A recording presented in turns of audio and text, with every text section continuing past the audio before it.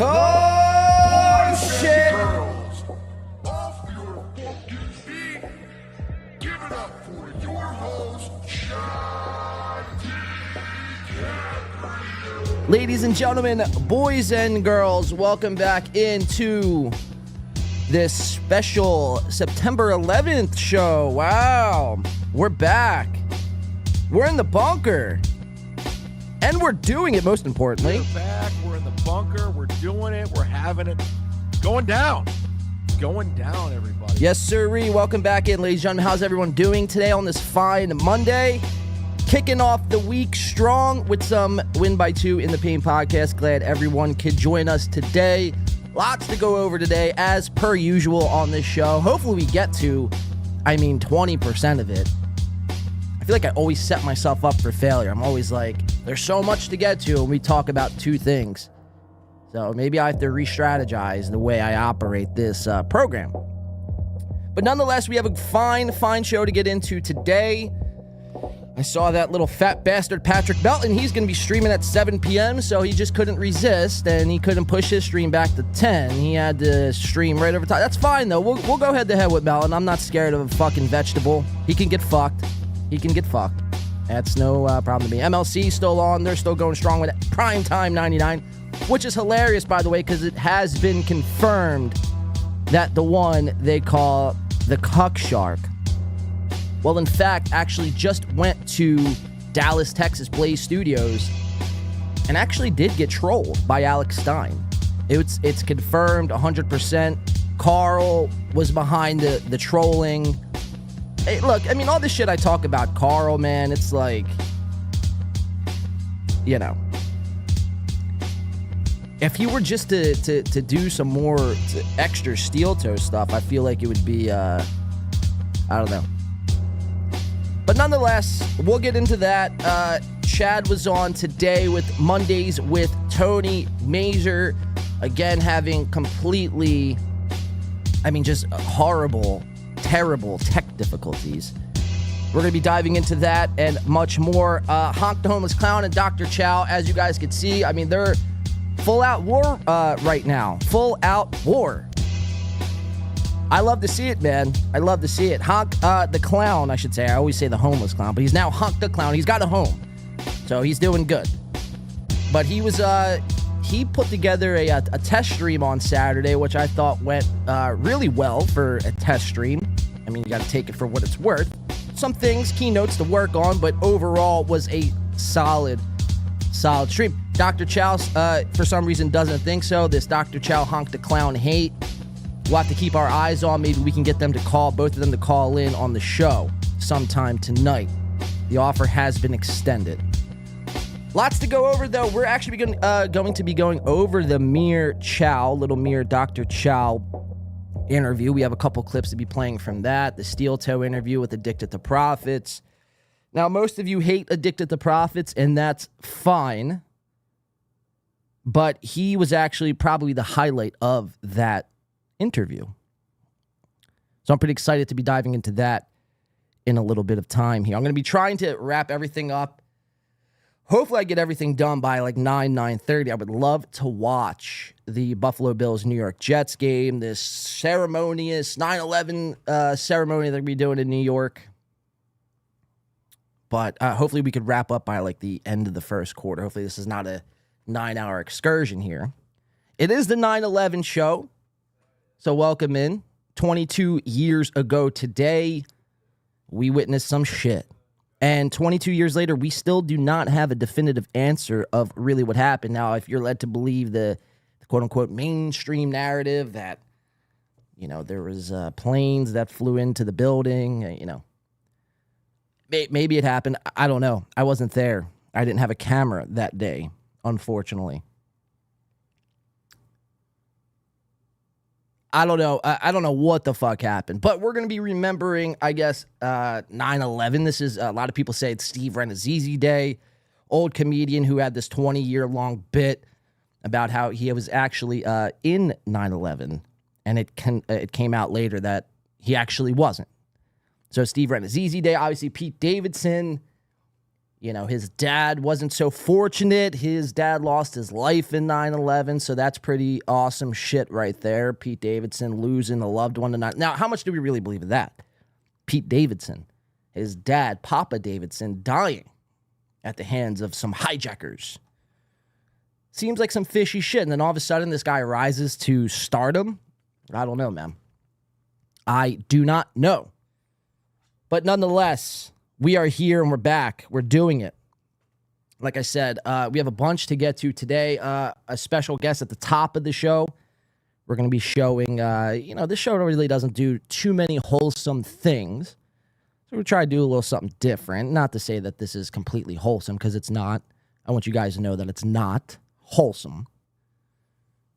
But we'll just kind of, go off the beaten path for a couple of minutes here at the top of the show. Like I mentioned, the big Chad, Tony Mazur interview coming up. That's a fucking doozy. I can't wait to get into that. Tony Mazur, this guy, they're definitely watching everything Win by Two does, rest assured. We have a couple clips. Hopefully we can't convince, anyone else. And we actually, we'll jump over to Ray DeVito as well. We have some Ray DeVito coverage. Him and Carlos Danger, they were mentioning Win by Two a bunch this weekend. We'll be taking a look into that. And if you guys remember, a couple weeks ago, I think we were watching a Ray DeVito interview, and Ari Jane was on, and she was, I don't know what the fuck was up with her. We were watching. This was late night. This was at one of the last segments we did on the show. I think it was like 2 or 3 shows ago now at this point. And Ari was acting so fucking crazy. It was Ari Jane, Obnoxious John, Ray DeVito, and she was just acting like she was either high or drunk, or maybe smoke some, PCP or crack.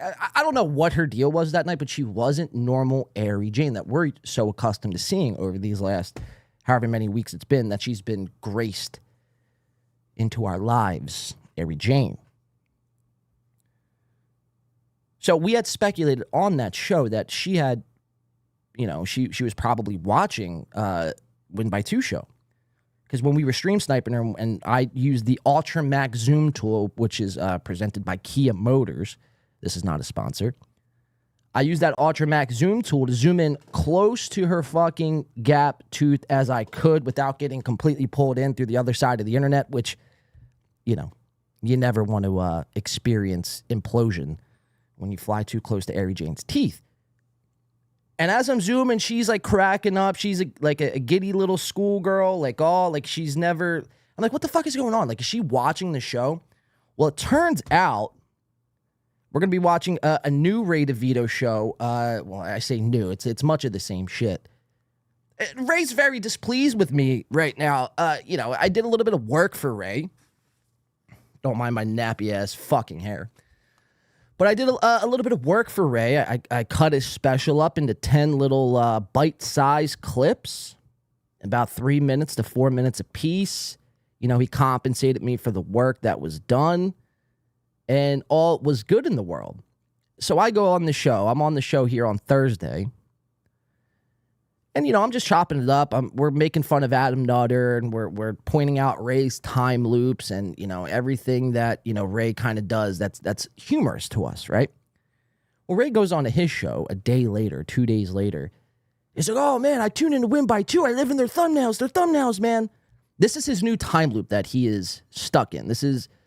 We mentioned Ray gets stuck in these little brain fog time loops, where there's a thought and he can't get past that thought, so he just constantly repeats it. This is referred to as a Ray time loop. So his new time loop is, living in these people's thumbnails, living in their thumbnails. I am a thumbnail. All I am is a thumbnail. I don't care if they're shitting on me, but I'm a thumbnail, this, that, and the third. And it's like, Ray, I wasn't even really honestly shitting on you. Like, if you want me to shit on you, I could, we could arrange that.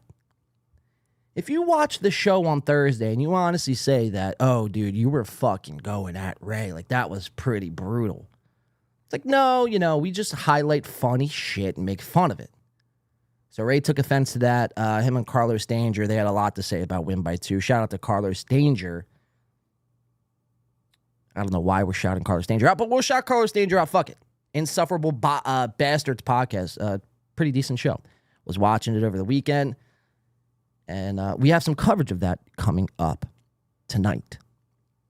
So we have some Ray, Ari, Carlos stuff, Noxious John. We're finally going to get to that B Dabbler footage I'm very, very excited for that we did not get to the other night. But before we move on, we have a $1.99 from Billy Simmons coming in saying slop gut. Or Billy Sunshine. What did I say? Billy Simmons? We appreciate the $1.99, Billy. So, yeah, we have a bunch of stuff to go over tonight. Little Mir, Dr. Chow, Chad Zumac, Chrissy Mayer. She flew out to Los Angeles, California to experience the Perry Caravello character. This guy, I mean, I think we're going to start looking into this guy a little more, Perry Caravello. I think this is another guy who gets exploited for his, lack of a better term, retardation. And just the people that are set up in his life are there to just exploit him every turn of the way. Chrissy Mayer finds herself out there with Keanu C. Thompson, Lila Hart, the Star Wars girl, Nina, whatever the fuck your name is, Nina Infinity. And it's just always amazing, dude. It's always amazing. Wherever Chrissy Mayer goes, there's always some shit that's happening. The United Airlines situation. There was a fight at her comedy show in California this weekend while she was on stage, nonetheless. Very bizarre shit. So we're going to be breaking all of that down and much more tonight. We have I think a little memorial, not a memorial service, but a remembrance of Drunk on Cringe, which we're going to play at the top of the show. I want to bring up a guest, though, before we go any further, just because I want to get out of the way. We have a lot to get to tonight. Can't be, fiddling around here. I'd like to hit everything that is in the description. Because I type these descriptions up, man, and it's, it sounds like a good idea on paper. I write these descriptions out, these lengthy descriptions, and then it's like I get to none of them. I get to no topics. Well, I say topics, but they're not topics. I just get to none of the shit that I write in the description. So I'm going to make a conscious effort tonight to get to everything. And if I don't, well, then, oh, fucking well. Welcome into the show, guys. How are we doing tonight? Let's bring up our first guest. It's an important week for this guest. A lot of people hate his guts. A lot of people are neutral. A lot of people have converted from hate to, oh, he's actually not that bad of a character. This gentleman debuted on the show back in April and was a guest for about 2 months until the infamous hashtag roll the poll. The first guest we have on today's show, his birthday's this week, so a lot going on. He had a fantastic stream, which feels like 2 weeks ago now. And this is one of the reasons why I want to bring him on for a couple minutes here at the top of the show, was just to do kind of sort of a wellness check on this guy, because we haven't heard from him. He did a fire stream, a good stream, and since has gone radio silent. So let's bring up Softcast. Let's see how he's doing. It's his birthday week. Do a little things different here at the top of the show. Let's mute my volume there, Softcast. That's a good job there. Ladies and gentlemen, you know him. Some of you might love him. Most of you probably hate him. He's attached to the One Nation still, but that's not a problem. We can look past that for 5 minutes tonight on tonight's show. Help me in introducing the one they call Softcast. What's going on, man? You're back on the big screen. How's it going, Soft?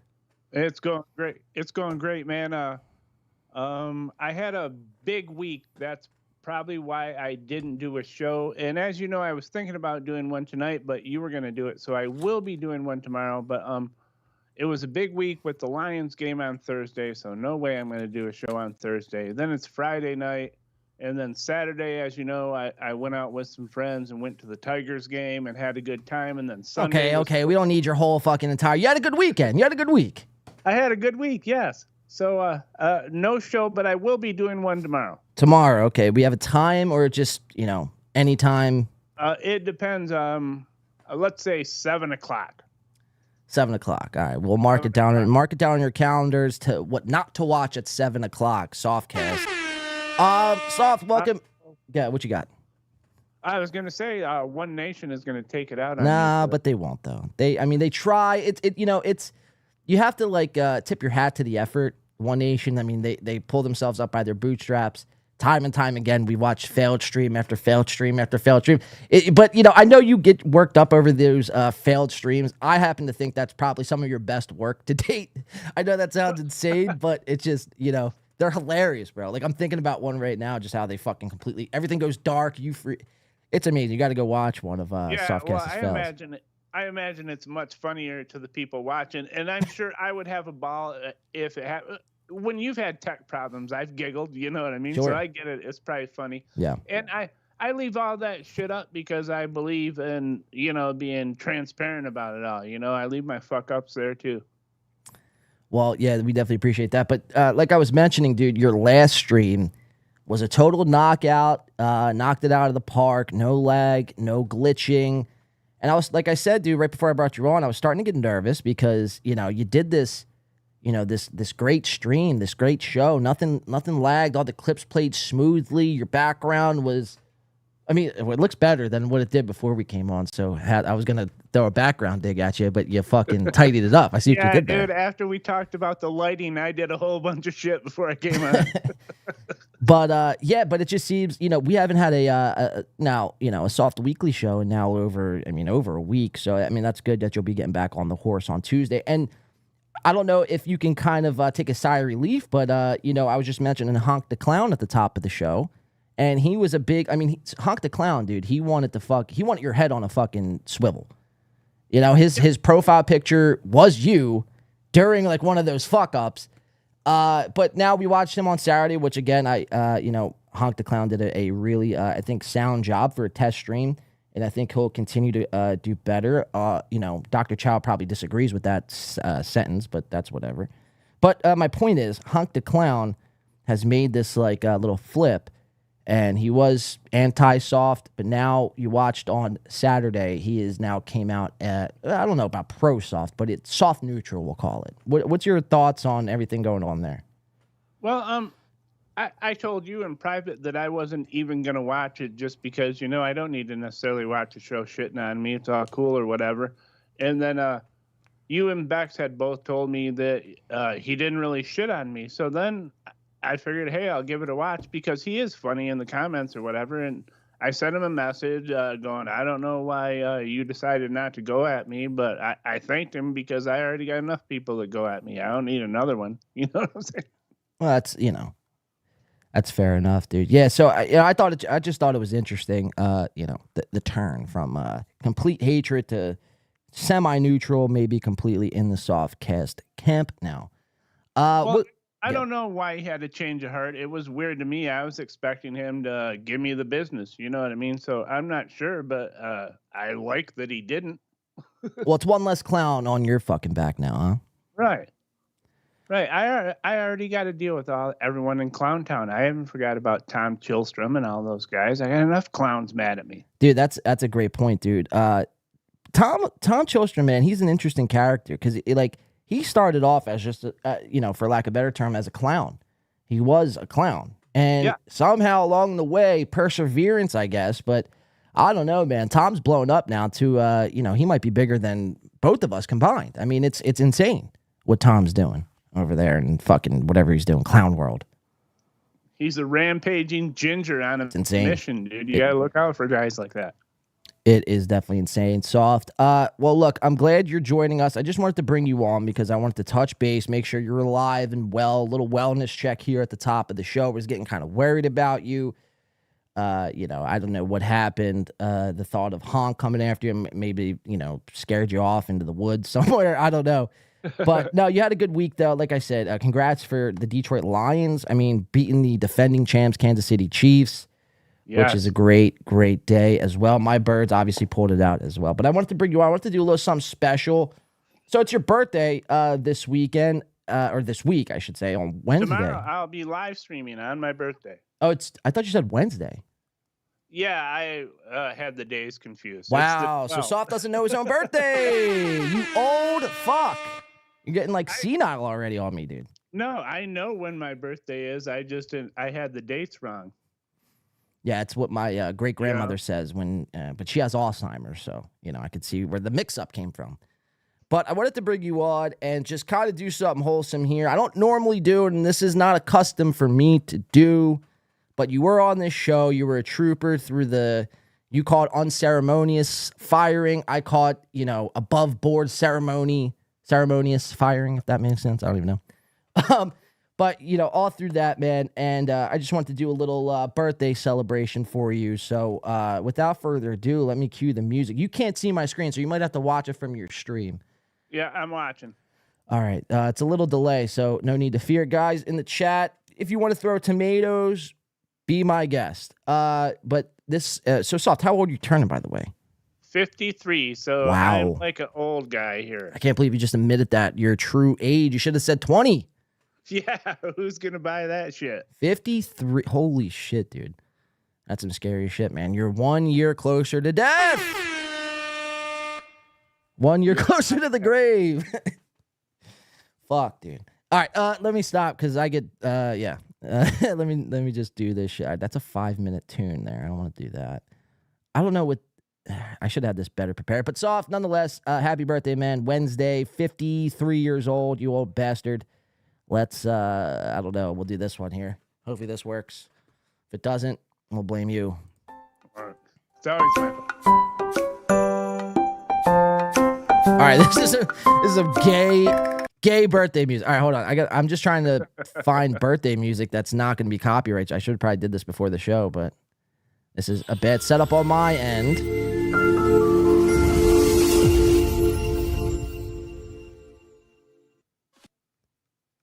Hey, look in the chat. Chow found out I was 53 now. He says he's driving over to fight. Like, I don't know. This is like Christmas music, but we'll roll with it just for the sake of time here. Soft, happy birthday.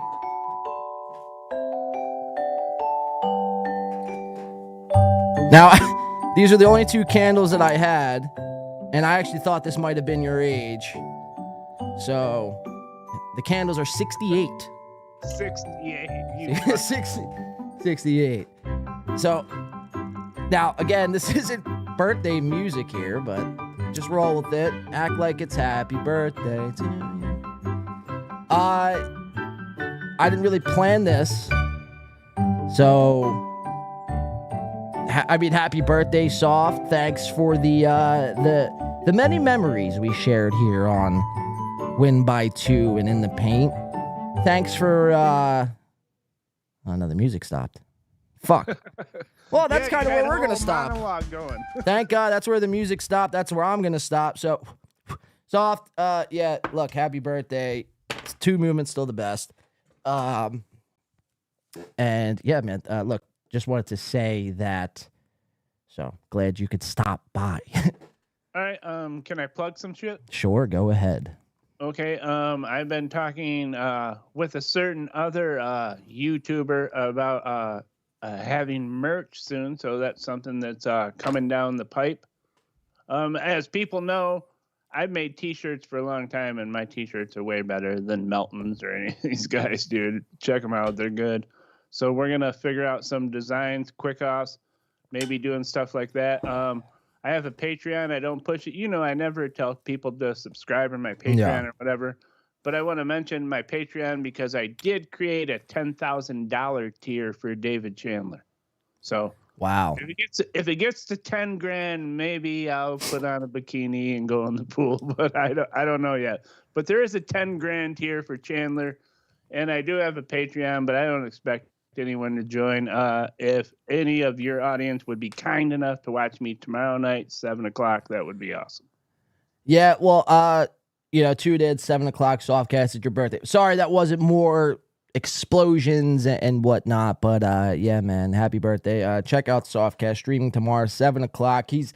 He's really got it down now. This whole streaming stuff, his streaming, his videos ain't lagging, nothing's fucking falling apart. So we'll see what he does. I've been on record saying that once we get Soft's equipment out of the way, he'll be a phoenix out of the ash. Soft, don't disappoint me. We appreciate your time here on tonight's show, Softcast. 7:00 tomorrow on your birthday. 53 years old, you old fucking fart. Now get out of here because the 2 Nation says so. Goodbye. And that was Softcast, ladies and gentlemen. All right.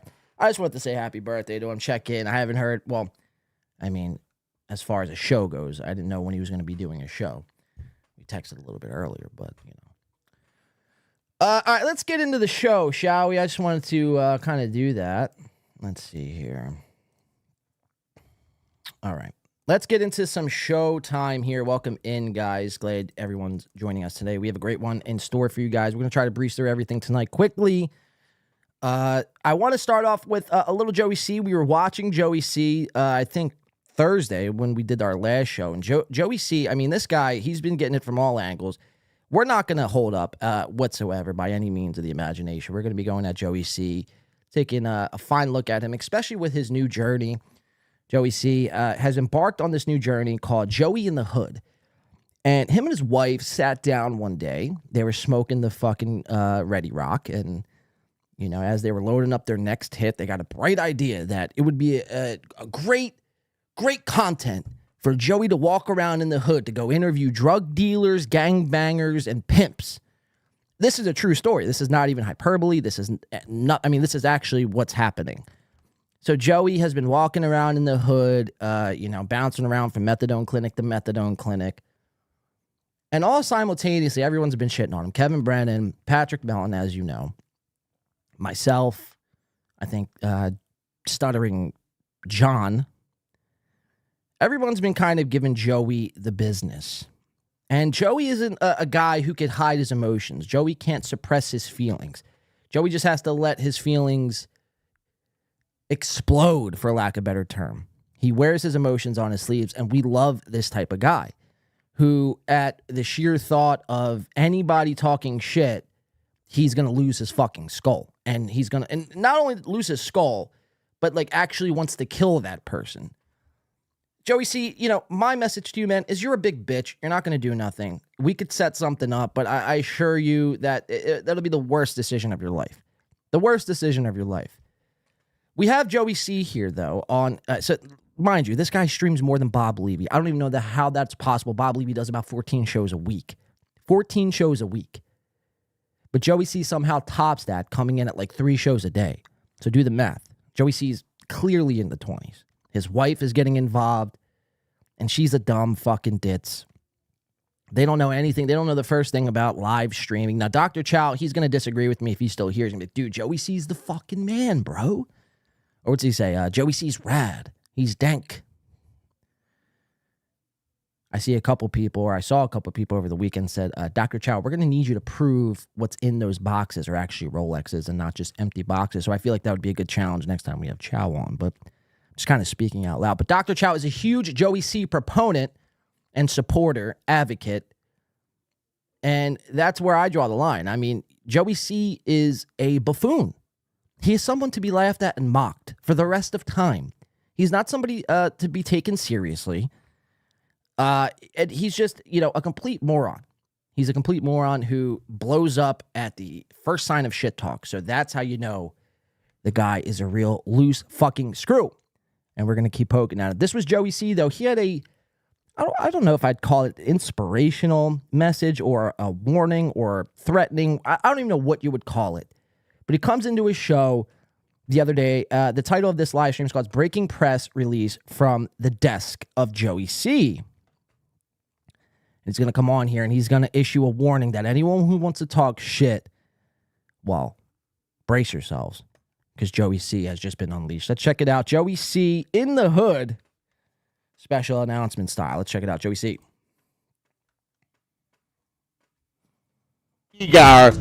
Accept my link. Vince the lawyer, how do you go and call my friend DG a troll? He's no troll. Why don't you come and tell me he's a troll? We got a lot to talk about. I'm making an official press release here. I'm going to give it a few minutes, and I sent Chewy the link, who's got balls to think DG would go and talk bad about John. Fuck that shit. All right?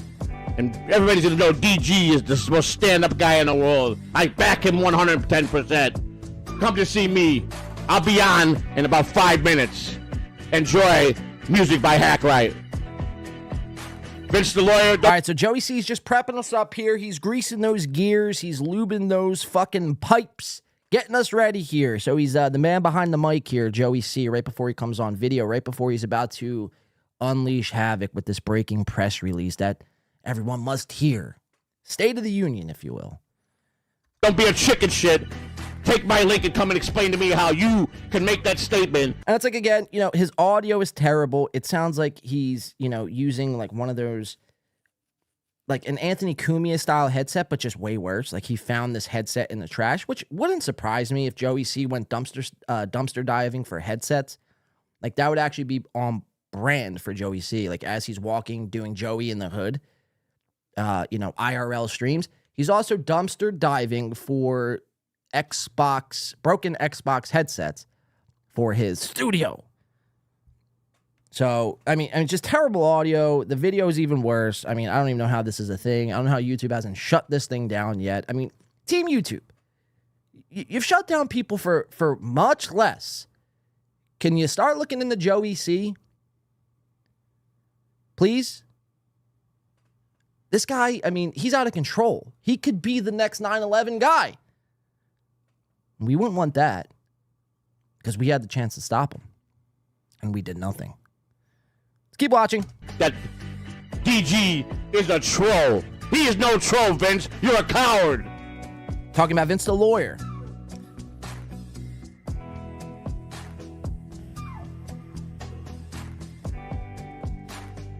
First 5 minutes of this is epic. Last Let's thing check I it am out. sick of. Here, let's go to W-Man real quick. W-Man single-handedly keeping this show afloat. W-Man says, refund me, thief. Now, I hope you're not talking about me, W-Man. Hope you're talking about Joey C. This is going to be real. Going to be some serious Bob Shuley issues if you're talking about me. But now we appreciate that, W-Man, for the 5. As always, man, thank you. And your services. We salute you, W-Man. Appreciate that. Bounce with me. Let's get back into the clip, shall we? I'm sick of all this fucking guru bullshit on the internet, okay? You act like a bunch of fucking retards, half of you fucking people, okay? DG's one of the greatest stand-up guys in the fucking world, and I'm sick of it, so I'm going on the record, official press release. I'm waiting to see if Vince the lawyer takes my link, because he's a coward. He thinks he knows everything because he rolled with back in the day with the Stern Show. He ain't shit. And I don't care if he's a lawyer. Come and sue me. What are you going to get from me? Nothing, Vince. Yeah, because you have absolutely zilch. You have like 6 Xbox broken headsets from dumpsters. So you're right. Vince the lawyer, like, don't even waste your time. Okay? But I'll show you how I face my fucking enemies. Okay? You're an enemy. You want to trash my boy DG? Fuck you, Vince. Wow. This is where it gets inspirational. We're gonna wrap this shit up today. And Shuley, if you're a pussy, take my link too. I sent one to you. Balls to ass to come and trash John. Fuck you. Wow. We love just Stuttering John over at the Joey C Network. And yes, maybe DG made a mistake, and it was a mistake, not a troll. He's never trolled John. So this whole thing has to stem from the DG trolling Stuttering John live, which we're going to review the tape on that whole incident. And after further review, it seems to me like DG completely trolled Stuttering John. We'll let you guys be the judge, though. But this is what this whole thing is in reference to. But I can see these guys are going to be cowards, so they're not going to come on. So here we go. Everybody. And there he is. Mr. Joey C. in the flesh. Looking more transparent than Softcast. With his mic arm boom and this garbage-ass microphone that he found in a dumpster while walking around the streets of New York City. I'll tell you what, man. I'm scared. After hearing this little press release from Joey C, I'm quivering in my boots here. Joey C, I take back what I say, man. I don't want no problems, dude. Fuck. You're a scary guy. Hey, hello, I'm Joey C. Welcome. I've texted everybody I know in the industry that they need to watch this. Because who's that? Like DG, Stuttering John. You know what? I am just about fucking had it up to fucking here with everything, okay? Everybody thinks everything's a fucking joke. You can't make everything into a fucking joke or a mockery. You can't. You can. You just can't. Well, but you can. Okay? You can't. But you can. Cowards is all most of you fucking people are. Cowards. Cowards. Cowards. Okay? Cowards. We heard you the first 6 times. You muttering buffoon. I thought fucking Patrick Melton was the dumbest cocksucker on this internet. Whoa. We found a new idiot, Vince the lawyer. Now, I beg to differ on that. I would actually say Patrick Melton is more of a bigger idiot than Vince the lawyer. True fucking story. At least Vince the lawyer is a lawyer. What's Patrick Melton? A soon-to-be divorced guy? That's a loser. So, in the court of public opinion and podcasting, Patrick Melton takes the cake. A new fucking idiot. He just surpassed the great Patrick Melton on my list of idiots. I'm not professional, Vince. Come and tell me that. Come and tell me. I don't know. I got a mic. You want to fucking bounce on a guy. We never claimed to be a professional like John. Yeah, clearly you're not a professional like, I mean, out of all people, Stuttering John. But clearly, I mean, look at your fucking, I mean, who podcasts on a green screen of themselves? That is literally what we're watching right now. Joey C has a green screen image of himself in the background. You could have picked any image in the world. It could have been methadone. It could have been money. It could have been pussy. It could have been Dr. Chow's favorite Rolexes. But you picked yourself. I mean, how narcissistic are we, Joey C? Imagine if I showed up and I podcasted of an image of myself in the background. That's, I mean, tacky is putting it nicely. That's pathetic. Putrid and tacky. You talk a lot of shit, Vince, and you think because you're a lawyer, you can do that shit. I don't give a fuck. I know the law just as fucking good as you. You want to sue me, Vince? It's like, obvious. You don't know the law as good as Vince the lawyer. Now, the jury still remains if Vince the lawyer is actually a lawyer, if he's just a YouTube lawyer. The jury still remains on that. I don't know. I haven't seen any proof, definitive proof one way or the other, stating that he's an actual real lawyer who practices law. But Joey C just makes a claim there. I know the law better than you. It's like, clearly you don't. Clearly you don't. You went to jail for fucking 13 years or however long it was. 13 years. A guy who knows the law avoids it or doesn't break it. You, my friend, failed at both. So Vince the lawyer has you beat there. Come and sue me because I'm going to rip you an asshole tonight. Sue me. You're going to get, I got 2 nickels to rub together. Good luck with that. So confirmed, Joey C is actually poor. He's got, according to his own words, 2 nickels to rub together. Imagine 2 nickels. You couldn't even, you couldn't say fucking 2 quarters, 2 dimes. I mean, that's low. You have 10 cents to your name and you're podcasting. It's like, why don't we find a job? J-O-B.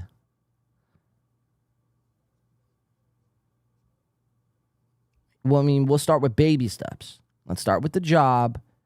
Doesn't have to be anything crazy. It could be, a server at fucking Chick-fil-A. Doesn't have to be anything nuts, Joey C. You don't have to be a fucking attorney. You don't have to be anything insane. A doctor, a lawyer, a fucking, a Dr. Chow even. But let's just start doing something. There should be no reason why you're older than Softcast and you only have 2 nickels to rub together. That's pathetic. On top of your background, on top of your shitty audio. I mean, there's so many different things here going on. I mean, I know it's hard to keep up because it's like, I mean, we're witnessing here something that, usually we're not accustomed to seeing. We're not accustomed to seeing such dog shit on a screen at one time. So sometimes we don't get to pick up on it. Let's continue with the video. Okay? Waste your fucking time and energy suing a guy like me. See where that gets you. Okay? You're a fucking dwarf. A sawed-off dwarf. What you are, Vince the lawyer. Now fucking do that shit. Talk shit about my boy DG, who's been with me ever since the fucking beginning. Done nothing but be kind. And you're gonna fucking say he's a troll? Without doubt, you said that? Now come in on my show and tell me you didn't say that. Then we got it. We got what you said, Vince. And DG doesn't even know that I'm doing this about him. I told him I was gonna go make a statement. But you know what? He's my friend. He's my brother. And let me tell you something. You wanna fight with him, you're gonna fight with me. And I don't give a shit anymore, okay? I don't give a shit. I don't owe nobody nothing. I poured my whole life out to this fucking bullshit internet. This bullshit internet. Hold on, check this shit out. Let's see if we can't make this happen real quick. This is exactly the theme song to Joey C's life currently here. Probably gonna get a copyright strike, but that's fine. Check this shit out.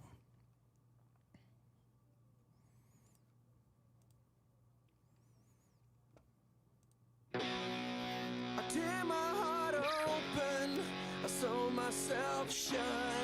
My weakness is that I can't do much, and my scars remind me that the past is real. I tear my heart open just to feel. All right, enough of that. I don't want to get copyrighted. You get my point, though, Joe. I mean, this is like, you know, that was perfect. Soundtrack to Joey C's life is "Scars" by Papa Roach. Let's continue. There's only like a minute or two left on this clip, and then we'll compare and contrast the DG clip while he was on Stuttering John. I think he was trolling them, but we'll leave that up for the audience to decide. Let's check this out. Joey C going off on a tangent about Vince the lawyer. Vince the lawyer's got Joey C's panties all in a bunch. He's freaking out, calling everyone out.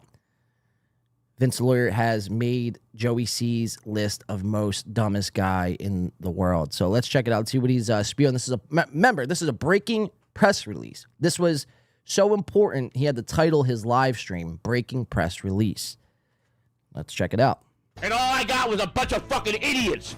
That's all they are, idiots. Okay? Fucking idiots.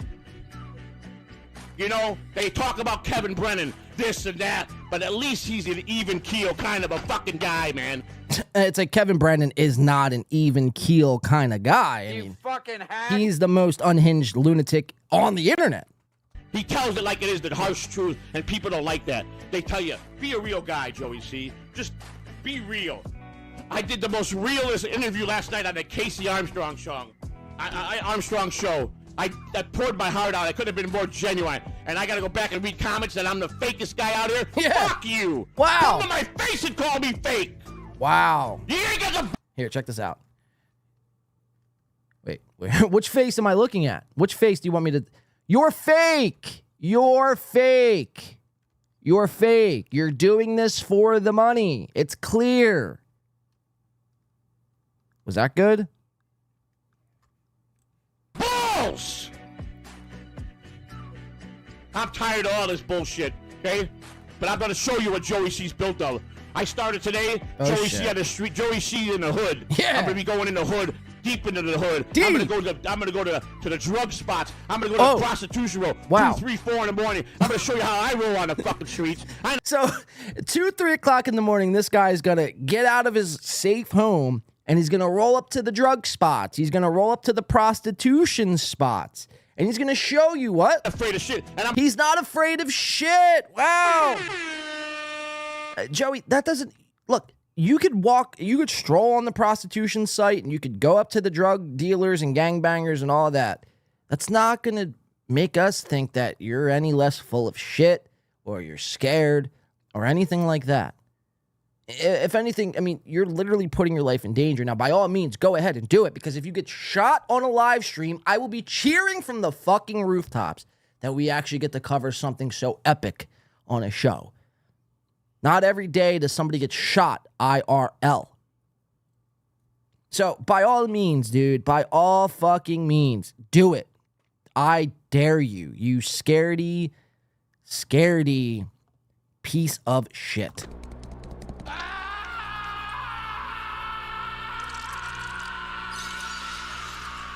You won't do it. You won't do it. Joey in the Hood. Hit new series on YouTube. The series no one was asking for. Let's keep I watching. risk my life someone pulling a gun on me when I go question them and talk to them. Like, why would you question a drug dealer? Why would you question a pimp? Why would you question a gangbanger? Like, you know, I'm starting to think that this Joey C, like, has a death wish. Like, he doesn't want to be here anymore, but he's too pussy to take his own fucking life. So he's going to, like, you know, try to do this, like, dumb little YouTube stunt. In reality, he's going to get a gun or a knife pulled on him. He's going to either get shanked or shot right in the fucking face. Joey, just do your fucking stupid live streams from your home, you big idiot. Do your live streams from your home. No one is asking you to go out and do IRL streams. Besides me, actually, I changed that. Throw all that out. I want to see this happen, actually. So ignore what I just said for the last 2 minutes and actually do that because we want to see you get shot. All right, let's keep watching. To come on my show, I don't give a fuck. I'm a real motherfucker. Sounds like Pinocchio. Okay? You think you call me phony and call me a fake? You don't know what fake is, you fucking geek motherfuckers. And the other guy last night with his bullshit show, I forgot to lose something. The part of Compound Media. Fuck Compound Media. You guys ain't shit either. You've done fucking fucked with the wrong motherfucker. I promise you, I will fucking stand by everything I say on this fucking internet, and I'll fucking give a fuck. I promise you I'll go to those drug dealers and I'll question them. I promise you I ain't scared. It's like, oh, you got me. I'm shaking in my boots. All right, let's watch a little bit, let's watch how this wraps up, and let's go over to that DG Stuttering John stream where DG trolls the fucking balls out of Stuttering John. I think it's immaculate. So it's just funny watching this in hindsight, knowing what DG did was a complete fucking troll on Stuttering John. I mean, DG is a Shuley mole. Rest assured, Shuley is funneling him money. Shuley is the Howard Stern mole. Like, was like Shuley's role. So it wouldn't surprise me if Shuley played like a double troll here to troll Stuttering John using DG. Because it's like, where did this guy DG come from? Where did this guy DG come from? Why is he doing all these Stuttering John streams? Every fucking stream he's doing. I don't think he knew Stuttering John before all this shit kind of popped off. Stuttering John's return, that is. So where did this guy come from? And all of a sudden you're doing all of the Stuttering John fucking episodes? I mean, that's fishy. That's fishy to me. Let's keep watching. Hey, come fucking face me. But you're chicken shit motherfucker. I don't give a fuck if today 90% of you never fucking talk to me again. I don't give a fuck. I don't need you people. I don't need you, but I'm here on the internet for the shekels, so. It's like, I mean, you see the problem with that sentiment? It's like, I don't need you, but I'm here on the internet. It's like, go do a public fucking protest. You know? You'd have more luck that way. I don't. I fucking don't need nobody but my fucking wife and my family. That's it. Who, your fucking deaf daughter? Not dead daughter. I won't go that low. I'm not Patrick fucking Mel. What do you think this is? Patrick fucking Nobody Likes Onions? I won't go that low. No, but your deaf daughter who you refuse to learn sign language for. We went over this on Thursday. Joey has one daughter that's deaf, and the only way they could communicate is through sign language. And he refuses to learn sign for his own flesh and blood. That's pretty fucking pathetic and scummy. I fucking don't need nobody but my fucking wife and my family. That's it. But you're not gonna fucking bash fucking DG, who's a good guy, Vince. You chicken coward shit. Didn't even take the link, did you? All right, so while Joey C's fucking fuming over here, we'll leave it there. Remember that sentence. DG is a good guy. Well, let's determine that for ourselves, shall we? This is DG on the Stuttering John show. Here, we'll read a chat or two here while I'm breezing by on this show. I'm trying to hit everything here. They met up at the bar. Says Dr. Chow softly says, I'm going to teach Joey C ASL. Bad news, Joey. They're leaving soon. Jody B says, Clubfoot Kodak Carl says, Dr. Chow and that DG douche have been trolling Joey C hard. Dr. Chow is sucking up to Joey C to get screen time. Joey C thinks Chow is afraid. Ha, ha, ha, ha, ha. Look, that could be the case. Look, a lot of people think Dr. Chow is like the super troll. I happen to think the opposite. I don't think he's like, I think that's what you see is what you get. But I could be wrong. Dr. Chow could be trolling us all. This could be Dr. Chow's world and we're just living in it. We're just pawns. He could be the fucking, what if he was Dr. Chow, the Mega G, and we were just secretively living in Dr. Chow's universe without even knowing? God forbid. I don't know. Johnny 1.0 says, if they were my parents, I'd rather not have to communicate with these tards. I mean, you're absolutely right, dude. Imagine if if your dad, imagine if your dad, your father, the father figure in your life, the man in your life, somebody who's supposed to teach you morals and responsibilities, is Joey C. Like, it's like, your kids are set up for failure, man. Your kids are, and again, I say this about Shuley, I say this about Aaron Emholt, I say this about a lot of these guys. They got kids, but they spend their entire existence living online. It's like, spend more time with your kids. Take them to ball games. These are important years. These are developing years. These years will kind of shape the kids into what they're going to be pretty much for the rest of their life. And you're spending all your time on YouTube, walking around in the hood, potentially getting shot. Does that sound like good parenting? No. So, yeah, it's like, I couldn't even imagine if my father was Joey C. I'd have to drunk on cringe myself. We have some drunk on cringe coming up. Let's get through this clip here. This is the DG Stuttering John clip. It's about 5 minutes here. This is courtesy of Kanye. Sorry, it's very small here. I'll have to zoom in. I can't even see. Kanye's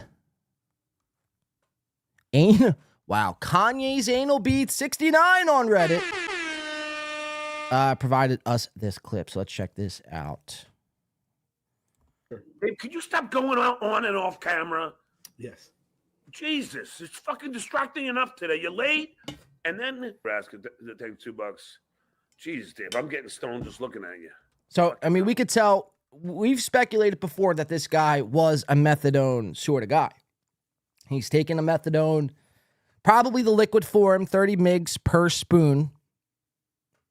But Stuttering John noticed that he's just off his rocker on this particular show. And look at him. He looks like he's about to nod off into fucking Never Neverland here. There's a lot of excuses DG's going to bring up here, and it's going to leave Stuttering John kind of speechless at the end. Let's watch. Anyway, there's like a ruckus going on. Apparently, Dave, who are you looking at? Who is over there? Huh? They're actually doing some work here, so I got some stuff going on. It's cool though. Go. No, but it's just, Dave, I love you, but this is getting really distracting to me. I apologize. I'm trying to tell you a story. You keep looking other way, smoking this and that. You're in and out. I mean, seriously. Do you need a break? No, I'm in. Go ahead. Fucking hell, I can't even tell a story without you looking up every fucking second. So I say to fucking all right, I'm gonna just take a deep breath. Take a deep breath. Take a deep breath now. Center yourself. All right. So there's a ruckus going. So Stuttering John is pissed. This guy's looking every which direction but the camera. He's fucking blazed out of his mind. He showed up late on the show today. He's pissed. And this guy, DG, doesn't look like he cares. He doesn't look like he cares. You would think if this was Stuttering John's, like, right-hand man or his new co-host, like, he would be showing up on time. He would be doing pre-production with Stuttering John. Nope. This is the eyes of a Shuley mole. Rest assured, Shuley has gotten to this DG. This is something that we've been saying all along. This guy's a salesman looking for the next buck. He's looking to cash in. And he double dipped here. I mean, while working with Stuttering John probably paying him a little bit, maybe next to nothing, but still a little bit. At the same time, Shuley was fucking paying him as well. So this guy was double dipping, not to be trusted. A snake. Something we called. No. I think it was. Deep Power, it was your show. How is not your fault? Hey, fuck off, man. You know, even on the Tonight Show, we had audio problems. Trust me. Technical mean, difficulties have to be. It happens all the fucking everywhere. time on All right, a let's live go to like show. right Anyway, here. so the back of my house, and you saw the house. All right, so they're watching some Howard Stern clips here, some old Howard Stern clips. DG looks he looks distracted. He looks like he's trying to set something up. Like somebody is feeding him information or they're feeding him instructions on what to do next. So DG's distracted. They're watching Stern. Watch what happens here. This is interesting. I just saw this today and I was laughing my ass off. Rape. Why would they have a camera crew at your house the next day? Because they want to be on the scene, man. They're at the scene 11 o'clock. God, I miss him, man. Dave, I miss him. Hey, listen, I got to jump off here for about 15, so I'm going to leave you with these 2 videos. I'm going to jump off so you can throw me out, but leave me open because this is how you're going to have access to the videos. I have to go right now for like 15 max. Why? Something popped up. I have to go take care of something on it. All right. Something on the what now? Well, I mean, this is the lamest excuse I've ever seen in my life. I just got to go for 15 and, we just got to call and I got to go do something 15, but keep my camera up, keep the video, because that's the only way you're going to see the video. Keep my camera up, It's like, dude, stop being a fucking worm. This is probably the biggest opportunity you're ever going to have, and you fucking blew it! All right. Just leave me in, though, so you can access these videos, and I'll be back for sure. All right. So there he goes, and this is where Stuttering John realizes it's a troll. Where the violence took place. Cut the distraction loose. Yeah, it's been very odd. Dave's been very odd today. I have to say, it's been very distracting to me. Like, at the whole time, it's just been weird. But, he's a good dude. But now, let's see. Here's Sam, some stands. Those little kids Sam starving, stand-up. very depressed. And I watch these things on TV, and I see those commercials, and I look at it, and I go, God, how cruel, And then all of a sudden... Everything from And what are you saying, Ronnie? Get your facts right. Don't maybe dragnet you, dude. use everybody that's been on his show, okay? The dues payer pops up doing the fucking sucking the dick for the gifted memberships. I've paid my dues. This leaves Stuttering John in a state of confusion. I'm a user. You use Jessica. I use Jeff. What the hell was that? Why is the dues payer on there? Why is the dues What the pay hell on was that? Did I hit a wrong button? I don't know. I think Dave got duped with that. I'm not really sure.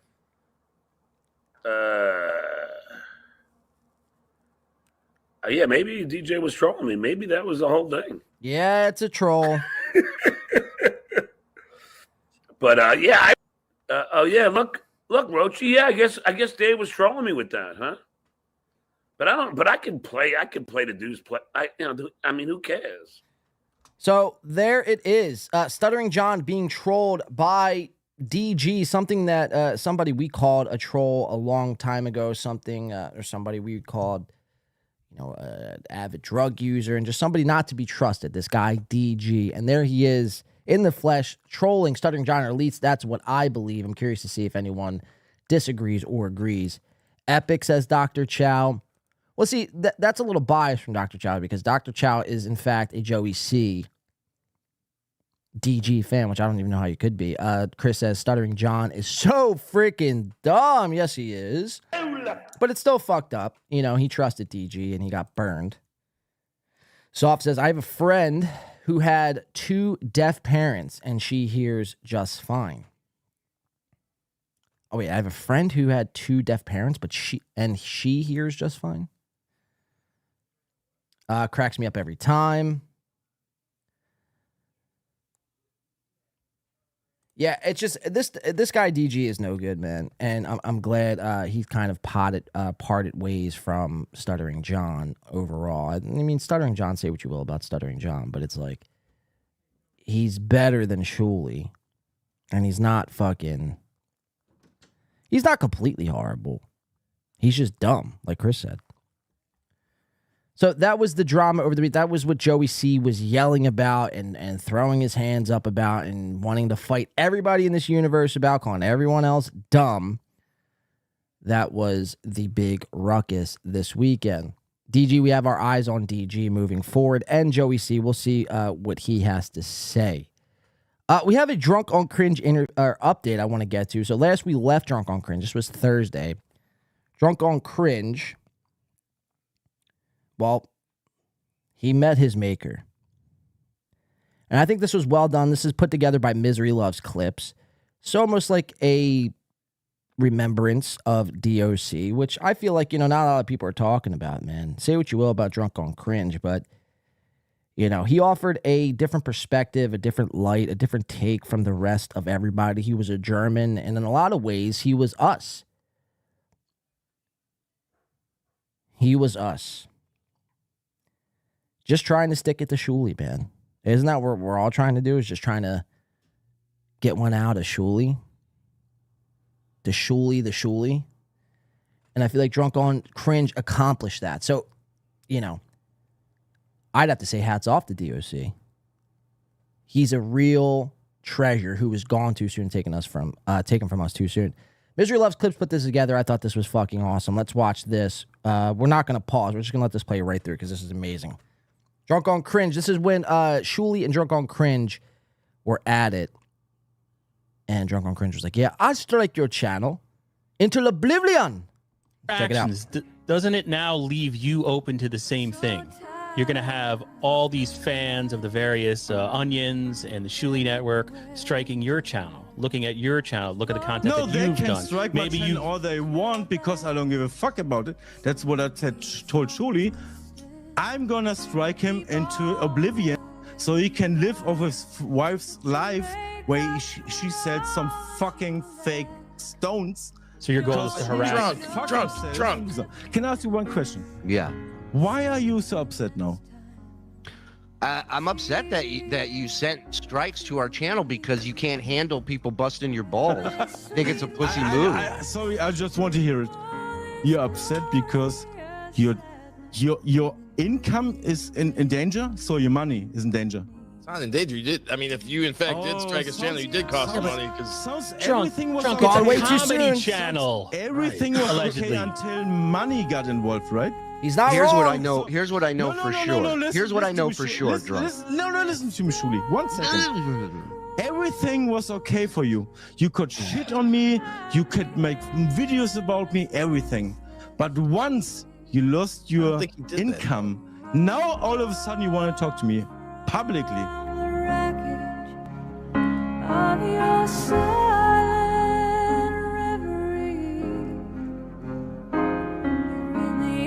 So sad.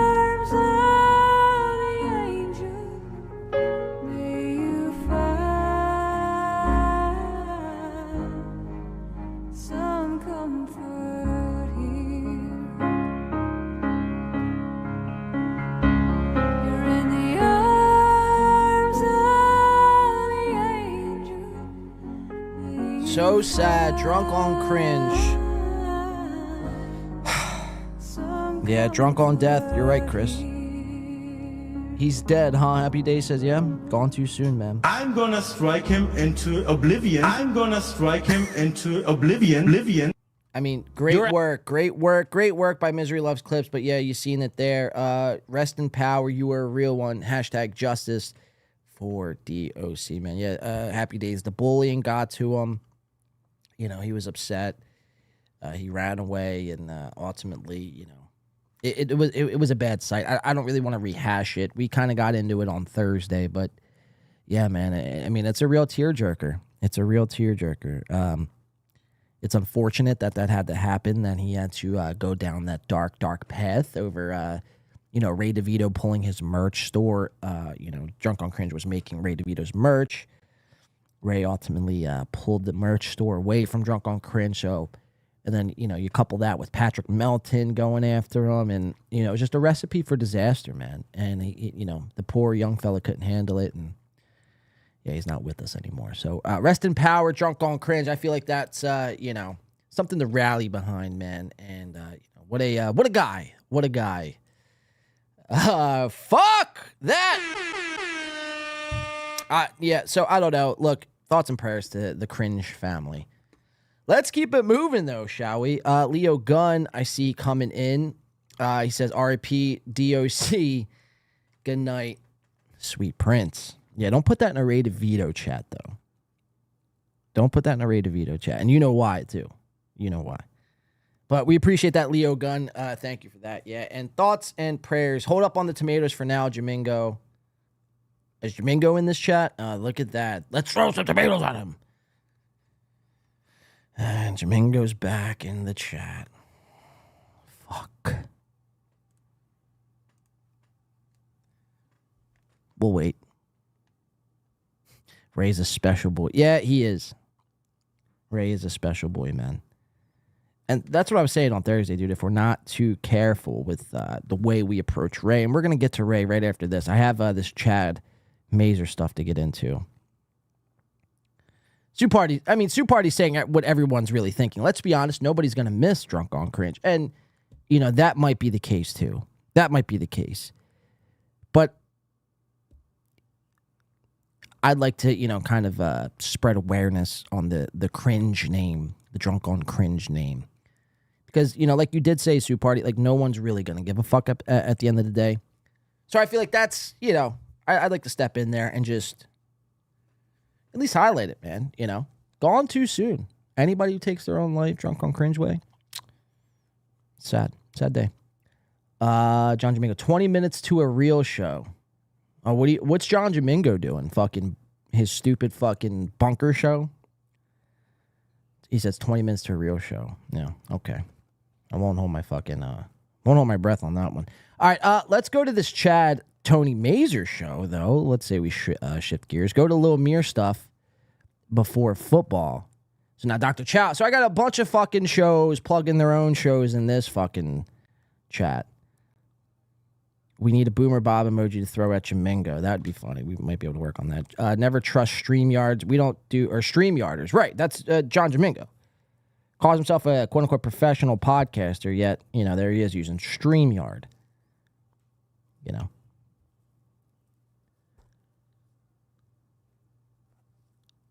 Humble brag, says Soft Weekly. Thank you for the heads up, Jamingo. A real show, imagine. Right. It's like, yeah, I can't even take that serious. I seen Jamingo getting in the fucking Discord battle. I don't even know the guy's name, but the guy, I could get you the name real quick. Hold on. Let's see. Jamingo was getting roasted. He was not able to defend himself. He was looking like a big fucking clown. It was in the Soft Weekly server. So if anyone's in that Soft Weekly server, check it out. I was just reading up and catching up on some shit today, and I seen this from Bray My Cutters. I mean, really giving Jamingo the business. I mean, Jamingo a few times was asking for forgiveness, and this Bray My Cutters was really just pounding it home. So shout out to Bray My Cutters on Discord. But yeah, check that out on the Soft channels. I mean, Jamingo thinks he's this fucking guy, and it's like, you're not this guy, and settle the fuck down. With your steel toe love. Says you so gay. Yeah, okay. Let's go to Chad and Mazer, though. This was today, Tony Mazer, Chad Zumac. Chad's going to give us an update on his big trip to Dallas to do the Alex Stein show, which we covered on Thursday, which was pretty fucking epic. Now, it's been confirmed that Alex Stein was trolling Chad Zumac all along, which is, I mean, completely fucking incredible shit by Alex Stein. I'm not the biggest Alex Stein fan, but when he does shit like that, man, you know, it deserves recognition. So Chad's going to talk about this. Simultaneously, the equipment's going to fail once again, and just so many flubs from this Tony Mazer guy. We've been at this guy, I mean, for all summer. This was like the summer guy. This was like our summer fling, Tony Mazer. So we haven't done any Tony Mazer in a while. Let's check in with the one they call Mazer, and let's tune into Chad Zumac in this week in Cuck Shark, I think. Cuck Shark Week in Review. Check it out. Scary shit. We're doing it. All right, let's get into it. Chad Zumac, Tony Mazer from today. Let's watch.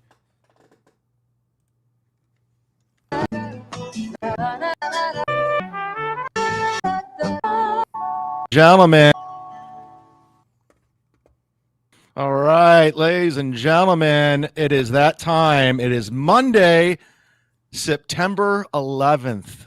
Never forget, this is a very special Mondays with Mazer. Very somber, if you will. Joining me, as always, Mr. Tony Mazer from Tuesdays with Stories. Where are Tuesdays with Tony? How are you? Tuesdays with Tories. Wow. So Chad Zumac, the last Chad Zumac had to say about win by two was that win by two doesn't have a grasp of the English language. We don't know how to communicate our words. But every time you tune into a Chad Zumac stream, it always seems like he's fucking completely either hammered or just completely stupid. It's one of the two. He's either completely fucking drunk off his rocker or he's just a completely dumb, stupid guy. So, Chad, I mean, every time, what do you say, Mondays with Tory? Mondays with Tory. Imagine that shit. You don't even know your code. I mean, how many episodes have you guys been doing now, Chad Zumac? 137? And you don't know the name of your own fucking show? I mean, that would be like John Domingo doing 100 or whatever episodes with his other show, Boomer Bunker, and not knowing the name. We would completely laugh at that. Now, we laugh at Jamingo for other reasons, but, you know, being completely out. I mean, no, Jamingo is completely out of it. So, yeah, I mean, I guess, you know, Chad Zumac, John Jamingo are kind of the same guy, just as far as being completely shot out of it and detached from this reality that we live in. For Christ's sakes, John Jamingo is a fucking Steel Toe fan. Holy shit. Let's get back into it. Chad, not knowing the name. The special Mondays with Mazer. Very somber, if you will. Joining me Monday, September 11th. Never forget. This is a very special Mondays with Mazer. Very somber, if you will. Wait, where's that? Yeah. Where's he say that? All right, ladies and gentlemen, it is that time. It is Monday, September 11th. I think it's after this. Never forget. This is a very special Mondays with Mazer. Very somber, if you will. Joining me, as always, Mr. Tony Mazer from Tuesdays with Stories. Where are Tuesdays with Tories, up? Tuesdays with Tories. Okay. Tuesdays with Tony. How are you? Can you hear me? What happened? We were just talking. Is my internet down? Are you fucking with me? We literally were just talking. What happened? Hello, everybody. Can you hear I me? can't hear you. So this is like the I'd probably say from since we've been covering Chad and Tony, the 10th plus show that Tony and Chad's audio go out. So I think we have to start looking into Tony Mazer's, like, what are you doing wrong, Tony Mazer? Because every time you come on the show, it's always something. You're always holding up the fucking show here. Now, mind you, this is a members-only show. He's going to put this on members-only, but the first 10 minutes is complete dog shit. They can't even hear each other. I can't hear anything on your end. Are you serious? And his mic sounds like shit. Video there. What happened? I'm not sure. Why are we always having these problems? We're doing this again. Let me try to X out. And who wears a Bass Pro Shop hat? I mean, if you have a Bass Pro Shop hat, you might be gay. Or you might have 19 patrons, like Tony Mazer. Either way, it's like we shouldn't catch you with a Bass Pro Shop hat. I mean, that's pretty, that's bad, man. All the hats in the world. The NFL's right on the corner. Your Cleveland Browns just won a football game. And you pick Bass Pro Shop. And I'd probably venture to guess that Tony Mazer isn't even a fisherman. He's probably never fished a day in his life. Probably wouldn't know how to bait up some fucking tackle, launch it in the lake, fish for some trout. Probably doesn't even know how to do that. So why are you wearing a Bass Pro Shop hat, Tony? You're not the woodsman. Very weird style choices here. I mean, these guys, Chad and Tony, I mean, say what you will, but they are just out of touch with just like modern day, like how to dress. Chad dresses like a fucking 15-year-old. Tony is wearing a Bass Pro Shop hat. Hi, everybody. It's Mondays with Mazer. My name is Tony Mazer. Let's see if we get Chad back here. Can you hear me? We had this issue a couple of weeks ago. What the F? Who says that? What the Here, F? I'm just gonna And he said that pretty fucking flamboyant. A couple of weeks ago. What the F? Here, I'm just gonna So now Tony's fiddling around with his microphone as if that's the problem. It's on my end. It's your Just heard end. Chad before the show. Can you folks hear me? Hi. Patreon.com/ Now, like all these guys, like whenever there's dead air, whenever the show is like come to a complete screeching halt, their first instinct is to plug. Plug away. Let me give you my Patreon that has 19 people on it. It's like, Tony, you've tried long enough. You're not getting over this 20 milestone. You're going to be stuck at 19 patrons. I mean, just hang it the fuck up. Nobody cares about what Tony Mazur has to offer. I mean, seriously. I mean, how this guy is still doing videos on YouTube is beyond me. It's really beyond me. He offers nothing. He brings nothing. He is, like I said about Chad, in a lot of ways, he mirrors Chad. He is a mini Chad.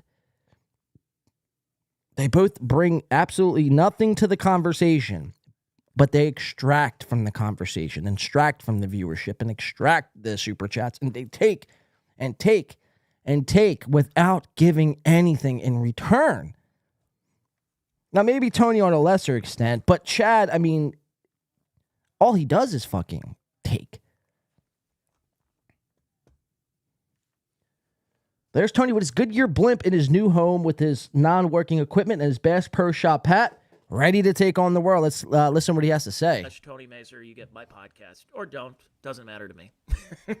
I'm still stuck on like 20 or I think I'm at 19 right now patrons. So this is like in his like conscience. This is on the forefront of his mind. He's stuck on this 19 number, which is something that we've been calling out every fucking chance we get, every time we get to watch him Mondays with Mazur.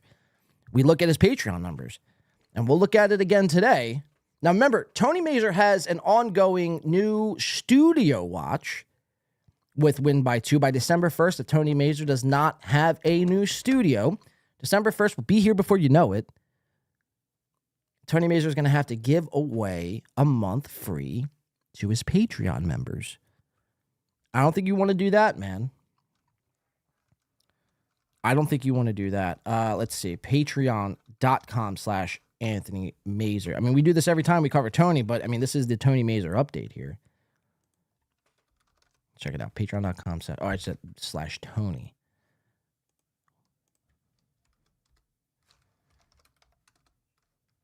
Tony Mazur. Here we go.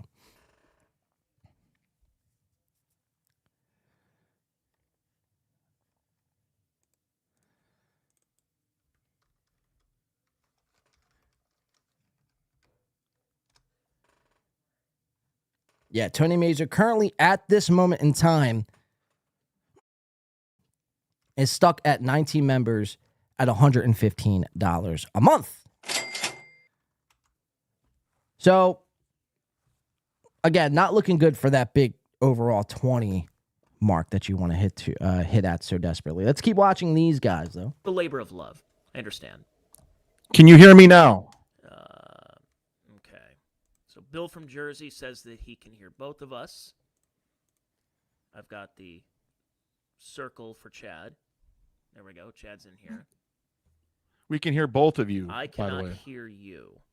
Let me leave. I'm going to come back. We'll be back and we'll do this all over again. Okay, we'll see what happens.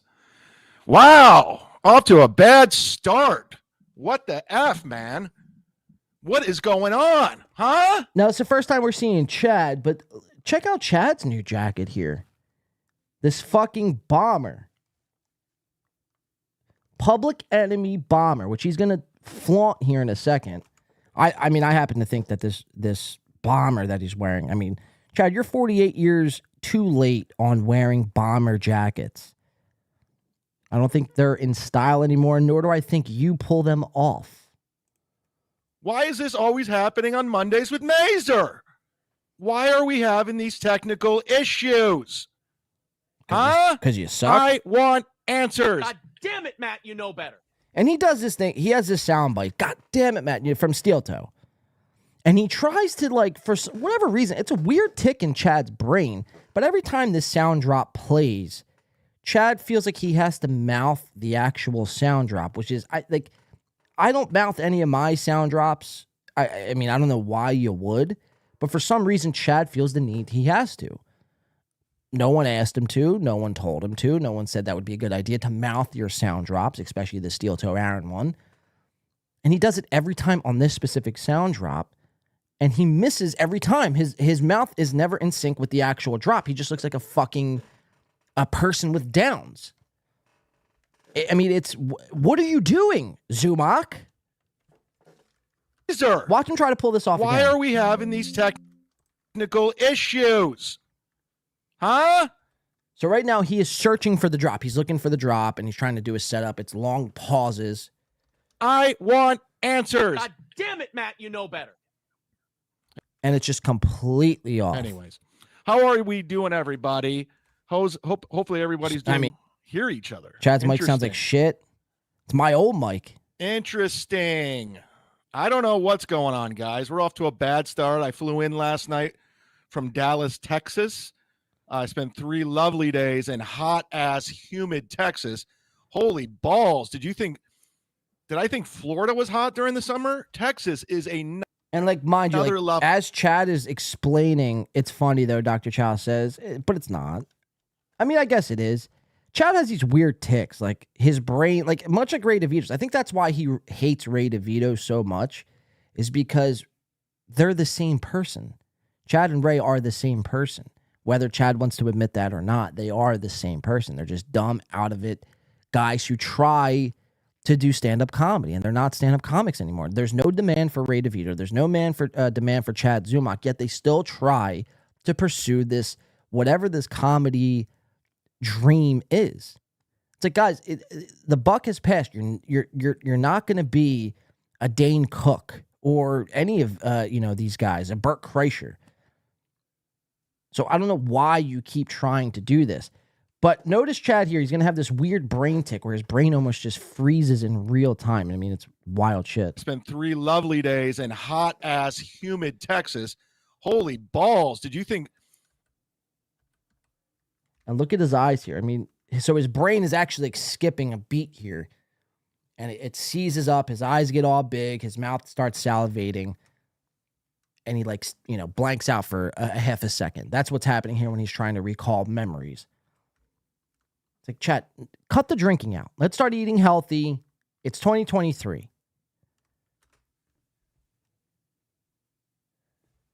mean, look at this face.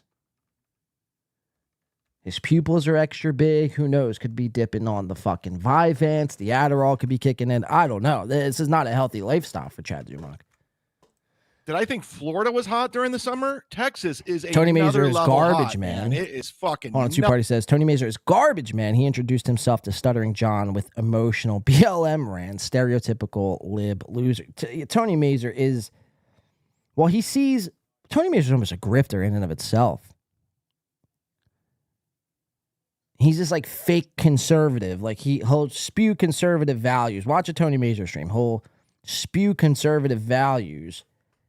But you know this motherfucker, like, he doesn't care about the First Amendment, doesn't care about the Second Amendment, you know what I mean? Doesn't go to church. You know what I mean? Just say it, say what you want to hear sort of guy. Like, he doesn't really stand by anything, doesn't stand for anything. Comedy. Mazur can't be trusted. No, Mazur cannot be trusted. RP. Let's keep watching Chad. Nuts. I mean, it was like I walked from my hotel to my car, and I sweat 25 pounds of water weight. It was ridiculous. And watch Chad again. 25 pounds here. of water weight. It was ridiculous. Like, what is happening with Chad? I sweat 25 pounds of water weight. It was ridiculous. Like, why is his eyes fluttering? And I sweat 25 pounds of water weight. It was ridiculous. Like, something's seriously up with this guy. Something is seriously up. Like, there's definitely some sort of stimulant usage here. There's something happening that Chad it just simply isn't telling us. But I mean, your eyes just don't flutter like that. I mean, you know what I mean? I mean, that's an odd tick for somebody. To my car, and I sweat 25 pounds of water weight. It was ridiculous. And I can't get it where his fucking eyes are open, of course. And I sweat 25 pounds of water weight. It was ridiculous. You see, I mean, do you guys see what I'm saying here? This is twice now in the last minute where Chad's eyes have gone completely just fucking crazy and his brain stops working for a second. Like there's something seriously up. It's like he's gone full fucking complete retard. He's made the shift into complete retardism.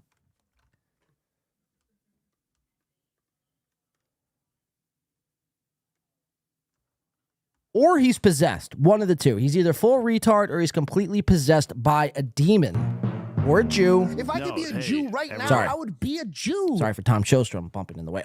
One of the two things are happening. I don't know. But, you know, Chad, I mean, we're worried about you, man. We're worried about you. You might need to go see a specialist. Yeah, everyone's commenting on 9/11 today. By the way, reminder, Steve from New Jersey did not die in 9/11. All right, what are you talking about? Never forget, Steve Ranazizi Day. It is Steve Ranazizi Day, everybody. Never forget. Yeah, the lights are on and my no one's God. home. I actually like Steve Ranazizi. You're absolutely right, Nice Jody B. guy. Probably wasn't the smartest thing in the world to keep a lie going for 20 years, but, you know, live and learn. Live and learn. Manic stare. I want to thank each and Could every be. one of you that came out to the shows this weekend and at the Dallas Comedy Club. I think Sue Party hit the nail on the head here. Chad's got a new Vyvanse prescription at 35. There's definitely stimulant usage going on here. This is not like, you know, a crazy speculation. This is almost like as if fact. Keep watching. I had a fucking blast. I know some people drove upwards from 4 hours to see me. And a very special shout out to Spaghetti Tooth John, who came up. I'm not going to dox who she was with, but they drove all the way from Houston to see my show both nights. They got tattoos and everything. It was really cool. I want to thank Tucker Steve. And you're always hearing Tucker Steve because he's a $100 sponsor on the Patreon. He mailed me this jacket, this cool ass Public Enemy jacket. Look at this thing.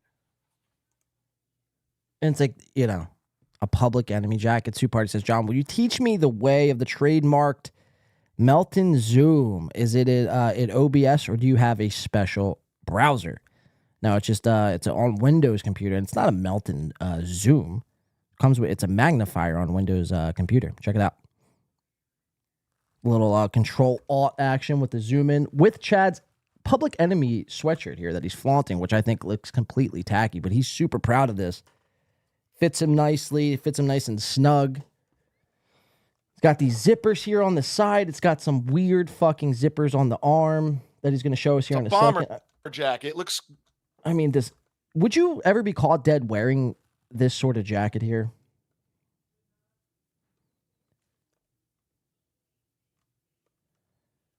You know what I mean? Like, he's super proud of this, but this is completely and utterly. I mean, I would never wear this a day in my life.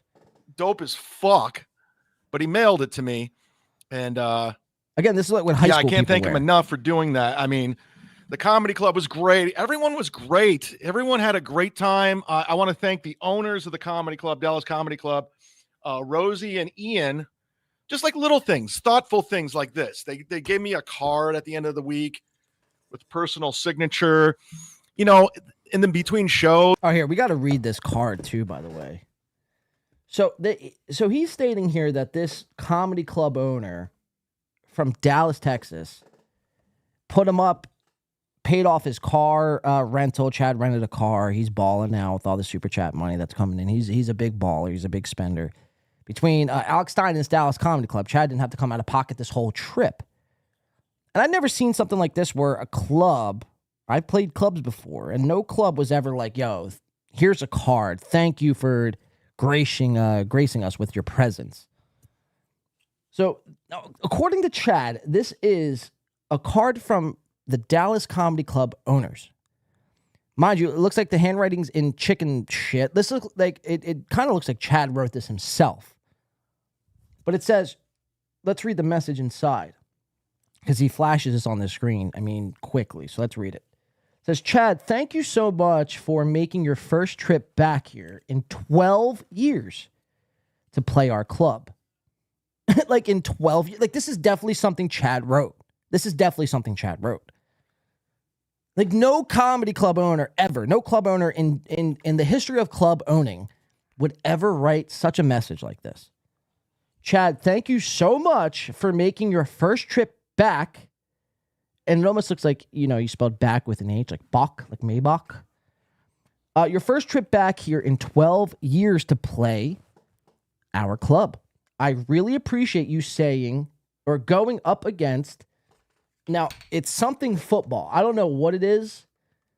The first week in football, Monday night football, Sunday night football, college football, something. It's something football for us. Sorry. And then it's like blurted out by his hands. It says, sorry, get bigger houses. And then another, he blocks it out with his hands, something funny, man. So I don't know what this get bigger houses line pertains to. Like, did they put him up in a house and it was a small house? Or, but again, that's just going off if this Dallas Comedy Club owner actually put him up in a house. Or even wrote him this letter, for that matter. I'm beginning to think Chad wrote this and created this, like, wholesome message himself.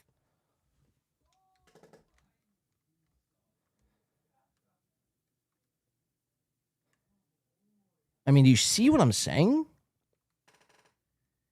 It is Dallas after all. It's a thoughtful gesture. Looks like it was written at gunpoint. So, I don't think it was this Dallas Comedy Club owner. They thought of Chad so highly they wrote him a fucking card. I don't know, Chad.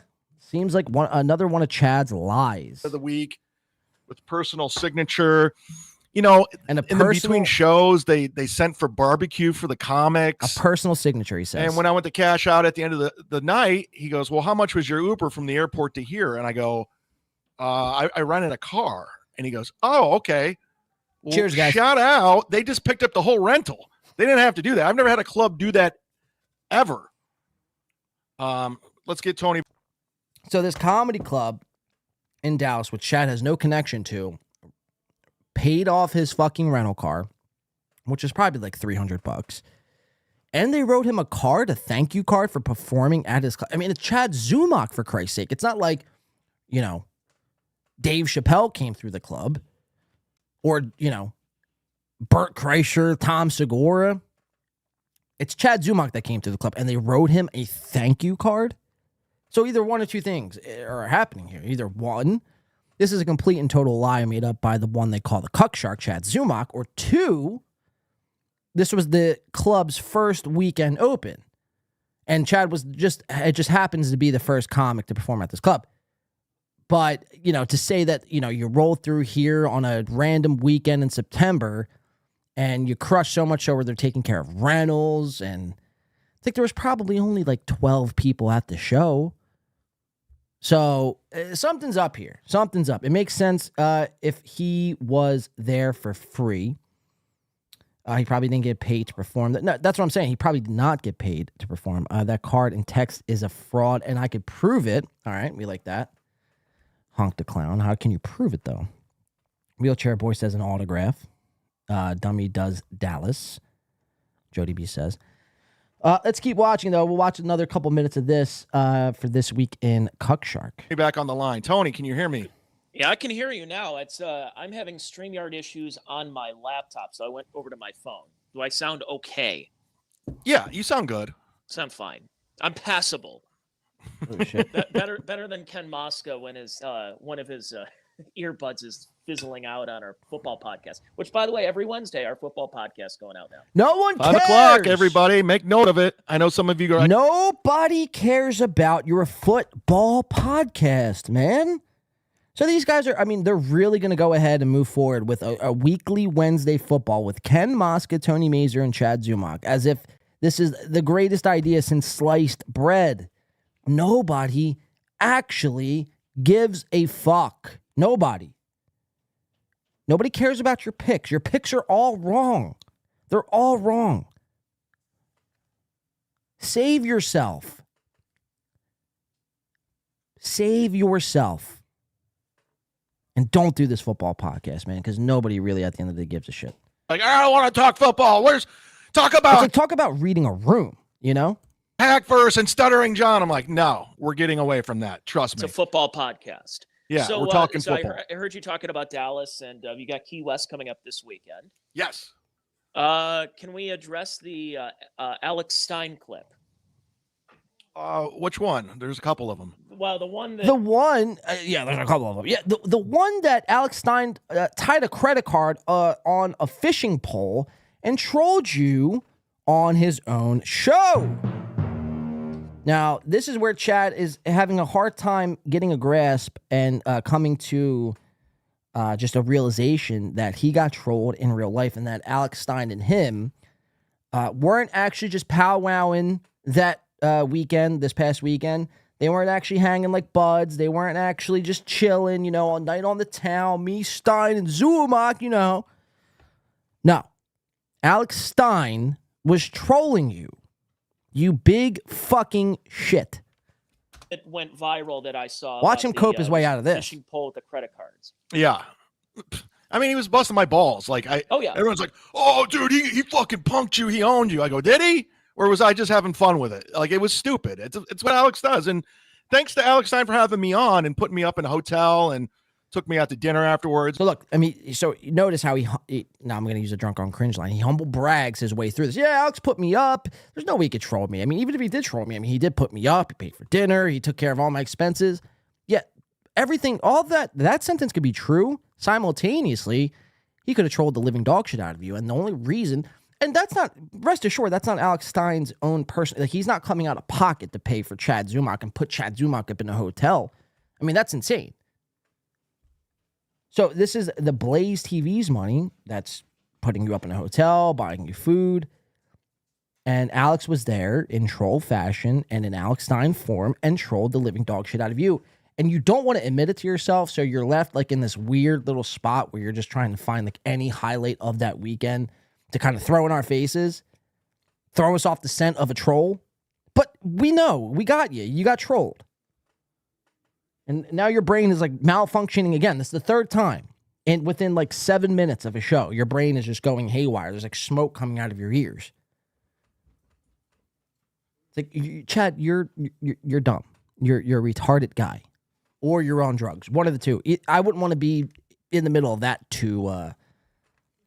thing there. But let's continue. He's a nice guy, but if anybody really thinks like he punked me or it's like, no, we're busting balls. It was fine. Like, I don't care. Yeah. Like, he wants to tear up right now. He wants to cry like a little bitch. Some could say he's coping. You are coping and seething. You just can't accept what you're seeing. Chad is coping. Yeah, so Chad, rest assured right now, I mean, he's like this is like hitting him for the first time. Like, damn, I didn't really think about it this way. But yeah, I got trolled. Fuck, I can't let the audience know I got trolled. I gotta maintain the persona as the cuck shark, after all. Or the mud shark, or whatever he calls himself these days. Let's keep watching. Like, everyone else seems to care. A lot of people in this universe, they feel that like you were going to get really offended. You were going to walk off the show or something. And so, you know, it was one of those cases of, no, it's just, that's what he does. Alex Stein, he's not just going after Chad, just goofing. He's going to these school board meetings. He's going to these city hall and city council meetings. Oh, because that makes it way better. So that's just who he is. He's a performance artist. And pretty, in my opinion, pretty darn good one. Oh, I want to thank Galloway for coming out to the show, too. There were some good Joey people. Galloway, former receiver for the Seahawks. For people, And Tony Mazur makes such an outdated joke. Joey Galloway that played for the Seahawks. It's like, yeah, Tony, 27 years ago. Why are you making a Joey Galloway reference? For people who may not know, Joey Galloway is an NFL wide receiver. I don't know if he played for the Seahawks. He might have started his career there, but I know he played for the Bucs a majority of his career. But to make a Joey Galloway joke right now, really? A Joey Galloway joke? Joey Galloway? Joey fucking Galloway? You're going to make a Joey Galloway joke. You have nothing else in that brain of yours to other than Joey Galloway? Because Chad said, so like this is like his an example of his brain playing like connect the dots almost. Like Chad says the word Galloway and Tony Mazur's first thought is Joey Galloway.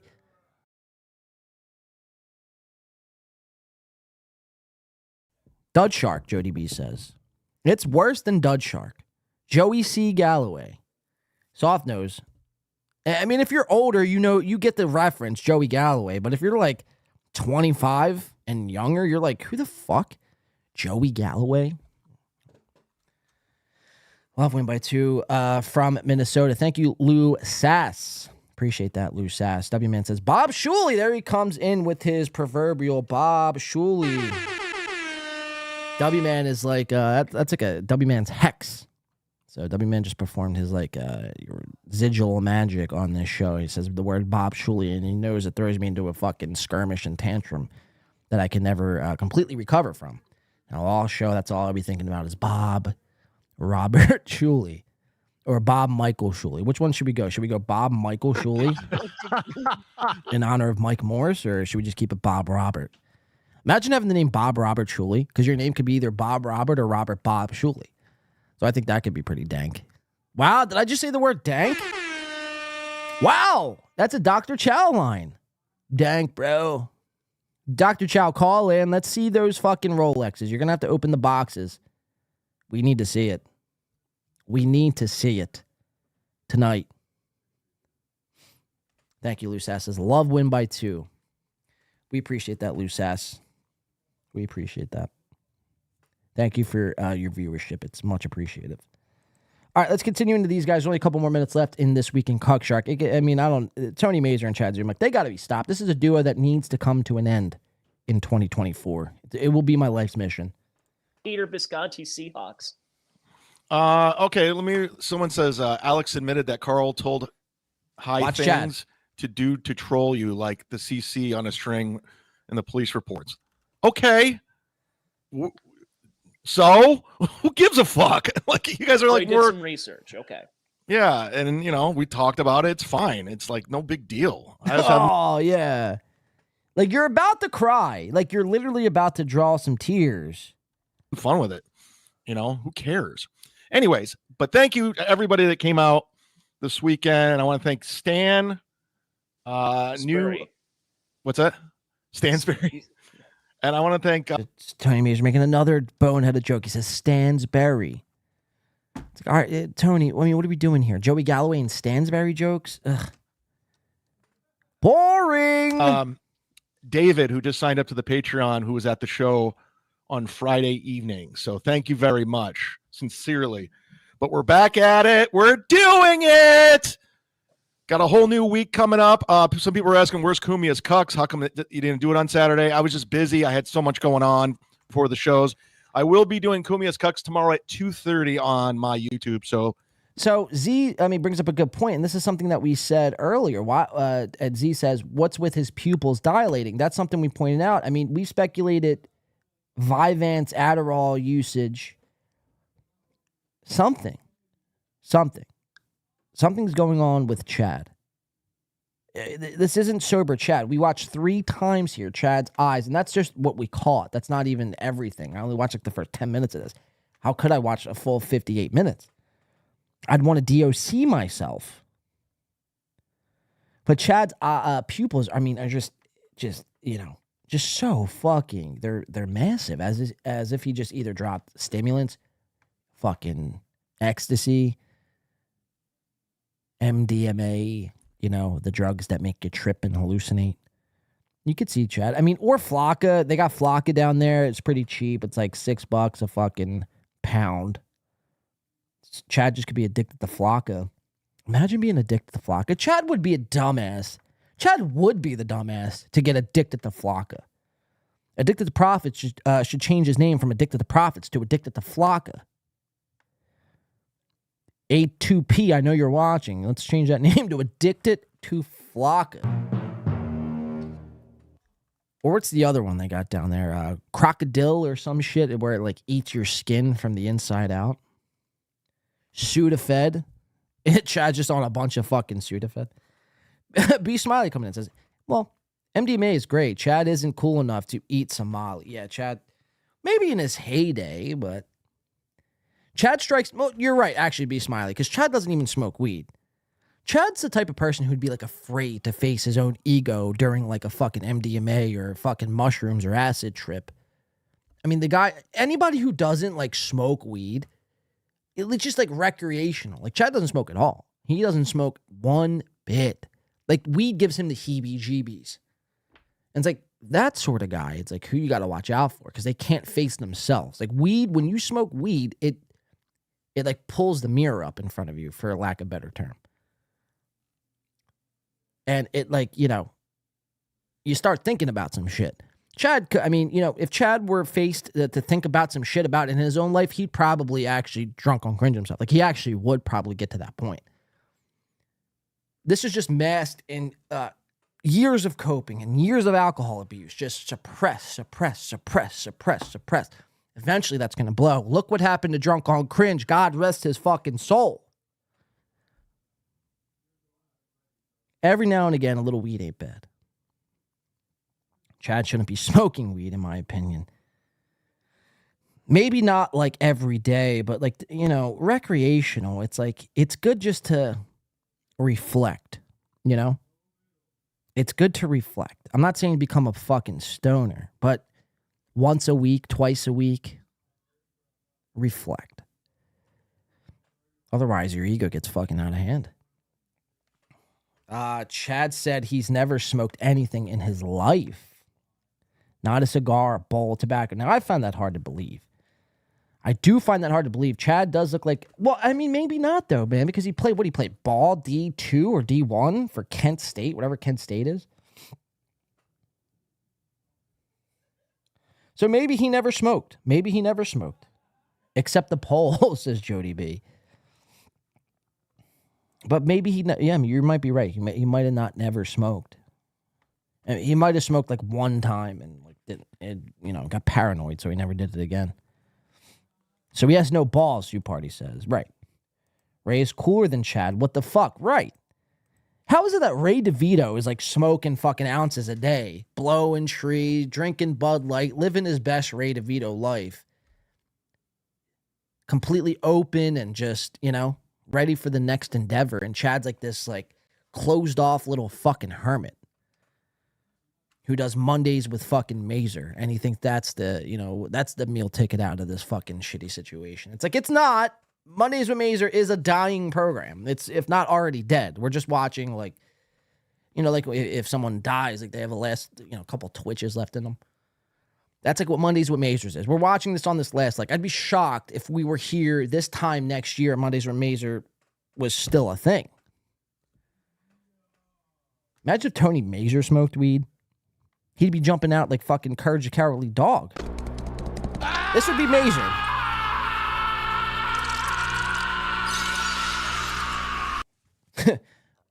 Jody B says, Rowdy Ray DeVito. We have Ray DeVito coverage coming up right after this. Let's get through another 45 seconds, though, of this. Be sure to tune in for that if you I can. can't tune in because I will be meeting Ric Flair tomorrow. What? Yep. So Tony can't tune into Kumia's Cucks because he's going to be meeting Ric Flair. Where's Tony going to be meeting Ric Flair at? Where are you going to meet Ric Flair? He's in town doing some promotional thing for his energy drink or some bullshit. So I'm like, Woo right. Energy. It's called Woo Energy. Woo Energy. Yeah. So he's doing a promotion. I'm like, you know what? it's a long shot, but I'll try to get him to do my podcast. So he'll probably say no. So Ric Flair's doing one of these meet and greets to promote his new whatever bullshit new product Ric Flair has to promote. Tony Mazur thinks it's a wise idea in his fucking stupid little Tony Mazur brain to go up wherever Ric Flair is and not only introduce yourself like, hi, my name's Tony, can I have a picture, maybe sign something here? But then to ask him to do his podcast. Like, Tony Mazur is the type of guy who would ask Ric Flair while Ric Flair's promoting, like on this tour of promoting his new energy drink, to, could you do my podcast? It's like, why would Ric Flair do your podcast? You have 19 subscribers on Patreon, and it's worse on YouTube. You have 33 subscribers on YouTube. Why would Ric Flair ever consider it? Ric Flair is smoking crack, banging hookers. He's living the best Ric Flair life he could ever live. He's on one foot's already out the door for Ric Flair. This is his last hurrah, the Woo energy drink. But you think it's advantageous to you, for you to ask Ric Flair, hey, Rick, I know, you're on this business tour or whatever, but could you, do my podcast? And what do you expect Ric Flair to say? Yes? And what if he does say yes? Are you going to take him back to your apartment and do a fucking podcast from your little, or now you got this little fucking house you got going on, this non-studio, you only have a second microphone. So how would you even pull this off? What if Ric Flair was like, yeah, I'll do your podcast, but it's got to be in your studio? Tony Mazur, would blow a fucking gasket because he doesn't have another mic, another pair of headphones. He could barely get his audio working on podcasts. He has 19 fucking subscribers universally on every fucking social media platform. It's like, why would it be a good idea for Ric Flair to go off while he's on this business tour promoting his new Woo energy drink to go do a Tony Mazur podcast? Explain that to me. Like, let's not just act on impulses and the first thing that comes to your head you have to run with. Oh, Ric Flair's going to be in town. Let me ask him to do my podcast. It's like, just meeting the guy should be enough. But you want to do your podcast? That's borderline insane. That's insanity. Let's keep watching. But it's worth a shot, right? Where's Ric Flair gonna be? He's at the place that is known as Giant Eagle. He's at Giant Eagle, so the grocery store. He's doing a grocery store appearance. That's why I'm like, hey, while I'm here. Chris Mack says Shane Gillis said he hung out with Ric Flair in Austin just last week. Said he was trying to call women over from across the bar by simply crooking his finger at them. Lulz. But that's Shane Gillis. I could see that. Shane Gillis hangs around with Rogan. And Ric Flair's done Rogan before, so that makes sense, Tony Mazur, you hang out with the cuck shark. Ric Flair would never be caught dead with anybody who hangs out with anyone called the cuck shark. Ric Flair would actually probably rather be dead than do your podcast. But it doesn't shock me. It's like Ric Flair, you know what I mean? He is next level. Chicks would probably just throw themselves at him because of the giant success, you know what I mean? What is Chad's shirt? We went over this, James Banks, but yeah, if you're just tuning in, welcome, James Banks. But this is a new bomber donated by Galloway fam, who then Tony Mazur made this wild joke about Joey Galloway, which we went off on a whole tangent about. But this is Chad's new bomber. This is a new bomber. It's got zippers on the arm. It's got zippers on the tit. A big Public Enemy bomber that Chad thought was a great idea to wear. It's like, Chad, you're 48 3/4. You're almost 49. You're damn near kissing 50. What are you doing with a bomber? Let's dress our age, please. Dress age appropriate. You dress like a fucking child. This is like what, high schoolers wear, dog. Come on. You're 50. 50. So it's a new bomber, James Banks. You can see I'm very passionate about Chad's style choice. Chris Mack says, oh, yeah, for sure. I was contrasting Shane versus Mazur there. Yeah. Yeah, Shane Gillis is light years out of fucking Mazur's league. Tony Mazur would fucking kill to be Shane Gillis and in Shane Gillis's position. Let's keep watching, though. Even Ray smokes weed. Right, Eugene. Right.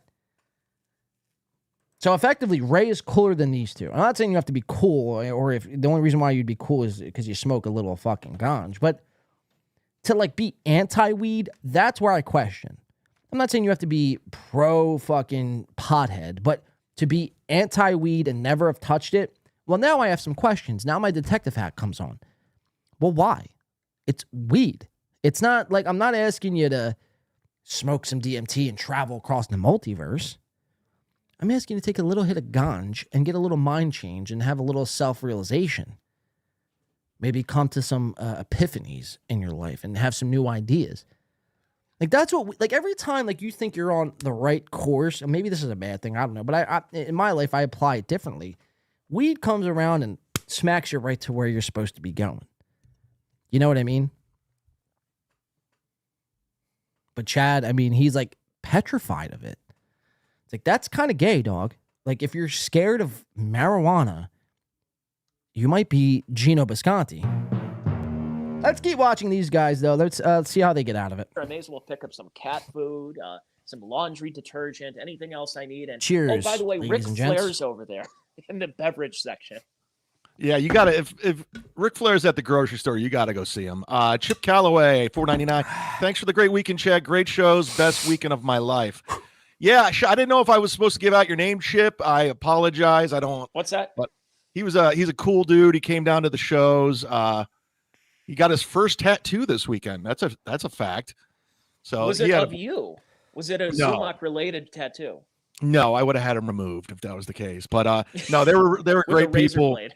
Yeah, Dr. Spaghetti too. They were just really fucking cool, funny, nice, exciting people. There's a lot of like douchebags in this universe, but there's also a lot of cool people too. Like, you know, like I said, the guy Steve who sent me this jacket. Like, there's a lot of nice people. So I do appreciate that, especially when you take the time to like drive to see me. It's not lost upon me. You know, I don't have a lot of fans. I'm not like a Burt Kreischer. So the little fans that I do have that really support me and support what I do appreciate it sincerely. So thank you very much. I mean, you've talked about it before, but how many times has someone come out to go see you because they've heard you on MLC or whatever, and they say, you know, we wanted to call you whatever, this and that, we wanted to troll you, but the show is really good. And then you're a good hang after. There might have been like 2 people ever in the history of fucking whatever this is to say, you know, Chad, I showed up to troll you, but after second thought and second review of your fucking whatever you got going on here, Kumi's Cucks, Mondays with Titties, that, you know, I've actually become, I'm actually a Chad Zumac fan now. So right on, Mudshark. Yeah. It's like nobody has ever said that. Nobody. Maybe Tony Mazur, just because he's a fucking idiot. He's a pig-nosed fucking weasel. James Banks says, I feel so refreshed, and says also, Chad said he puts pomade, or he said promenade, in his hair today. Ray DeVito, I think, was going through the same thing, which we have some Ray DeVito coming up right after this. I think I want to put a pin in this right here. Let's just listen to another 10 seconds and see what they say. Afterward, and then people sign up. So those haters 2 days ago when they were buying their tickets because they were going to troll you, then all of a sudden are subscribing to your Patreon. Actually, Todd, I don't know if he's in the chat today. I don't know what his screen name is, but a guy named Todd came to my first show on Friday with the intent to troll. And he was just like, yeah, you're funny, dude. I thought I was going to hate you. I'm like, okay. Yeah, if you want to come and hate me, that's fine too. But it's like, release the footage. Chad, we've seen your stand-up live. It's not good, man. It's not good. But that was this week in Cuck Shark, or Cuck Shark Week in Review, guys. It's been a short week, so.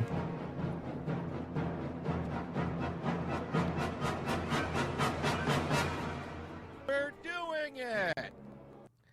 Hackverse Anonymous says, where's it at? When Alex shared a Hackverse video, he brought hundreds of new people into the channel and the subreddit. Chad does a podcast with him and didn't gain a single new sub. No, as a matter of fact, Hackverse Anonymous, Chad actually went backwards. Usually Mondays with Major does like 130 to 150 at times. Somewhere in that range. Maybe 1 to 150, we'll say. Today, I mean, it was struggling to keep past 100. Now, I'm not saying my numbers are any better. I understand I'm dealing with a lot of people streaming right now.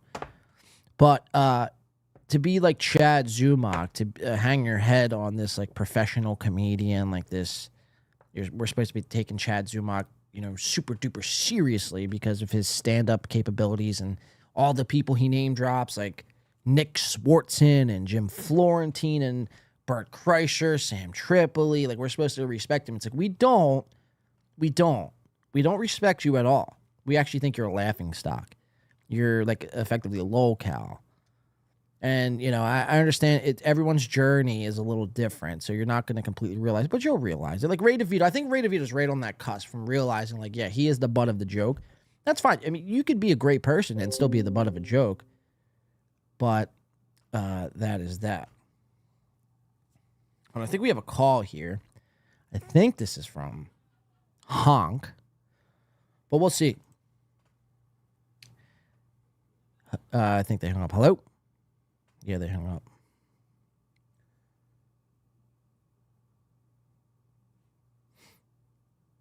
They definitely hung up. Lou Sass, welcome to the Stub Toe group. We appreciate the membership. All right, hold on, let's see what this. I'll get to Lou Sass in a second.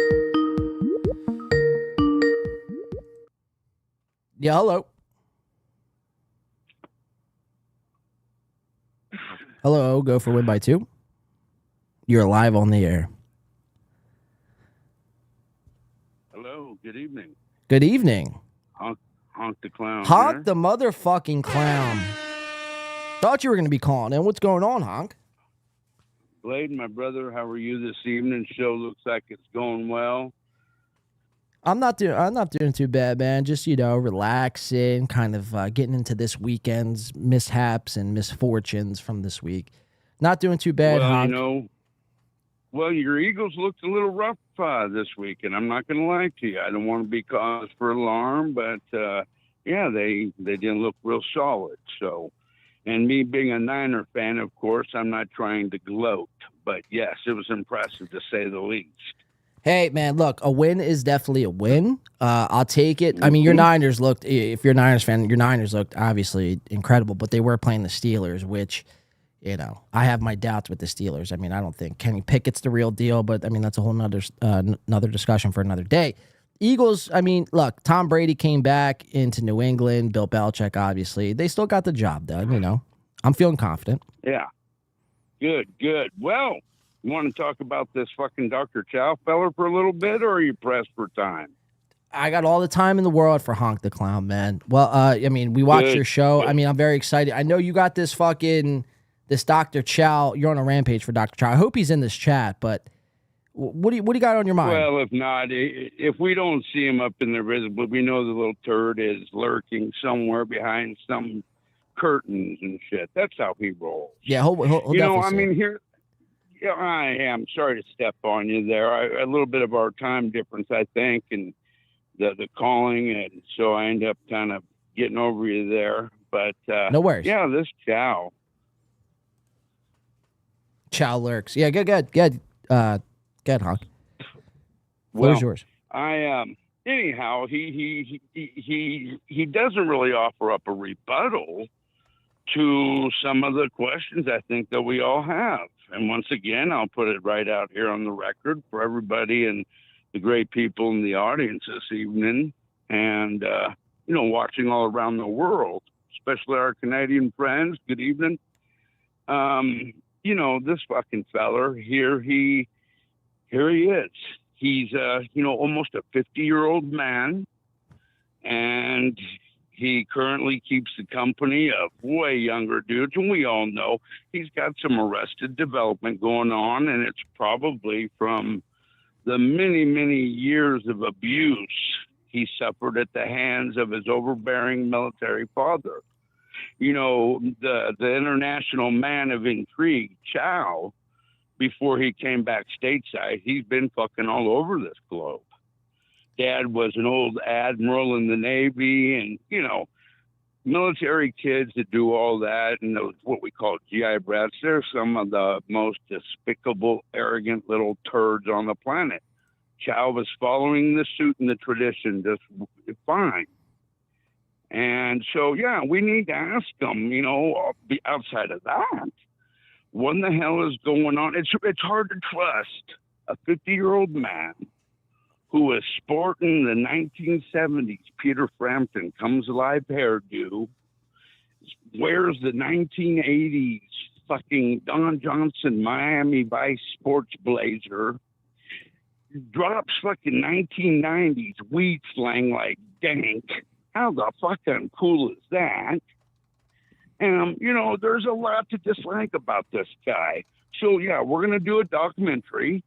I've been in contact with Porcelain because I do love his work, but we're going to do a deep Wow, dive wait, hold this on. fella. That's breaking news. So Honk the Clown's been in touch with Porcelain to do a documentary on the one they call Dr. Chow. Is that confirmed? That's right. Well, that's right. And like I said, we're just in the initial stages.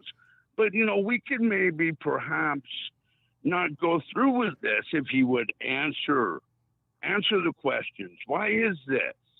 Why is this? What are you mentoring him on, Dr. Chow? We could all be, you know, admire that. You know, the fella teaching some young dude, you know, hey, avoid this shit. Don't get hooked on drugs. But no, you invite them over, you sit them on your fucking living room couch to play video games all night. So you're talking about Smoke a little. You're talking about the two guys who were doing the first Mirror Musk. It was the dude in a Cowboys hat and another fella. I can't think of his name right now. Yes, thank you. Yeah. I know exactly. That was a little odd, man. Yeah.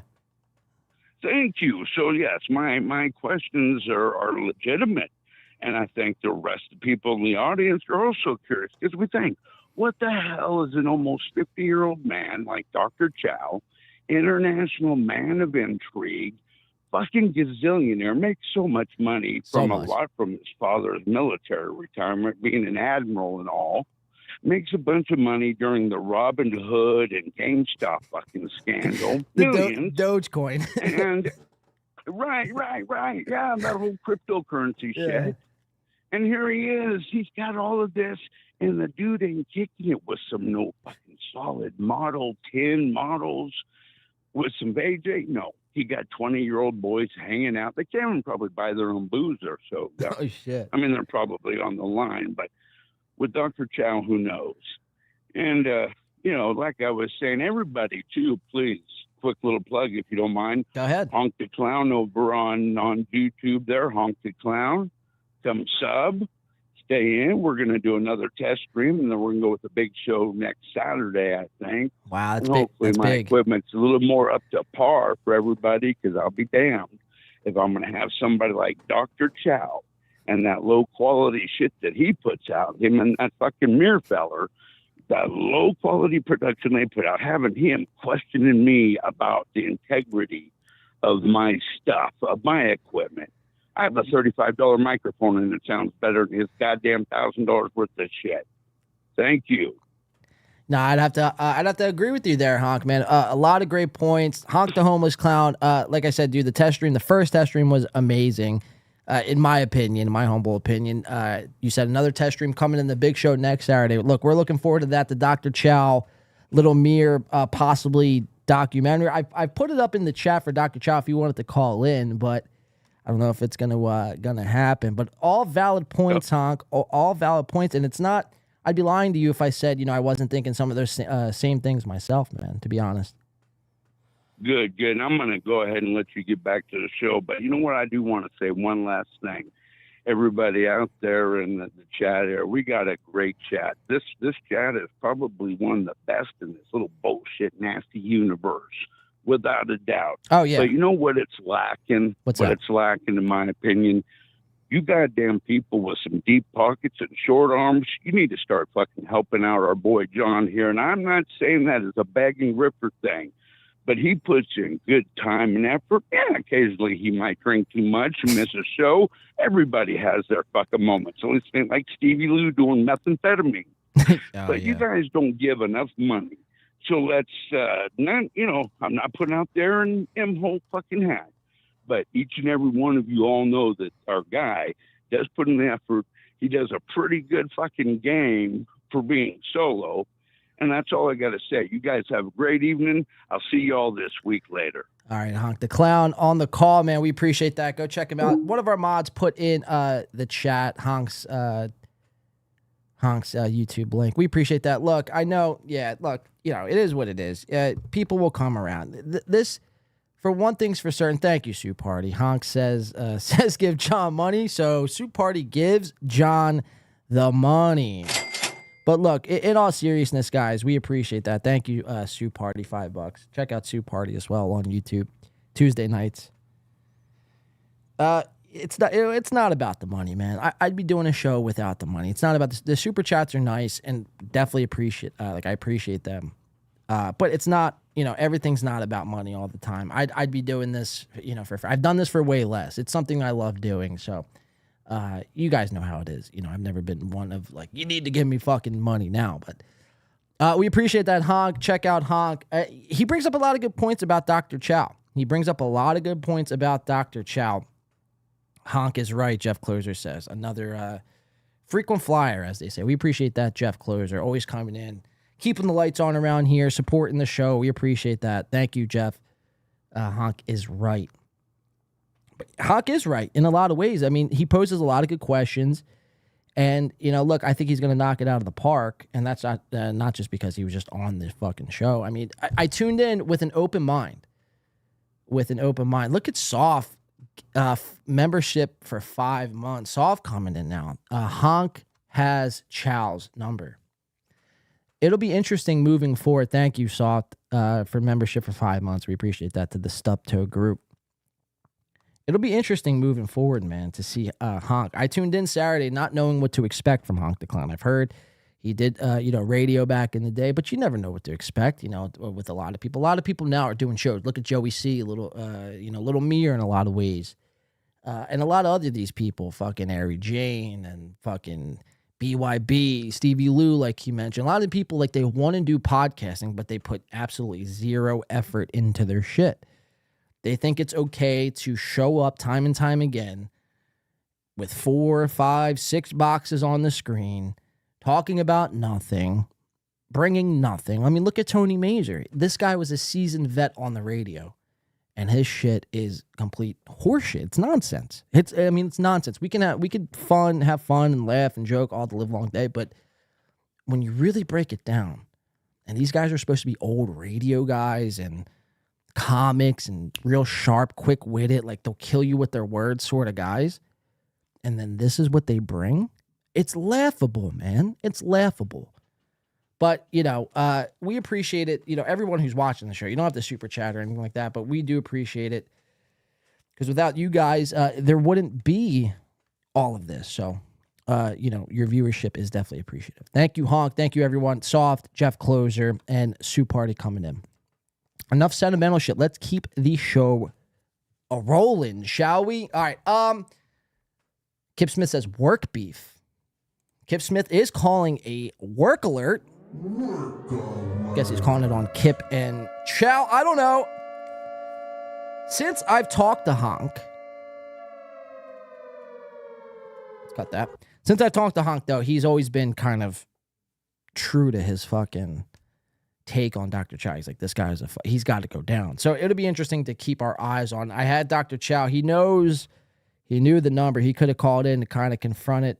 Honk, that's fine. We'll set that up another time. We'll set it up a little better next time. I mean, the whole call-in thing could have got a little, lack of a better term, Brendan Schaub's word, dicey. So we'll set that up. Honk and Chow, they could do it on another show. I would have liked to have done it on my show, but, you know, it is what it is. All right, let's keep it moving. I want to get into some Ray DeVito, because Ray DeVito, Carlos Danger, Ray DeVito, he's stuck in another time loop. And Carlos and Ray, they're mentioning win by 2. Ray's kind of displeased, thinks we were shitting all over him on Thursday. Ray's like, his new time loop now, and I saw real quick, I know this is sidetracked here, but Chris Mack said 3-0 Bills. Chris, if you could be our designated NFL stat game score person, that'd be greatly appreciated. Ray DeVito, on the other hand, he's, like I said, he saw Win by 2 stream on Thursday and very displeased with us. He thinks I was shitting all over him. Now, like I mentioned, I did some work for Ray DeVito. Let's just show you a clip. This is from his special. I actually forget his special's name. Wow, that's embarrassing. But we'll watch. Let's see. Ray. What the fuck was your special name, Ray? Dude, I mean, I really forget. I'm sorry, dude. I do way too much to, like, remember shit here. This is... Where's your fucking special? They're going to make me search for it here. I know it's on Twitter. Let's search Ray DeVito real quick.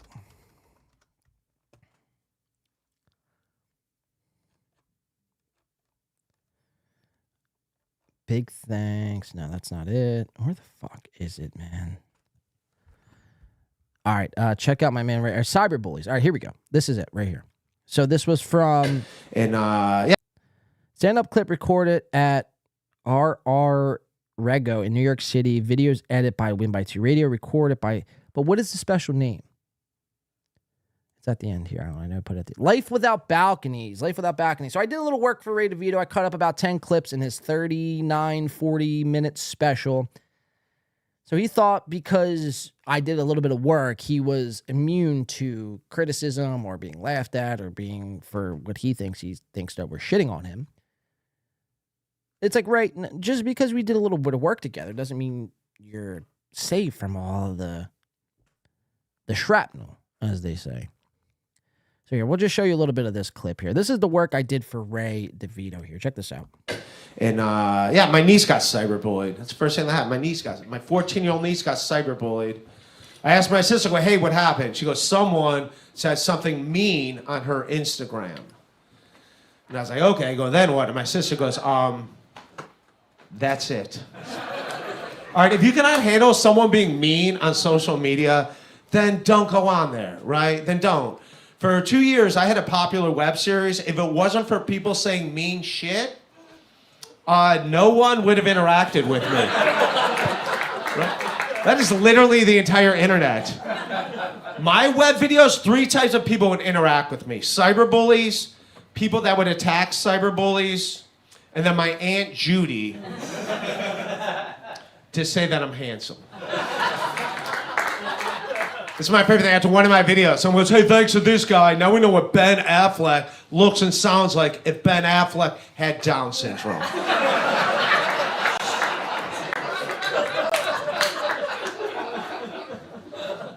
It didn't get me mad. So you get the point. I'm not going to play the whole clip, but you get the point.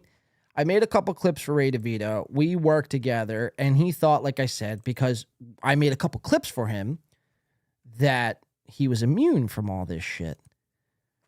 Okay, that's interesting. Very, very interesting. Let's go over to the Insufferable Bastards. I always fuck that name up. Insufferable Bastards podcast with Carlos Danger, Obnoxious John, Carlos's gay lover, I don't know his name, and Ray DeVito. And let's watch Ray's new time loop. And then we're going to get into the Ray DeVito podcast, which is Ray DeVito, Carlos Danger, and Obnoxious John. So they literally flip-flopped between podcasts. Now, I happen to like Carlos Danger. I think Obnoxious John is, for an orange and a tangerine, a bit based. I think like he actually, is better than most people think because he's a, he's a fake sort of character. But in the grand scheme of things, Obnoxious John has said a lot of things that I'm like, you know what? That's actually some pretty good fucking points. Pretty based. Carlos is good, right, Jeff Closer? Yeah, Carlos he's pretty good at what he does. And it's amazing that how Ray, he was a live chatter in Ray DeVito's live chat. And then, you fast forward and now he's like, he might be one of the top streamers and he doesn't get enough recognition. This is not me blowing Carlos. I have no reason to fucking jerk off Carlos Danger, but he's very well articulate. He knows how to get to the point. He doesn't spend 17 hours on a clip like me.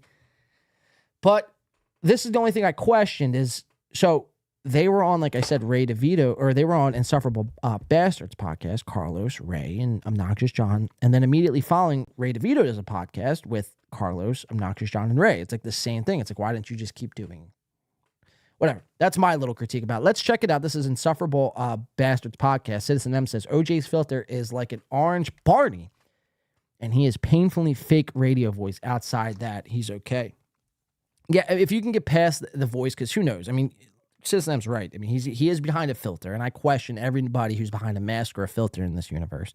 Obnoxious John is no different, but the words out of Obnoxious John's mouth have seemed to be pretty spot on to kind of what, I feel and kind of view in this whole universe as it pertains to all this nonsense. So for that, I kind of give him the bump over like a Cardiff, because we watched the Cardiff before. Like, he claimed to know the Chad Zumac punching guy, and he didn't. That was all a fucking ruse and a work for the views with B Dabbler. And then B Dabbler, all right, whatever. I could look past that with B Dabbler. It wasn't your bit. But then you go on to do the David Chandler, which we're going to get to that video right after this Ray DeVito coverage. The B Dabbler, David Chandler, fucking $1,000 cuck fest. You're wearing fucking a bikini, and you got fucking, nipple piercings or whatever the fuck you had. I mean, it was very, very strange. B Dabbler is one of the latest.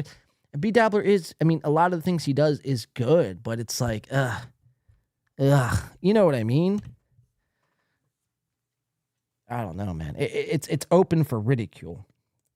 Obnoxious John, however, I haven't seen him engage in any of this cringe sort of shit, if you guys catch my drift. All right, let's go into Insufferable Bastards podcast. Let's go to the 25:55 mark. And let's watch Ray's new time loop, because like I said, this is going to carry over into the Rock Bottom podcast.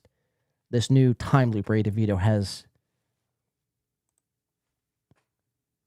come across here. 25:55. Wait, let's bring him on. Ray DeVito's here. Check it out. What's up? Hello, Ray.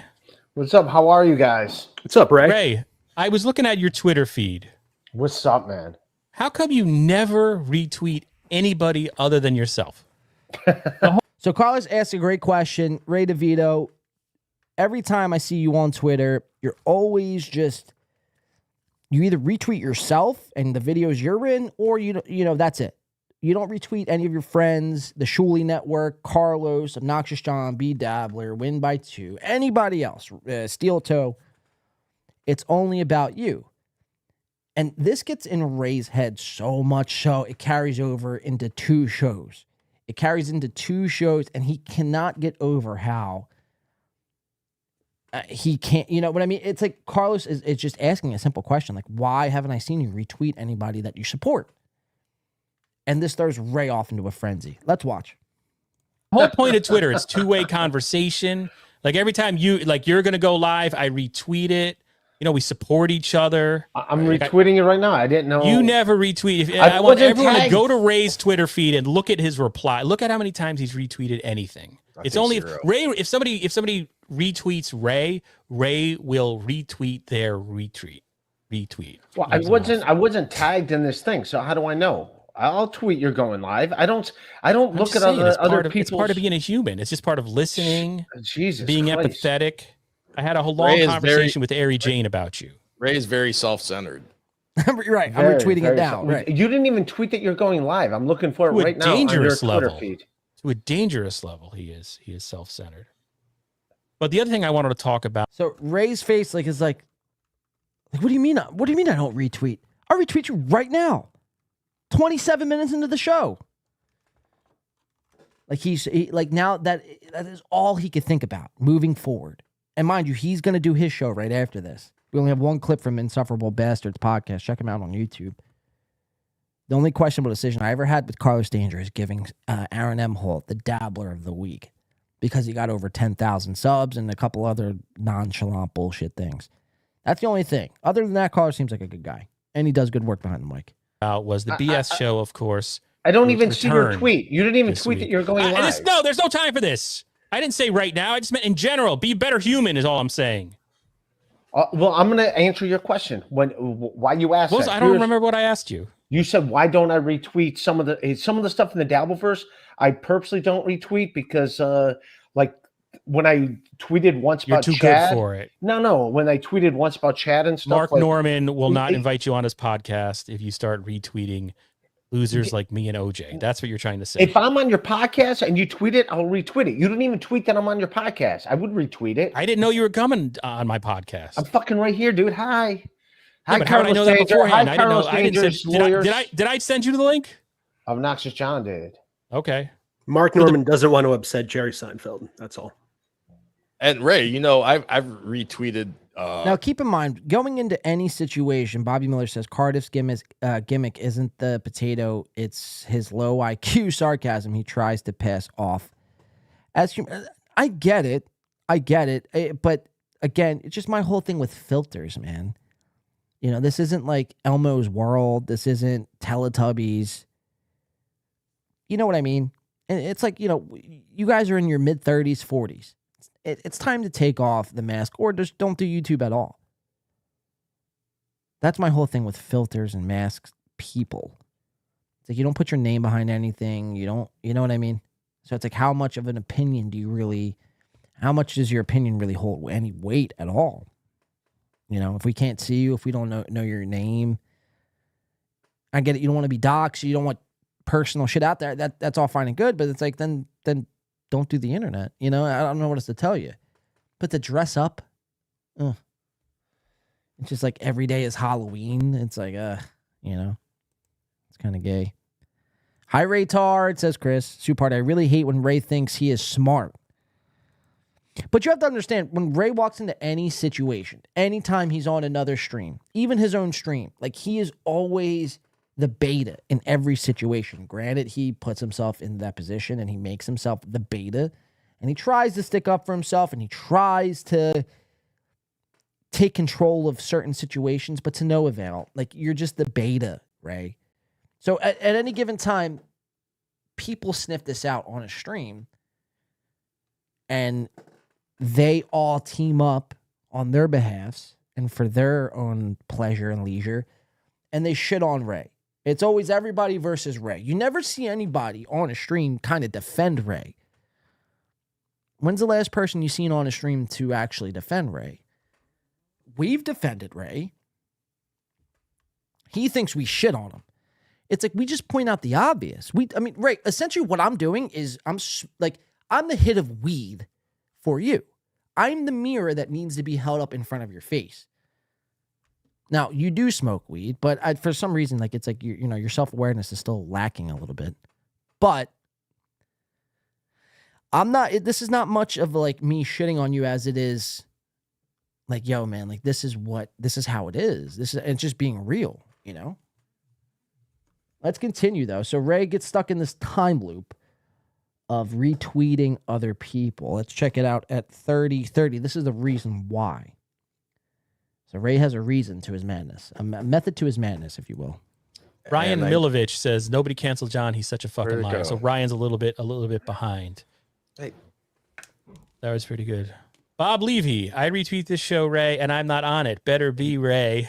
And he did. I saw that he. That's true. retweeted Bob it. Levy, Terry Nee. I sent Terry Nee a message. I was like, oh, thank you so much for that retweet, whatever the fuck it's called. Thank you, Bob. He And gets then just it. as on a lark, I went. I was like, Where's the tweet? I will hey Ray, retweet when's the your- last time you retweeted Bob Levy? The man retweet. He does nothing but retweet people all day. Yep, that's right. He gives and gives and gives, Ray.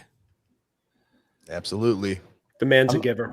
You don't even retweet Misery Loves Company unless you're on it.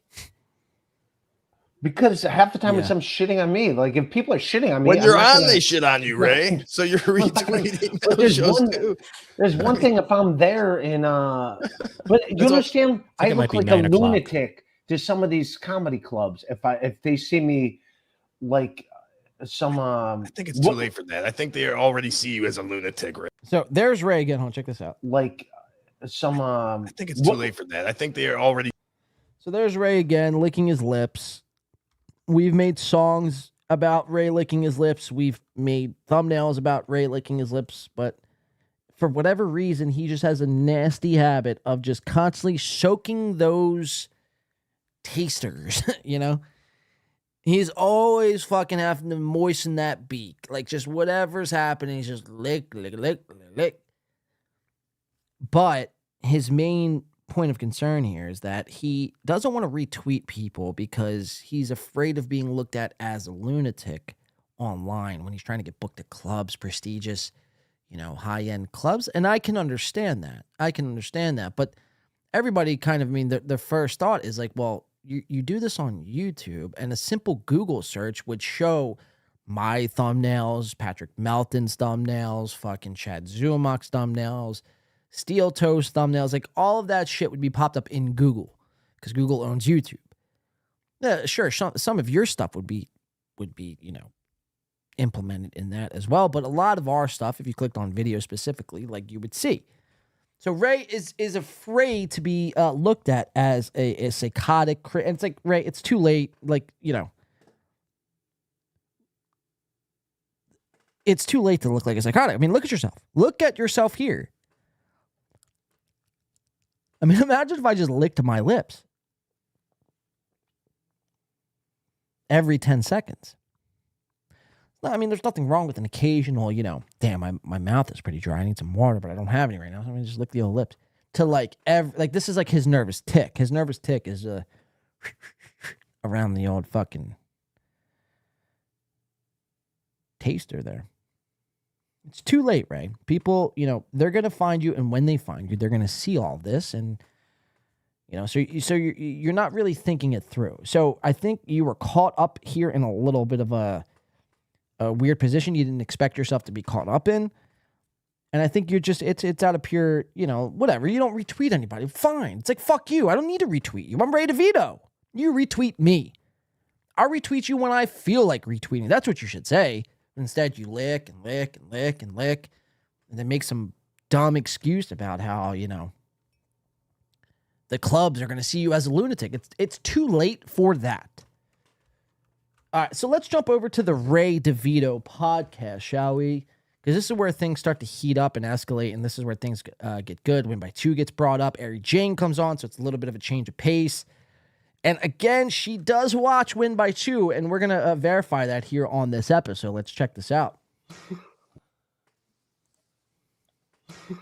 What's up? What's going on, everybody? Welcome, Rock Bottom Podcast. Rock Bottom Podcast with Ray DeVito. Ari Jane here with me. How are you, my dear? I am wonderful. And yourself, Mr. I'm doing- DeVito? What'd you call me? Mr. DeVito. Mr. DeVito. Oh, wow. I feel like I'm in court. So now it's gotten to the point, because I'm pretty sure Ari Jane just said Mr. Dorito. So now it's gotten to the point where your best friend, Carlos Danger, he's fucking trolling you and making you look like a fucking buffoon. Now your girlfriend, Ari Mary Jane. Drop my vape. Give me a second here, guys. I can't go on without my vape. That's a struggle, huh? That's a struggle. So your best friend is effectively trolling you, and now your girlfriend, Ari Jane, is now trolling you. All right. So, again, Ray, I'm just trying to help you out here. This is not shit talking. This is not me disparaging you. This is not me coming at you in a way where, you know, it's like Joey C versus the world. This is me just trying to look out for you. Because I feel like no one else really does. You've lost your best friend. You lost your girlfriend. And now it's like you're free fall into a pit of fucking, you know, infinity. And you're just falling and falling and falling, and your lips are constantly being licked, and you're stuck in time loops, and all. It's getting bad. So I'm here for you, Ray. I'm here. It's like, you know, we're not going to stop laughing at you. I mean, what kind of idiot would I be? Mr. DeVito. What'd you call me? You definitely said Mr. Dorito, by the way. Mr. DeVito. Mr. DeVito. Oh, wow. I feel like I'm in court. Yes. I feel like I'm in court. I don't know if you saw this, man. I had a corporate gig yesterday, and they asked me to wear a suit. Oh. Yeah. Really? Like, no you don't offense. have a suit, though. It's me. Wow. In a suit. So there's Ray in a suit, and for some reason, why does it look like Ray is in a fat suit? It looks like Ray woke up and decided to put on a Patrick Melton fucking costume. I mean, why does he look like he's about 377 pounds here? I mean, I know they say the camera adds 10 pounds, but Jesus Christ, dog, how many cameras are actually on you? You look fucking huffy. Well, not huffy. That's not the right word. Blubbery. There you go. You look blubbery. I don't even know if that's the right word, but we'll roll with it. I mean, holy shit. Maybe just the suit is too small and the camera, the angle, the way you're taking, but it's like, you don't look like this normally. Why do you look so fucking fat here? Let's continue. It's me in a suit. It's my. Let me see that again. That's How my. do you look fat? How's that possible? I'm not fat. No, I know you're not. Oh, I It's think it's just saying. Now, this looks like the picture that could be used on a Ray DeVito mask card when Ray DeVito finally, kicks the bucket, as they say. I mean, this seriously looks like it could be written in loving memory of Raymond Heroinski DeVito. Heroinski. Ray Heroinski DeVito. Born 1975. Died 2024. In loving memory. Flying with the Angels. With Drunc on Cringe. Editing videos from a different plane of existence in heaven. In our hearts forever. Wow! So Ray, so showing us his big weekend. Softcast had a big weekend. Apparently so did Ray DeVito. He's in a suit. Okay, let's see what else happens here. Ari Jane is losing her shit here. Now, mind you, last time we sniped in and checked in on Ari Jane, she was acting a little bit weird, a little bit off, a little drunk, a little high. Something was happening with her. And we speculated, like I said, she was watching Win by 2 that night. Well, it's going to be confirmed that she was actually watching Win by 2 and just loving every second of it. Let's check it out. It's awesome. Look at you. Like, you look like you should be running for president. I had pomade in my hair. President DeVito. and pomade in your hair smells. It smells too. Yeah. Obnoxious John's hair. That's Ew. me. That's Can't you me. smell that smell?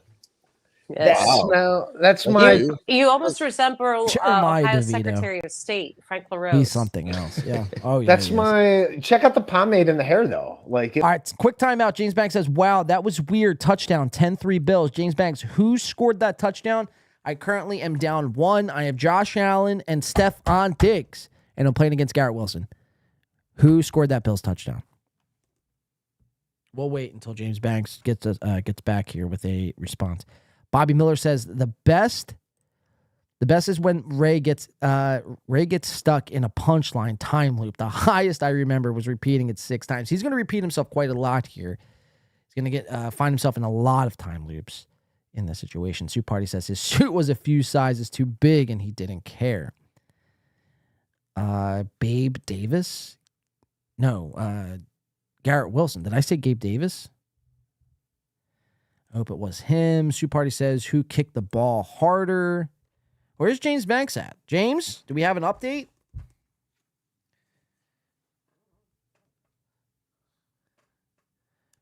Sorry, guys. We're waiting on James. Blames James Banks for this. Blame James Banks for this. It's already 9:13. I'm probably not going to be. Allen passed the dick. No fucking way, James. You're fucking shitting me. But he was over the line of scrimmage. Okay. So is that touchdown called back, or what are we talking about here? Did he finally use a suitcase for his suit? Diggs, Bon Levy says. Was it Diggs? Allen to Diggs? All right, now we got to look this up real quick. We have to look this up real quick. Buffalo Bills, New York Jets.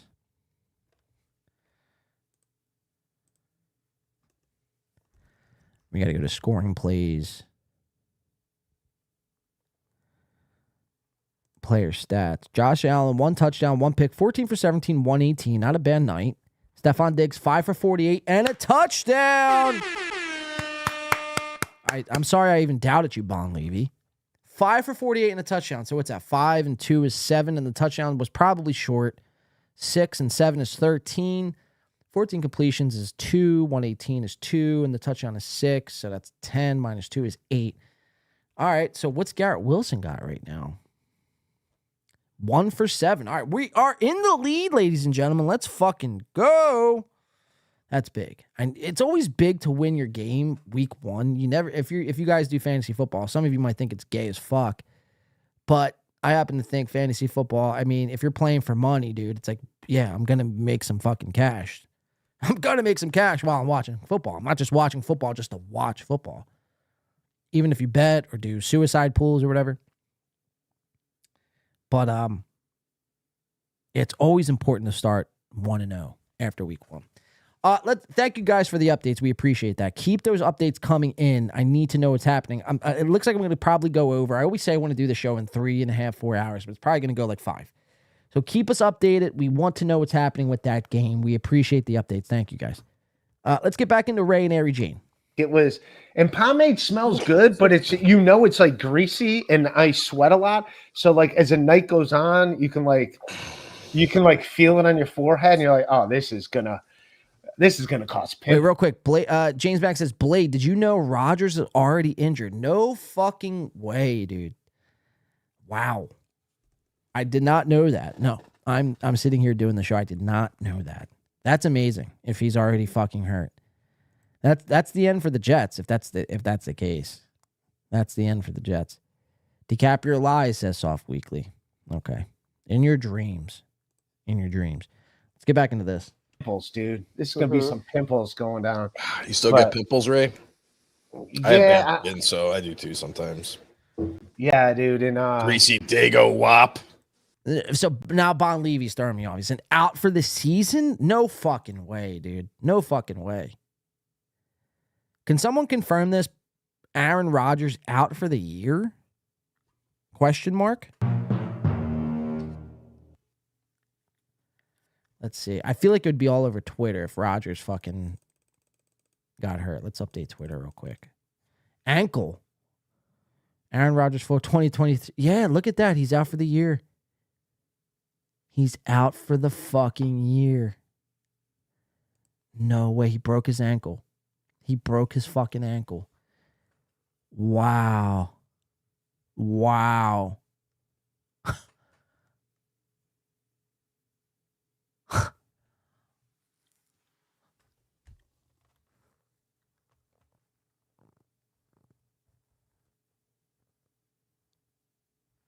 Wow.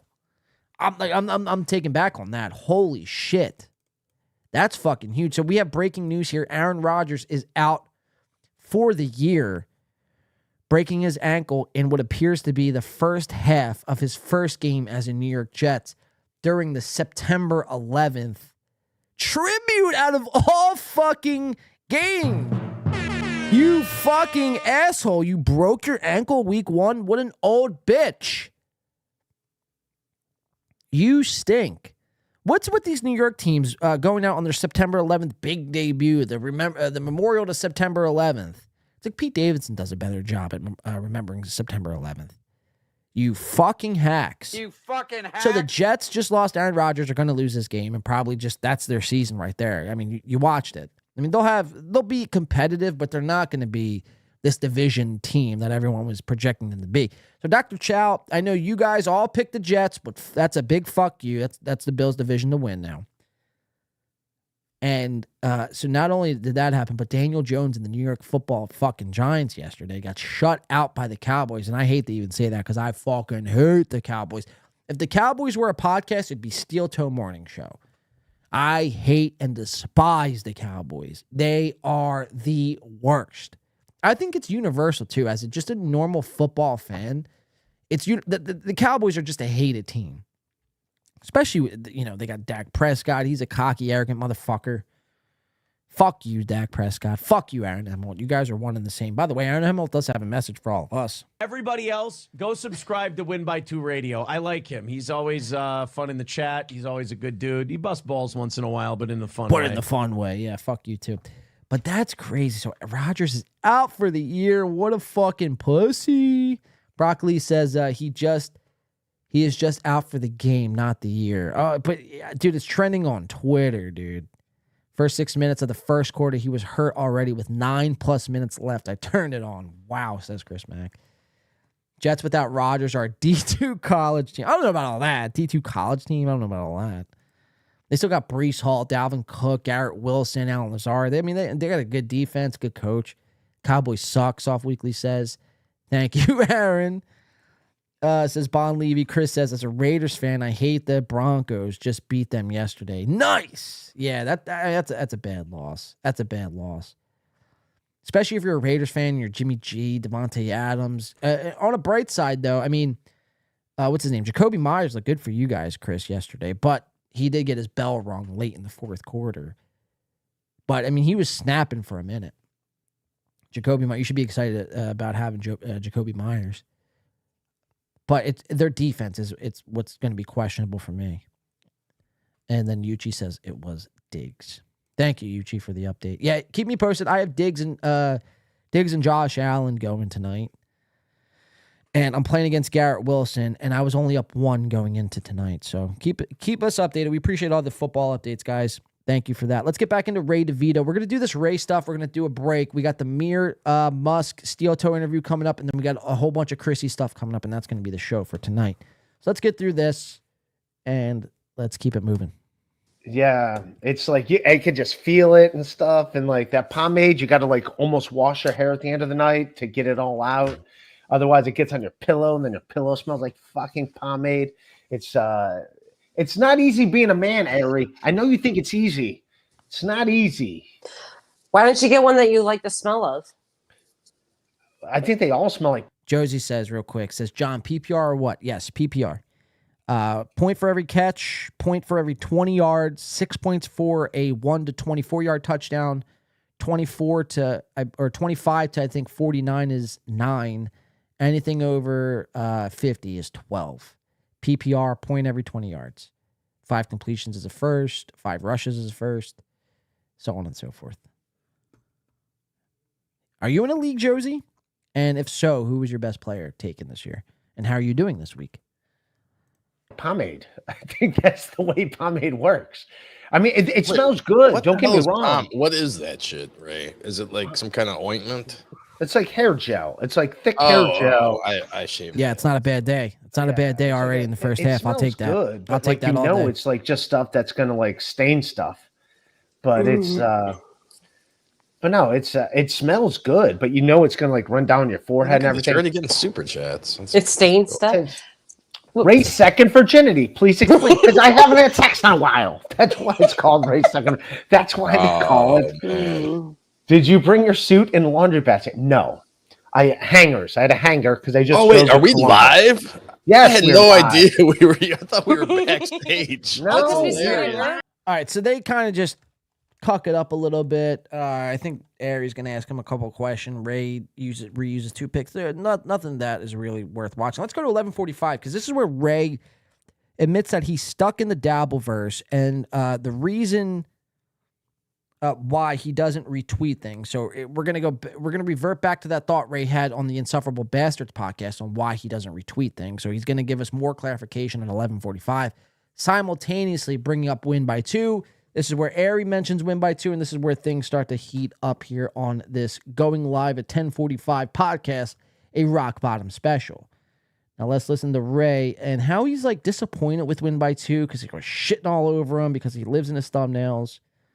This is the title of the episode, Living in Thumbnails. Let's check it out. Verse comes with me. I think I'm permanently stuck in this Dabbleverse. No matter, like, Carlos Danger gave me shit. Like, how come you don't retweet that? Like, because some of the stuff, like, I'm doing a comedy club. They don't know this Dabbleverse thing. Like, I'm doing that country club last night.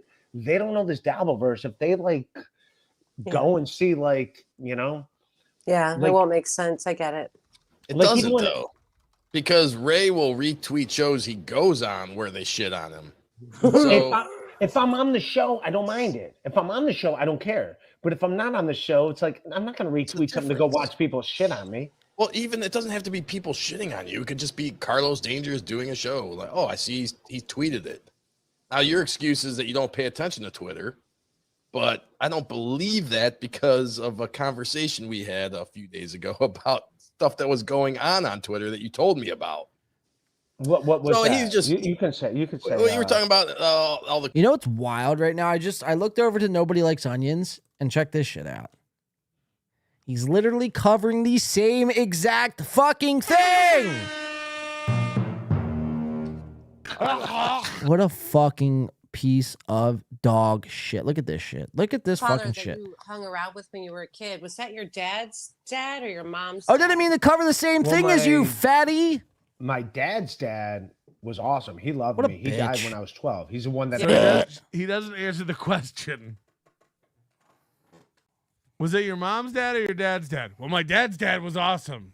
So just go off on a tangent, I guess. I do that joke about. I have a joke This about fucking him. guy, dude. That was on my Driver special and then also on my other special. But my mom's dad lived longer. He's the one that lived until I was Hope like you're 20, watching this. but he's I the one that hope was you're the seeing alcoholic this. That got Alzheimer's, who hated me. What a fucking degenerate piece of shit, dude. He's got cheese oozing from every fucking pore. You're literally covering the same thing as me. What a fucking loser, dude. What a fucking loser. We'll keep monitoring Melton, dude, but what a fucking piece of fucking scum. I mean, just a real, just degenerate. Let's keep it moving. Yeah, tomatoes are warranted. That Lions win was great. Diced onions for breakfast. Fuck onions, dude. Fuck them all. Let's watch, because Ray actually brings up us in this situation, so there's a reason why I'm watching this. Melton just turns on anything Ray does and just finds a reason to shit on him. It's like, I don't know. Let's keep watching, though. The craziness that was going on with MLC. We'll keep our eyes on Melton. You asked me if I had seen what was going on Twitter. What was going on? Like, Patrick has dibs on everything on the internet it has to offer. Fuck off. Right. It's just funny. It's just funny, dude. I'm not at the point of calling Pat a grifter, but it's like, it's close. It's close. It's close. And I hate to even agree with Steel Toe, but it's like, you know, I don't know. He's always got to be sticking his nose everywhere, and Pat watches Ray to shit on Ray because he knows Ray, whatever Ray says, isn't going to, like, Ray's not going to do anything back to Melton that's going to cause any sort of commotion. You know what I mean? So yeah, Ray's free game to Patrick.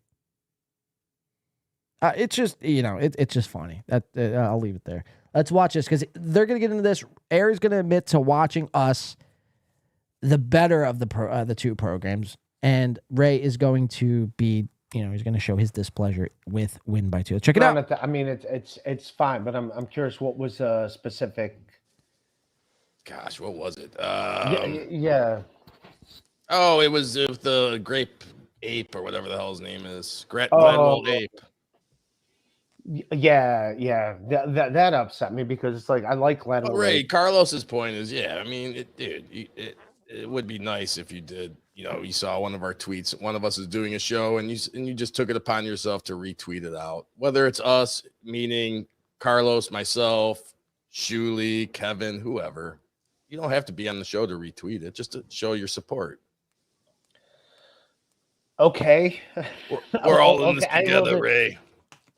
I will do that. And I will do that from my Rock Bottom account, if that makes sense. Because Rock Bottom is... Does that make sense? Sure. Yeah, so from my Rock Bottom account, I will definitely do that. Because So Ray's now pleading and saying, like, yeah, I won't retweet you from my Ray DeVito, like, actual Twitter account, but I'll retweet you from my Rock Bottom podcast Twitter account that I don't actually use. It's just kind of there. And I give that to, you know, people who I don't want to, you know everything about, being, you know, like these club owners. Like, I'll give them the Rock Bottom because, God forbid, they see a Chad Zumac post or a Stevie Lou post. They might think I'm fucking up to no good. They might think I'm a fucking crazy lunatic.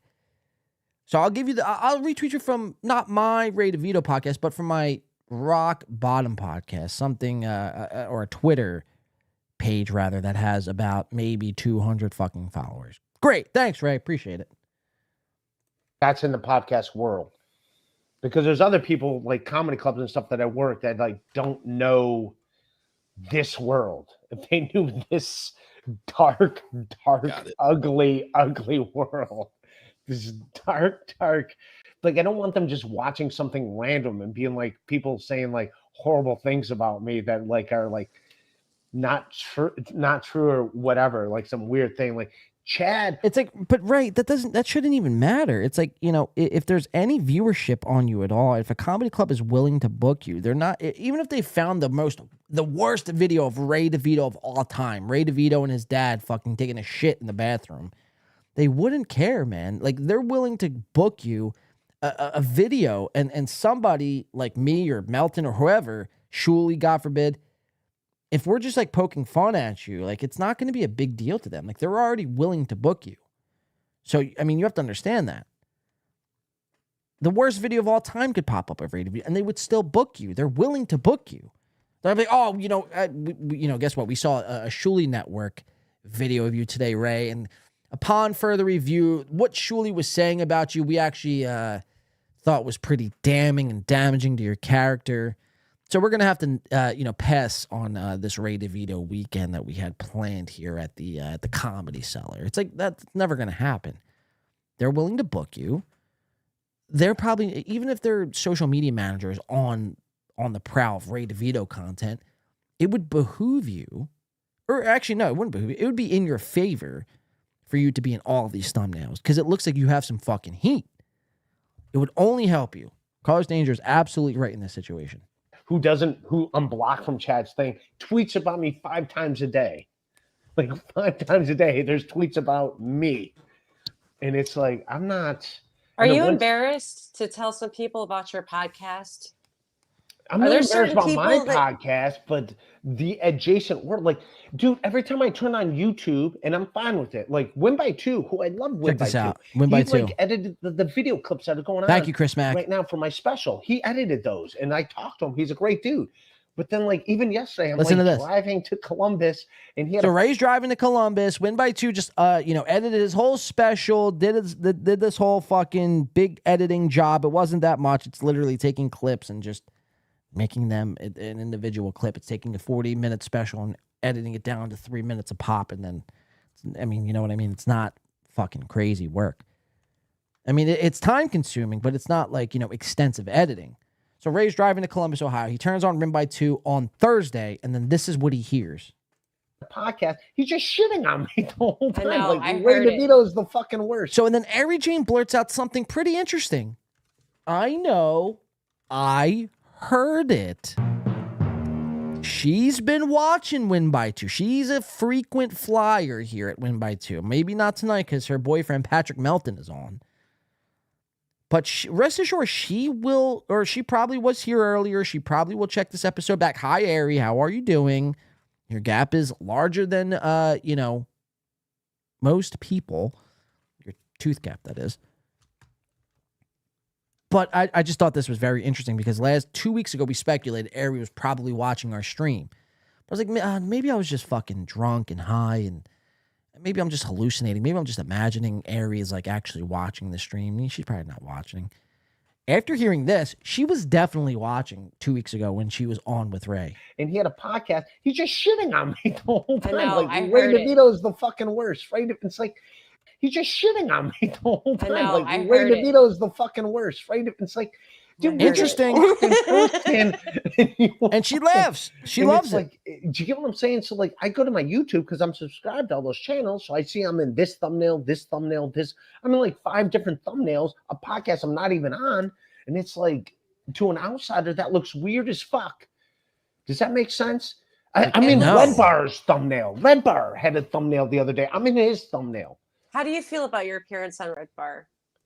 Oh, I don't give a shit. It was fine. I was fine with being on Red Bar. Yeah. No, I didn't mind it. I thought you did great. Like, I was being a jackass and you saw it coming. And you're like, yeah, I'll just take the money and leave. Like, whatever. Like, you're an idiot. Yeah, that's what I'm saying. Like, the whole. Let's watch a couple more clips of this. It's interesting. Ari was watching. Ray DeVito is not happy with Win by 2, fucking shitting on him. But again, it's like, it was the lightest of criticisms about Ray. Let's go to 22:45. This is where Ari has to leave abruptly. She's got the right idea. This is where Ray DeVito starts to get a little butthurt because, like I said, his best friend and now girlfriend are just abandoning. Wow, why can't I say that word? Abandoning his streams. There we go. That was weird for a second. 2245. Let's check this out. Like them putting him in the thumbnails and stuff and like taking shots at him. That was kind of like not what, like if you're going to be in the scoot here in a few. So now she's going to scoot off to the BYB podcast. One of the worst podcasts of all time, hosted by a crippled fucking person who, you know, is stuck in a wheelchair for the rest of time. Stevie Lou, who has allegedly killed somebody with fentanyl. Yikes, Stevie. You know, fuck. Yeah, it's not good for you, Stevie Lou. And a couple other people that are into erotic asphyxiation. They like fucking tying themselves up with fucking belts and hanging themselves from the ceiling fan while simultaneously trying to jerk off to an old Angelina Jolie flick back when she was in Tomb Raider wearing short shorts. That is the podcast Ari Jane is leaving Ray DeVito for. It's like Ray DeVito, for all the shit that we have to say about Ray DeVito, at least Ray's got fucking, he's in a suit. He's fucking dressed to the fucking teeth. He's looking good. He's doing jokes. He's got 130 people trolling him at one time or another. But Ari Jane decides to leave to do BYB, somebody in a show, quite frankly, that does worse numbers than CNN. I don't even know how that's possible, but it is. Rest assured. So Ray DeVito's pretty pissed when she's just all of a sudden stops the show and says, wait, I got to go do that thing. I got to scoot out of here to go, entertain a cripple. Yikes, Ari, you're on the hot seat now. Let's watch and see how Ray DeVito acts. I gotta go. Remember? I have a okay. thing. All right, peace, Ari. I'm continue I'm this sorry. with OJ. All right. And She's just out. kicks her off. Just you and me. Like the fucking whore she is. The whore she is. You want to schlup around with other fucking podcasts? Well, you're not for me, bitch. Get out of here. I like that attitude, Ray DeVito. I think more of that would only help you moving forward. Just you and me. She might come back. She might come back. I don't think so. No, I talked to her. I said if people try to fuck with you, Knox Johnson, yeah, she's not coming back. Come back here. Yeah, she left for she's like, all right. BYB, Dr. Chow. Treat BYB. me like every woman I ever loved and just walk right out of my life.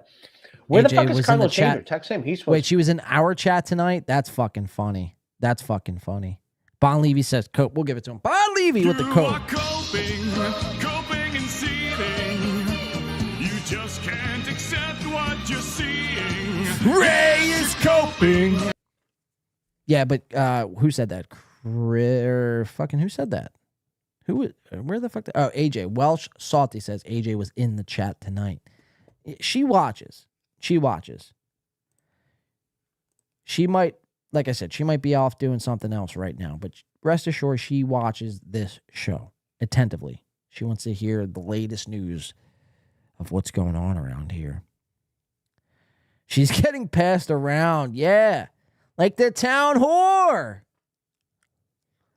And you know what's the sad thing is like none of these dudes are even close to fucking her, you know? Like, hey, Ari, come on my podcast and we could talk about your feelings.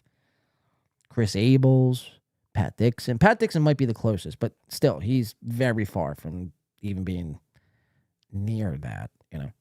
Ray DeVito, BYB boys, Jake Hudson. All these guys, they want Ari Jane on the podcast.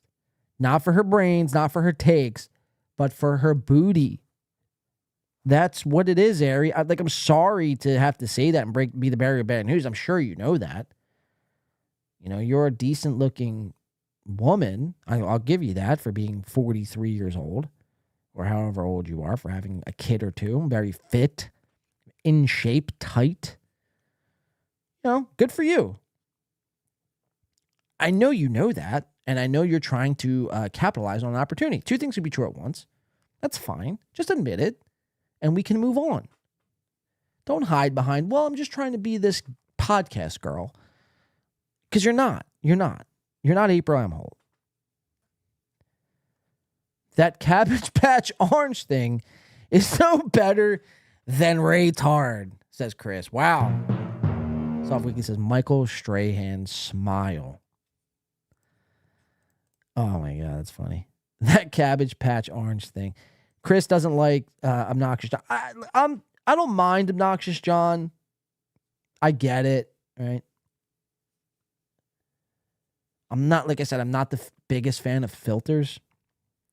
And real quick, we'll go to a Bills 13-3 halftime update. Let's play two more clips. We're going to do a halftime little stretch the legs, take a piss, smoke a bogue. And we'll be right back. Let's do two more clips of this. And let's take a quick little break. OJ is cool, says something. Yeah, OJ seems fine. OJ seems fine. But again, I can only trust him and take what he says seriously as far as I could throw him. Being here, but I it's you don't and me, know. so Yes, he Yeah. said he was coming. Did you send him a link? I did send him a link. But All right, let's go to 43 minutes. This is where Carlos Danger is going to bring up win by 2 here. Let's check this out. Let's see what Carlos has to say. We got this clip and one more clip coming up, and we'll take a quick little break here. Carlos Danger has something to say about win by 2. he's pretty much on Paul George and Kawhi Leonard on the Clippers. But you meant video clips. And I'm in the industry of video clipping. Let's clip some videos.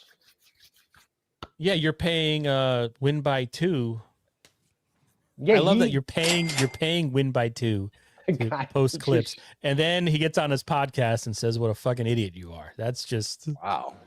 But if I got on here, though, like, seriously, guys, think about this. If I got on here and was like, Ray DeVito is the funniest, smartest, most intelligent guy, he's got it all together, you know what I mean? I would be lying. I'd be knowingly lying to everybody. I can't help myself. It's not like, Ray, like I said, just because we work together, I appreciate the work. I really do. But just because we work together doesn't make us, like, alliance. Like, we're not in a podcast alliance. Like, we're not like best buds. I've never met you before.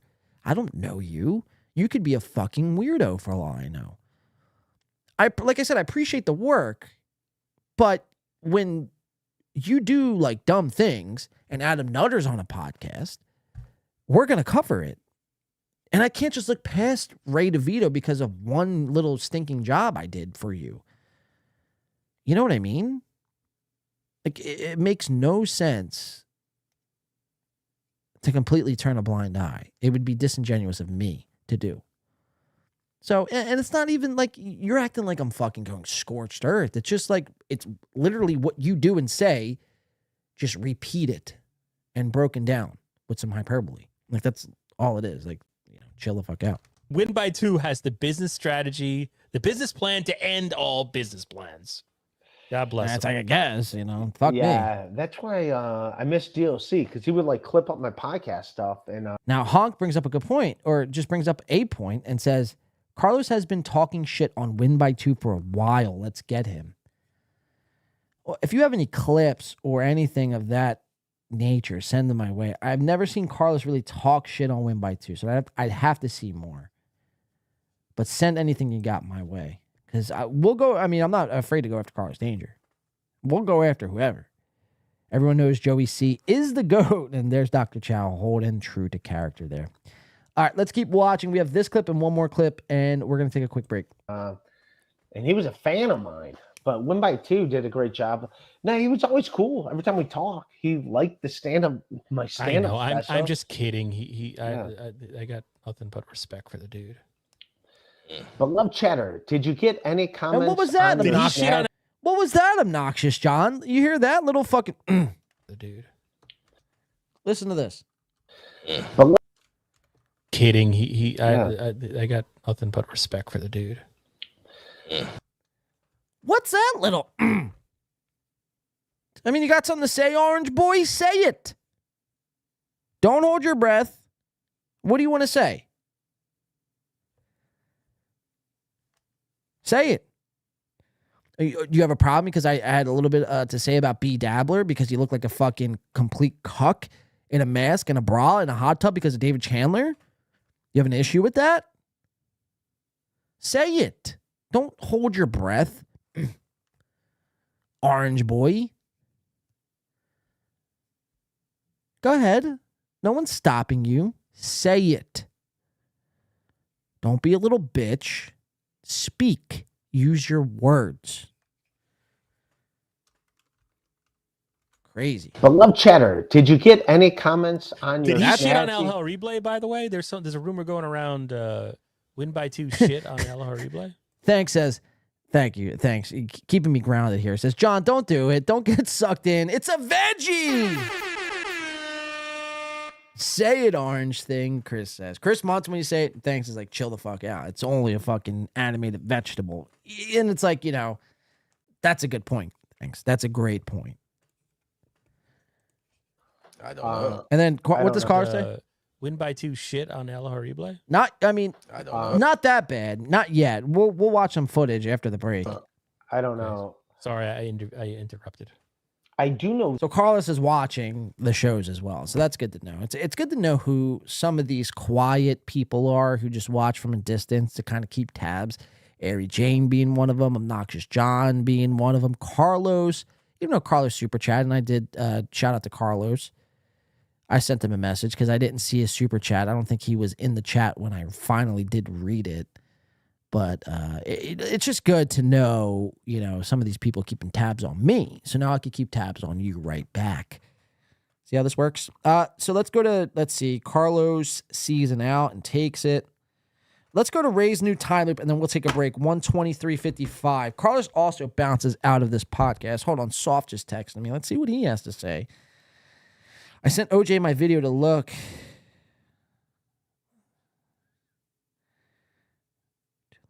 So he's seen that too. Kind of goofy. Okay. Well, what are you going to do? All right, let's go to this last clip.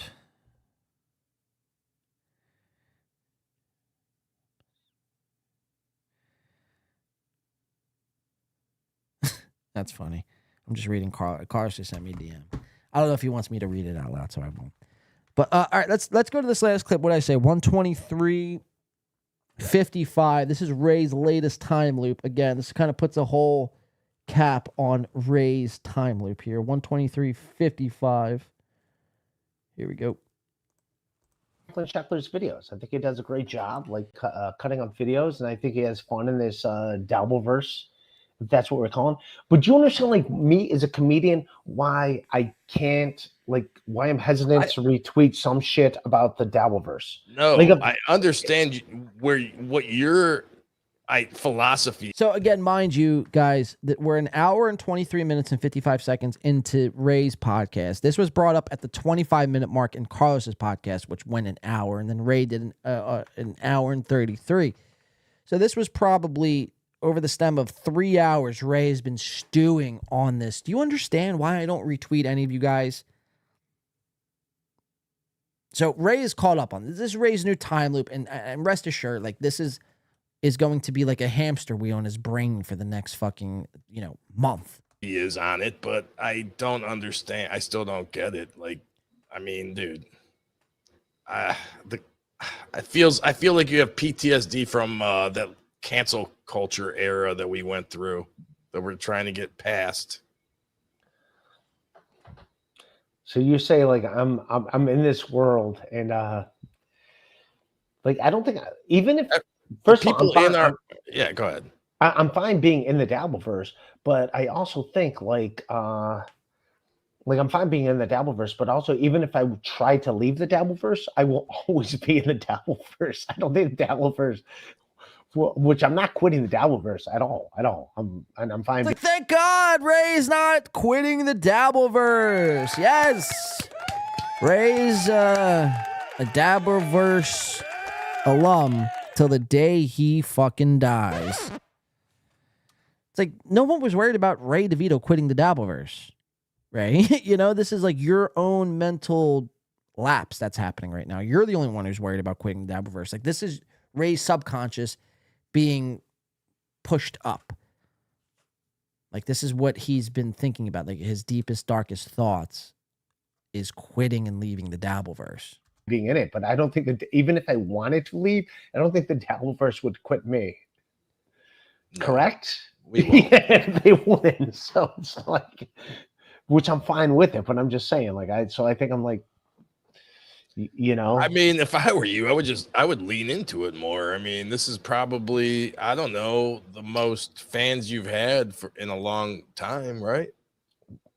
Yeah, but I'll be honest, outside of honestly, WATP fans, they don't really go to shows. I will say this, some fans that go to shows that know me from my podcast probably knew me from MLC, but they go to shows, but those fans are already there, and they're now. I don't want to say names. Obnoxious John asked a question that has nothing pertaining to what was asked. Obnoxious John's like, this is the most fans you've ever had, and then he somehow brings it on WATP, and their fans not coming to shows.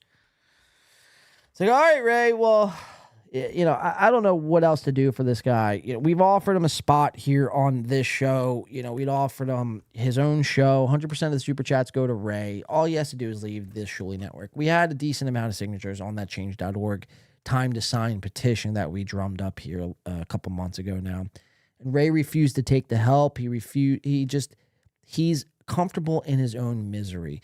Well, to some, it seems like misery. But like I said on Thursday, I think it's more so like Ray. And I said this, Ray. So look, again, if you took, all of you took out of that Thursday show was me shitting on you. It's like, I gave you a lot of props, man. It's like, you're living your life better than most. And again, it's just a perception thing. The way people view it. Most people would view that as complete pity, right? But in reality, I mean, you have everyone fooled. You're traveling, you're doing comedy shows around the fucking country, you're doing podcasts for over 150 people, which is amazing. You're getting super chats out the ass. That's all great. You're on the Shuli network, making money there. You have it down. So I don't know. But Ray's stuck in these time loops. We're going to keep watching Ray DeVito time loops ensue over the next coming months. Ari Jane, she's probably watching now. How you doing, Ari? Ray DeVito, obviously, we know he's watching. Carlos, obviously, a frequent flyer as well. We're going to take a quick break, guys. We'll put a pin in that Ray stuff. When we come back, we have some B Dabbler stuff. I think Steel Toe is live right now. We'll put some Steel Toe on over the break. Stretch your legs, take a piss, smoke a bogey. Do what you got to do. Smoke them if you got them. We'll be right back. Thank you for tuning in on this 9/11 Twin Towers stream today here. 22 years since the towers came crumbling down and Pete Davidson's dad was crushed at the bottom like a fucking pancake on Sunday breakfast. What a fucking sight that is. And Steve Renazizi, obviously this is Steve Renazizi Day, so shout out to Steve for lying his ass off, pulling a Chad Zumac. Much respect to you, brother. Let's go over to Steel Toe. Let's just we'll tune in to them over the break. We'll be right back. Give us about 5 minutes here, and we will be back here in a jiff. Do not touch that dial. We have so much left to get to. We have some B Dabbler. I want to watch a little bit of that. I don't really have anything clipped, but we'll watch a little bit of that. How disgusting that was.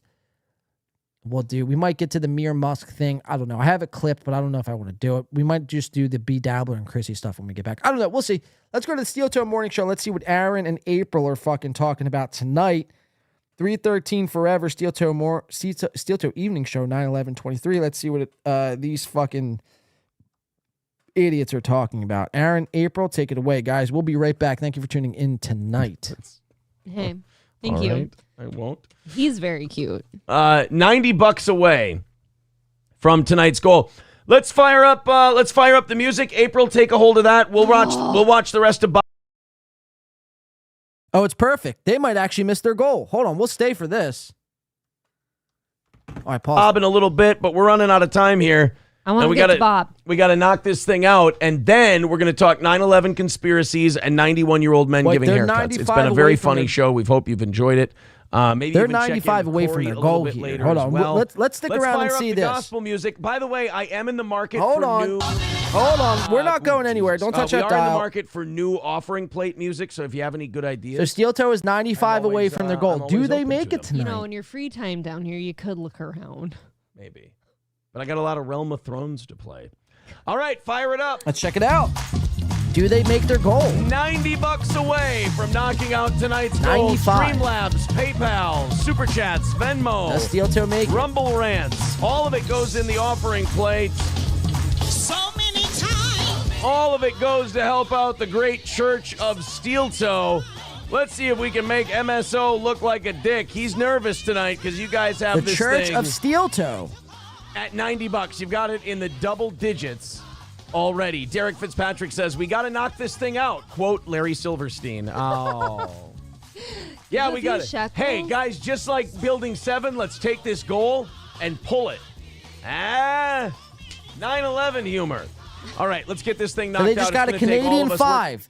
A Canadian 5 from D. Gulag. minutes How does this translate to knock to the out goal? the last $90. There's $5 from D. Gulag. Thank you very much. That's going to start us off. 85 away from Pay Dirt. Remember, every dollar we go over on the goal, half of it goes to Redbeard. So for old Redbeard 313, let's knock out the goal. We'll do a half hour Now, of overtime. they're going to claim here that half of this goal, that if it goes over, half of it goes to this guy, imaginary guy, Redbeard.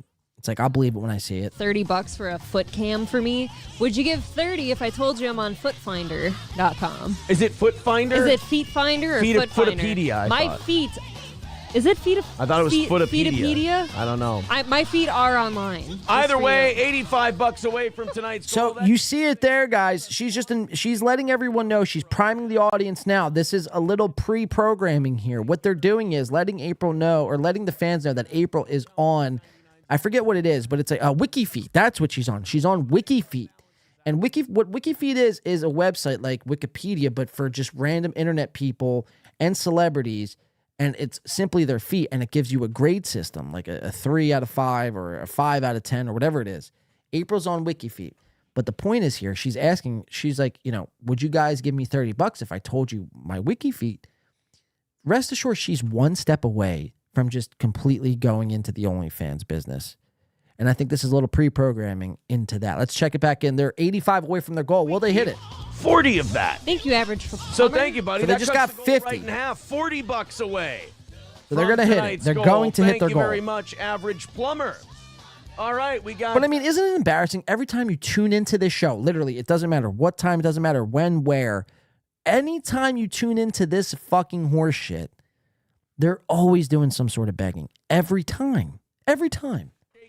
So reach into those holy pockets you got, and if you got anything for the Lord of the Steel Toe, throw it in the old offering plate, and Mass will run an extra 30 minutes where we'll talk 9/11 degeneracy, old barbers, Corey Hall and RVs, all kinds of shit. Hey, we got to hit this goal to get Matt tomorrow, too. Oh, yeah, and if we hit the goal, Matt will be doing the evening show tomorrow. WikiFeet is where you are, not Feet WikiFeet. Finder. My feet are on WikiFeet for free. WikiFeet. Apparently. I didn't put them there. Hobo Chili with $5 says 7-4, Rays on top of the Twins. Take that, Aaron. You started this fucking thing with Tampa, and you drew first blood. I'm going to finish this. Uh-oh. She looks like she's depleted of life. She looks like she is literally at her wit's end. April has had enough. Tonight's goal. We do There's have no color in her face. She's very stonewalled, very like just plain Jane looking face here. She looks like she's at her wit's end. in your singles, not to April, but in the Not thing. high school football players. And don't throw the ones at April. That's demeaning. No, that's just fun. A fiver from K Fallen. Thank you very much. $5. A little bit closer. Thank you, Johnny David, for the $2. He says, for the tax and YouTube take. We're incorporated, so you don't have to worry about the tax part, my man. But the YouTube take, yes, thank you. $30 even away from tonight's goal. Shaft says, do it for the Walrus. Yes, do it for the Walrus. He says, enjoy, folks. WikiFeed. So now they're using Corey to gain $30 online. How fucking pathetic. You've got this. Thank you. $25 away from tonight's goal. April's Pink Puppies Wooing with away. $2 says 1 vote for Puffy Cam. Birdman with 5. Kaya Mall with Thanks. 5. That's going to get us down to 15. I like this. Everybody banding together. Thank you. Thanks for the show. Will y'all ever go on Friday Night Tights? If asked, I'd go. We have kids Friday nights. Oh, that's true too. Yeah, so probably that would be a tough one. I don't like turning anything down, but I do enjoy my off time. Yeah. I prefer to be on the internet as little as possible. 90 seconds, $15 left. Streamlabs, PayPal, Venmo links all in the chat. Rumble, YouTube, what have you. $15 away from tonight's And just goal. out of shits and giggles. About 75 seconds away from MSO at least. They're gonna getting hit this goal. a They're tie. He gets a $15. draw. if we get within 50 but don't get down to 0. So currently arm's they're at tired. 166 on YouTube. Let's check their Rumble. Because mind you, Aaron says that any given time there's 700 to 800 on Rumble and YouTube. Keep this So let's show check going, Rumble. and it goes to a good cause tonight. All right, 55 seconds left to go. You can do it. Are we going to get that last 15? So on before we Rumble start currently- overtime here. Oh God, my phone's going crazy. I'd really like to. Just making sure. All On right, there Rumble we currently, go. All right. the Steel- Is that last 15 coming? the Steel Toe Morning 35 Show. seconds to go. $15 away from tonight's goal. The offering plate is shaken. Look at the Where's the dedication. Look at the muscular stamina. Right there. Check it out. In this woman. I do keep going. I've got a lot of going. 87 people watching on Rumble. So we just caught Aaron in another gaslighting fucking lie, which is normal. But if we do the quick math on this, 166 plus 87, 253. And I guarantee that's not even the right number either. So I think they missed the goal here.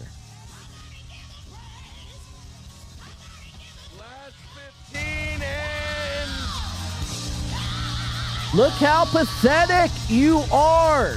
There we go. So I think we're probably going to have a full goal tomorrow because we'll probably knock out that 15. But I don't think we're going to add anything for old Redbeard tonight, unfortunately. And I Sucks think to Johnny be and I are dead, gonna have an uphill Redbeard. climb, Try to tomorrow stay morning. alive Yul like the Gibbons rest of with us, 10 you says, fucking "Here's some monies." hack. Thank you very much. Thank you. And JJ with 20. So hold the phone there. That's we're 10 ahead. Can't be talking all negative like that. There you go. We're 10 ahead for tomorrow. Sorry, MSO. We did get that one. I had a Venmo come in there from JJ. Thank you. I do appreciate that. So we are. I can't believe these guys. What did I say? 10. We're Every 15 fucking ahead. day you turn into the show, it's always just like 10 ahead- 15 extensive ahead begging. for Extensive begging. All right. It's so, ugh. Redbeard's going to get a little bit. And Redbeard's Johnny gonna and I get will 2 start cents.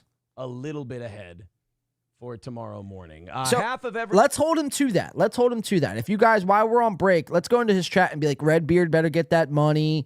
Justice for Redbeard. His death will not be for nothing. Let's start a GoFundMe for Redbeard.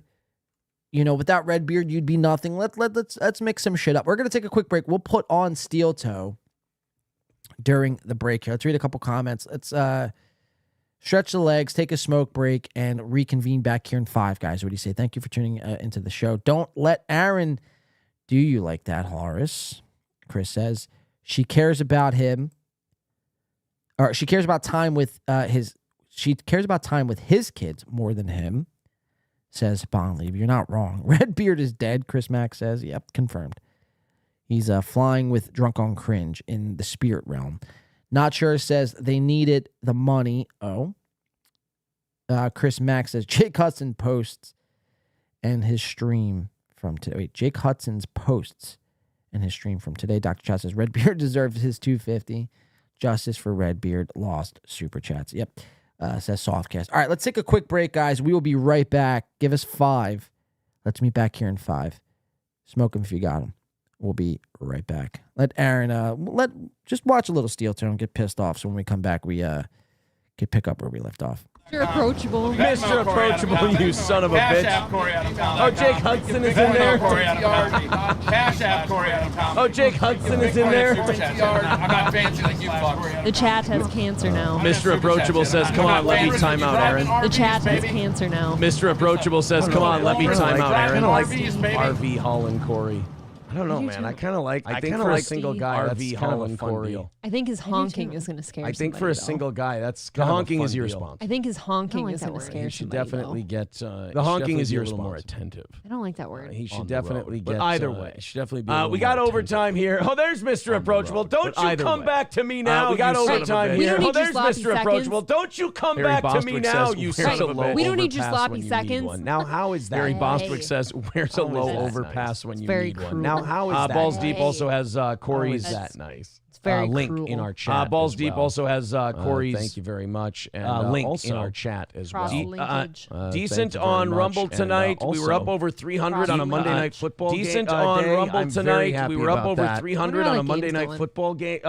Buffalo I'm very probably happy still about that. kicking the shit out of the Jets, especially with Buffalo no Aaron probably Rodgers. still kicking the the shit shit out 13-6. of The Jets the are coming Jets, back a especially little with no bit. Aaron Rodgers. Okay. Oh, wow, Yeah, that's 13-6. for The sure. Jets Zach are coming Wilson, back a little bit. I have a hard time believing Zach Hang Wilson's in going there, to lead a that's for touchdown drive Zach today. Wilson, I have a hard time believing Zach Can't is Wilson's the going real to lead C a word, touchdown Aaron. drive Still 8 of today. 13 for 80 see. yards and a Yeah. pick. Can't is the real Still C hasn't word, had any Aaron. more picks, Still 8 though. of 13 for 80 That's, yards. yeah, and that's a pick. I guess that's a Still positive. hasn't had Sure, any more Buffalo's picks, at though. about midfield. That's- Yeah, that's a. I guess that's a I'll get positive. in the Sure, middle of your Buffalo's at field. about midfield though. It's aggressive.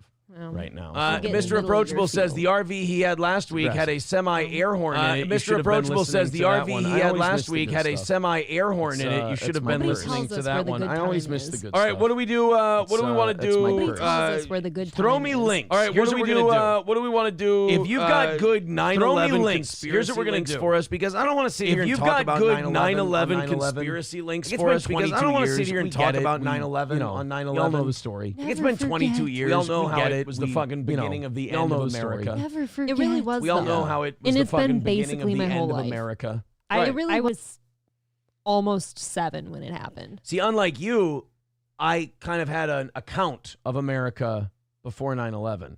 I knew what was happening when it happened Yeah. and where I was. A lot of the 90s were, a lot of people consider the 90s one of the top, 3 decades in American history. Because you had the Cold War was over, so we had no big enemy. We were the only superpower left in the world. The economy, at least for the last half of the decade, was crazy. It went gangbusters with the dot-com boom. And it was seen as like, holy shit, a new era of American prosperity. We're the shit. Like in the 80s, they were worried the Japanese were going to take over. And then the Japanese had what was called the lost decade in the 90s, where their whole economy just fell apart. Mm-hmm. And then America was kind of just like Forrest Gump in the Vietnamese jungle, just looking around, and we're the only one running. Everyone else had fallen. And then 9/11 happened, and it's just people's freedoms got taken away. The banks started fucking around with money way more. God damn it, I didn't even have a chance. I was in 1st grade when it happened. Yeah. Scott Shelley, the president, was busting inside a fat lady. See, now I think that should be happening. It was a better Right? time. It was a better time. Alex Jones was on cable access on 9/11 yelling about the Jews. That always sounds like a better time, doesn't it? I have this thought to myself. It always happens when I'm mowing lawn and I get to looking around and I'm like, God, it's so peaceful out here. And then I start to think of the account of everything going on at the time. And I'm like, there had to have been a better time to be alive. There really did. 90s were great. Once Afghanistan and Iraq started, though, like a lot of creepy shit started happening. People criticizing the war were getting visited by the Secret Service at their apartments, and then the wiretapping started, and the reading the emails. Our and people's heads are falling off. Edward Snowden, Julian Assange, all of that. Like it just got really wonky there, and then that just kind of got accepted. We didn't really fight back, so that just kind of became accepted in the way it was. Then the banks with 0% interest rates and just flooding the market with cheap money, and now we're seeing what that did. Housing crashes, not learning anything from that, and Obviously. going to war with everybody who looked at us funny and borrowing shitloads of money. Oh, it was it bad. Hobo Chili says, when we were in Bosnia and Kosovo, that was when we were the strongest military-wise. Yeah, we had like F-117 stealth Nighthawks and B-2 bombers, and that was like alien shit compared to the rest of the world. And then we just kind of stopped innovating.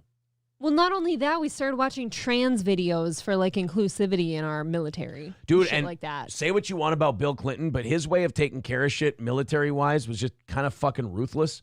What he would do is he would go, yeah, I'm not putting like 50,000 ground troops down in that country. Here's what I'm going to do.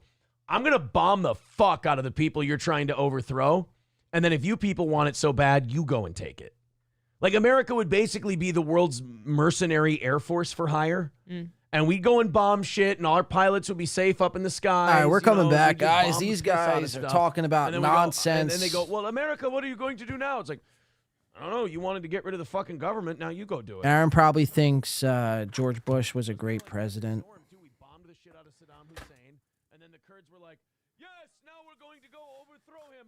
This guy's a fucking joke. Sorry about the overlap in audio. We had Steel Toe on Rumble and Steel Toe on YouTube. Way too much Steel Toe on in one capacity there. It almost blew up my computer, so sorry about that. But we are coming back. Welcome back into the show, guys. I might go sunglasses off on the second half. I might go sunglasses off, or that break the illusion of the sunglasses. Oh no, what to do? What to do? What do we do? Jeff Cloach says, Jets pick off Allen. Yeah, my fantasy game, I just looked. I'm up 7 with Josh Allen, Stephon Diggs playing against Garrett Wilson. Nobody except our own people cares or has the thought to, like, we should really get rid of the American government because they'll do Hopefully, the Bills could pull this one out. I think Rodgers is out with something with his ankle. Some people are saying he tore his knee. Some people are saying broken ankle. Some people are saying he's just out for the game. But what a rough start for the Jets, if that's the case. Show peepers, K. McDuck says. We might go sunglasses here. For the rest of the show, we'll feel a little froggy here, do some things different. And like I said, the only people that are like, we should really get rid of the American government are probably the ones who live here because we're sick of it. We're coming back. Well, at any rate, so that was 9/11 to me. If you guys have any good conspiracy stuff you want us to check out. All right, we're coming back here in full form. Bon Levy says, damn, I thought I was tripping. All right, we're back, guys. Welcome back into the show. I think it's the first time I've done a show with no shades on. It feels strange. I'll be quite honest with you guys. Welcome back into the show. We're back in. How's everyone doing? Patrick Melton is still on Ray DeVito. Look at this shit. He's still on him. Because See, the difference is, like, we could touch on Ray DeVito. I mean, we might spend some time on him, but Patrick Melton does 4.5 hours on one show. People want to bitch about this show, about fucking drawing things out. It's like, at least we get to, like, 10 things in a show. Patrick Melton is still on this show. Like anyone. It's like, it wasn't that interesting the first time. And you're still on this shit? so you need to do a hand check. Oh wait, you don't have hands. You're an orange. Do you have any desire to improve the quality of your life? Yes. Thanks, James I'm Banks. trying. I'm getting there. Or your podcast. How? Name 3 things. Name 3 things you've done to try to improve the quality of your life. Name 3 You have things. an opportunity to move into your own place. You're like, nah, my sister. What a fucking doofus. You've had an opportunity to learn. Patrick Melton reminds me of a piece of fucking, expired baloney. That's exactly what Melton's whole vibe gives me. His pink face, pink rosy cheeks. He reminds me of an expired piece of bologna. And not the fried kind either. I'm not a fan of fried bologna. That's Patrick Melton, though. Active step. Patrick Melton's fucking face filter for this universe should be a piece of bologna. Imagine that. Imagine that. But I have more common sense. I know. Like, who wears a barcode for a hat? Who wears a barcode for it? Oh, my God. What a fucking guy, dude. What a guy. But I don't know. This guy's your guys' savior here. Nothing against OJ. And he's a good, I guess he's growing. I mean, he's a good balance for these shows. Sure, the cuck keeps cucking. I take credit for OJ's live avatar because I told Tukey that. He was always doing that picture of Jeff Closer says, Blade, no shades. This is like when Kiss decided to take off makeup. It was the dumbest decision ever. Kiss should have just stayed with the makeup the whole time. So this is a trial run. If everything goes good, or if everything goes poorly, we'll just easily fit the shades on because we can't break the illusion. But if everything goes good, well, maybe we keep them off. Jeff Closer, he's a member for 3 months, says Blade Unmasked. Yes, Blade is officially unmasked here on tonight's show. Wait, where's it at? Fuck. Oh. There it is. But no. Yeah, I don't know. I'm just fucking, my eyes are strenuous. That's the only reason why I really wear shades. I mean, there's just so much lighting. TVs, computer screens, lights. It's like I need, some sort of shade. I see Jay's back says we've been watching some of the old videos. I have nice peepers. I think I said earlier, I said peppers.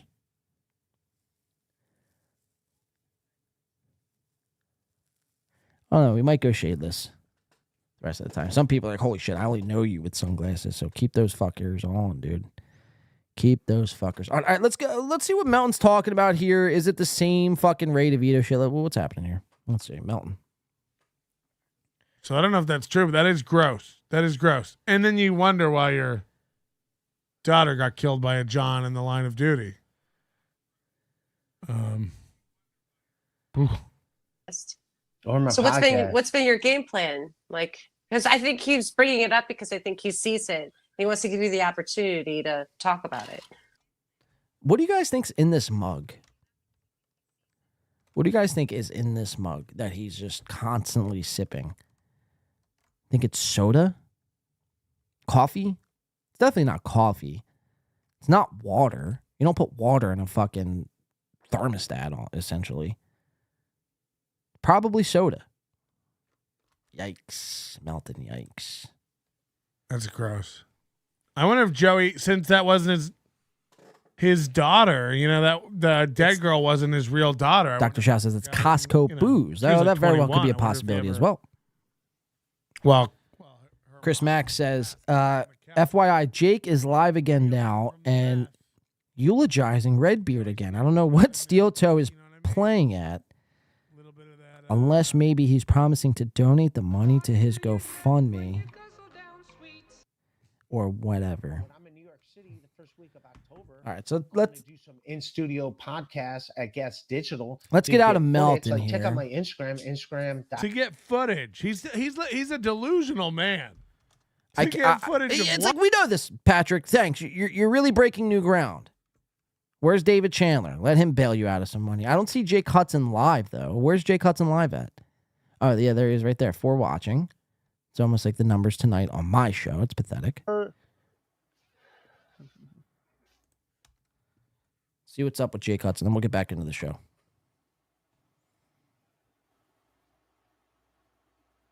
Actually, it's a great one.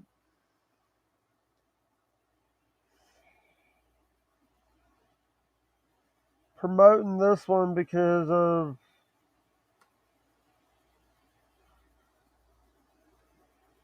Aaron M. Holt did something stupid. Aaron M. Holt did something stupid, and what's up, Ep222? How you guys doing? Guys, but I will donate. I will find. He does have a Redbeard that thing does still have a. It's like the Zapruder film here. Jesus Christ. A PayPal. No, Venmo. Gross, Z said. So if you donate in Venmo, I will donate I'll donate half to Redbeard.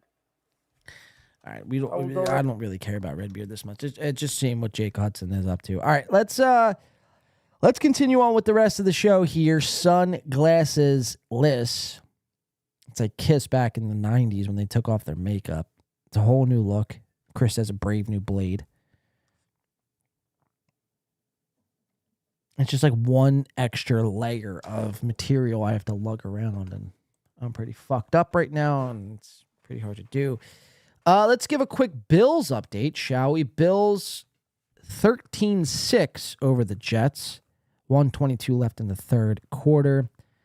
Zach Wilson, 4 for 6, 39 yards. Garrett Wilson, 1 catch, 7 yards. Josh Allen there's no way he's still 14 for 17. Hold on here. Josh Allen, 22 for 28, 172, 1 touchdown, 2 picks. Stephon Diggs, 7 for 62 and a touch. Zach Wilson, 11 for 17, 99 and a pick. And Garrett Wilson, 3 for 17. Notables, Dalvin Cook, 8 carries, 30 yards, 3 catches, 26. Breece Hall, though, 5 carries, 106 yards, and a catch for 20. So Brees Hall picking up right where he left off last year. Brees Hall was one of those anomalies. Last year I had someone draft Brees Hall in the first round. I was like, dude, you're fucking smoking crack. Brees Hall turned out to be one of the top fucking performers. Let's keep it on Steel Toe, though. I was going to do this Addicted to Profits mere fucking chow shit. I don't know if I'm going to do it. Let's do this Steel Toe. We'll do B Dabbler. We'll do Chrissy. We'll get out of here. I would like to catch some of this game. It doesn't look like I'm going to, though. If I can get done this coverage, which in 30 minutes, which is probably not going to happen, we'll get out of here, but I don't think that's going to be the case. All right, so let's go into Steel Toe. So this clip was presented to us by Toucan Sambo, a Steel Toe boring legend. Clipping, doing God's work. Post this clip, says, confusing goal for this day. Try to follow Aaron explain the goal. It does get very confusing. Listen to him I think this was from Friday's goal, if I'm not mistaken. Let's listen to Aaron, though. Let's check this out. Yes, we talked about football. We talked about boxing. It was a really great time. I think I was supposed to be there for an hour and a half, and it ended up being like 2.5 hours. Those guys were a lot of fun. Nice. Yeah, so go check it out. It's if somebody has the link to it. I know I retweeted it yesterday, so you can find it there. But Lil Mir and Dr. Chow and Addicted to Profits. David was there. I love that guy. He's really awesome. And then after the show, he goes, "Thanks for coming on with us." And he sends us $100. Wow. Nice. To the show. And I'm like, wow. So Addicted to Profits, man, you got some explaining to do. I'm an Addicted to Profits advocate, but you definitely have some explaining to do. Bill's about to punt, James Banks says. Thank you, James. So you loved Aaron Emholt that much, you decided to pay him $100. Wow. A2P. That's not necessary. I didn't say I, wanted money for this, and he just threw it to us. So I put it towards the goal for today. Today's goal. That's nice of you. Technically, that was a payment for you. Yeah, but you know what? We're only 160 away on a Rumble Friday, so that'll be nice and easy to hit. Plus, so he counted Addicted to Profits $100 thank you for being on the show. He counted that towards his morning goal. Kudos to Win by 2 Radio. I had kids to take care of this weekend. I was having fun. How fucking crazy is that? How fucking crazy is that? Addicted to Profits paid Aaron Emholt out of the kindness of his heart. And Aaron's like, yeah, we're just going to count that towards the goal. Actually, I mean, that's not a bad move from Aaron, but still, it's like, ugh. But listen how confusing this goal gets. This whole goal, like what we have to donate as listeners of the Steel Toe Morning Show, if you're like a true fan, like Zen Rhino or Redbeard. Steel Toe fans, I mean, don't seem like they have the best of luck. They don't seem like they have the best of luck. Zen Rhino is a fat, overweight, diabetes-ridden man, much like Patrick Melton. The only difference is Zen Rhino is a redhead, and I'd imagine Redbeard is also a fire crotch as well. There's nothing wrong with being a fire crotch, except that there's everything wrong with being a fire crotch. If you're a fire crotch, you should be ashamed, and you should consider DOCing yourself and save the world pain and misery for having to look at your face. But this Redbeard died. He was a Steel Toe fan. Zen Rhino on his way out currently. Who else is left? But listen how confusing this goal is going to get for Aaron. So they're 160 away from the goal, but in order to do overtime, they need how much? Let's check it out. If we go over by 100, if we take back Tuesday, we'll do an hour of overtime today. Or at least I can do an hour of overtime. Johnny doesn't have to if he's got something to do. No, I don't have shit to do. Okay, so we'll do an hour of overtime if we hit 260 today, but 160 is the goal. So 160 is the goal. So if they make $100 or $160, that's their goal. And usually for their $160 goal or whatever the goal is, they do 30 minutes of overtime, but not on this day for whatever reason. Mind you, they had that $100 coming from Addicted to Profits that went towards the goal, which knocked some money off. So now they need 160 for the goal to be met. But in order to do overtime, you need to make 260 to do an hour. I don't know, man. Something seems up here. It seems like a lot of shim-shamming, if you ask me. MSO says that's cheating. Wait, why is that cheating? I know it's a competition for you and I, but that's not cheating. I did a thing. I ask my audience for money, right? So if somebody gives me a bunch of money, I can use that to ease what the audience's responsibility is to knocking out the show's goal. I thought MSO, I know we're what do you call it? We're competing here, but I figured that was a really nice thing to do for the audience. They deserve it. It was. Yeah. It was a nice thing. So You don't shouldn't worry. have to give up your money. Here's the but thing. I'm all for it. MSO, if we don't hit that extra 100 today, you got a big W on Tuesday after getting on Tuesday evening after getting a W Tuesday morning last. So he like does this bit with this listener, MSO, who might be Zen Rhino in disguise. Or it might be fucking Johnny's burner account. Who knows? But he does this little gay bit where it's like, oh, dude, like, if we don't hit our goal, MSO gets the win. So donate so MSO doesn't get that win. And if we do hit the goal, then MSO gets a loss. And it's like, he carries this on for, I mean, this has been months. I mean, this is almost as worn out as the Shaka Zulu bit. So now, I mean, a whole segment is dedicated back to the donations, the goal, which the goal, who knows if what's even the goal anymore? 160, 260? Do we get 30 minutes? Do we get 60 minutes? Like, what is happening here? There shouldn't be this many rules for a podcast. As a viewer, I mean, just a general rule of thumb, as a viewer and listener of a podcast, your only concern should be just listening or viewing. You shouldn't have to worry about donating or meeting goals, or if you hit 160, they'll do 30, but if you hit 260, they'll do 60. That shouldn't even be brought up in a conversation. Your job is just to kind of kick back and let the podcast take you for a journey. And wherever it goes, it kind of goes. But every time a mention of, hey, this is our goal comes up from Steel Toe, it's like a roadblock. Like, imagine you trying to just kick back and relax and listen to this show.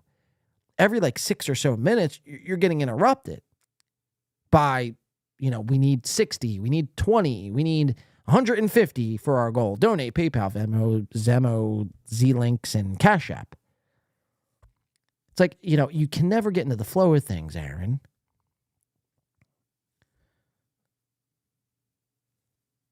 It's like, when is enough with these two? When will they ever learn? Will they ever learn? You think Aaron will look back on this part of his life and just be like, damn, dude, I wish I could do a lot of things different. This is shameful. This is shameful behavior. Let's keep watching. Next week. Now, we did end up making that one up last Tuesday as well. So, but that's not a loss for MSO. He can't take back the win 3 days later. So you still got to win, buddy. And that's where the clip ends. So very confusing shit from Steel Toe. Again, every time you tune into that program, they're always begging for more and more and more and more. Let's do, what do I want to do? Do I want to do this Keanu stuff and Chrissy and end it there? Do I want to do some of this Be Dabbler? We could save the Be Dabbler. We could do it later because it's still prevalent. Let's do the Keanu stuff. Keanu, Chrissy, Shuley. Let's do that. I need something fucking to eat. I would love to watch a little bit of this game. Let's see what the score is of this game. 13-6. Ugh. I think I drank too much, man. Fuck. 13-6, 14-11 left to go. It is currently the Jets' ball. 4th and 4 on the Jets' 31. Let's see what the chat is saying. How are you guys feeling tonight? What happened to Crutches showing up in studio? Ask Sue Party. Came out ready, says Cornelia. Yeah, we'll just do the Chrissy stuff. I think we're going to get out of here. Starting to get fucking the hot flashes here. Sue Party says, what happened to Crutches showing up in studio? I just think it became, it wasn't to his benefit anymore, man. He was making like fucking $30. And for him to get up and get ready at fucking 4:30 in the morning, it was just becoming strenuous at that point, you know? So I think he stopped showing up for a little bit. And then, you know, Aaron was just like, yo, we could just do this on Zoom. Because Aaron can't afford to lose Johnny Crutches. If Aaron lose Johnny Crutches, I mean, Steel Toe would just be Aaron in April. And they would get divorced quicker than we could snap our fingers. So Crutches has been doing the Zoom calls as of late? Well, she says orange soda or grape soda. It's always a great question. It's April, my significant other MSO, says Kmart Ready. Let's do some of this crazy stuff. Let's start off with the Shuli coverage today. And this is from the BS show this morning. Let's just listen to the intro of this, and then we'll get into they cover Keanu and Perry Caravello, which I want to start getting into Perry Caravello. I think we'll start getting into him more as time goes on. But this would be a good introduction to bring him as a cast of character here. Let's start off with Shuli, and then we'll watch Keanu and Perry Caravello live on stage. Perry kind of always having a meltdown. Again, I think they exploit this guy, and I think it's fucked up. So let's watch it all unfold, shall we? This is a BS show. Mike Morse, Shuli Edgar, Bob Levy. Take it away. Are you Stuttering John?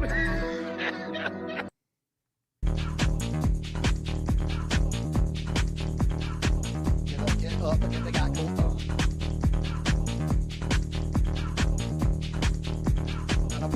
Gotta wake up, bitch, get up.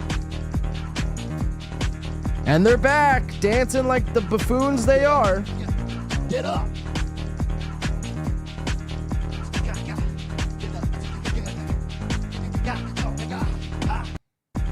Watch Mike Morse here.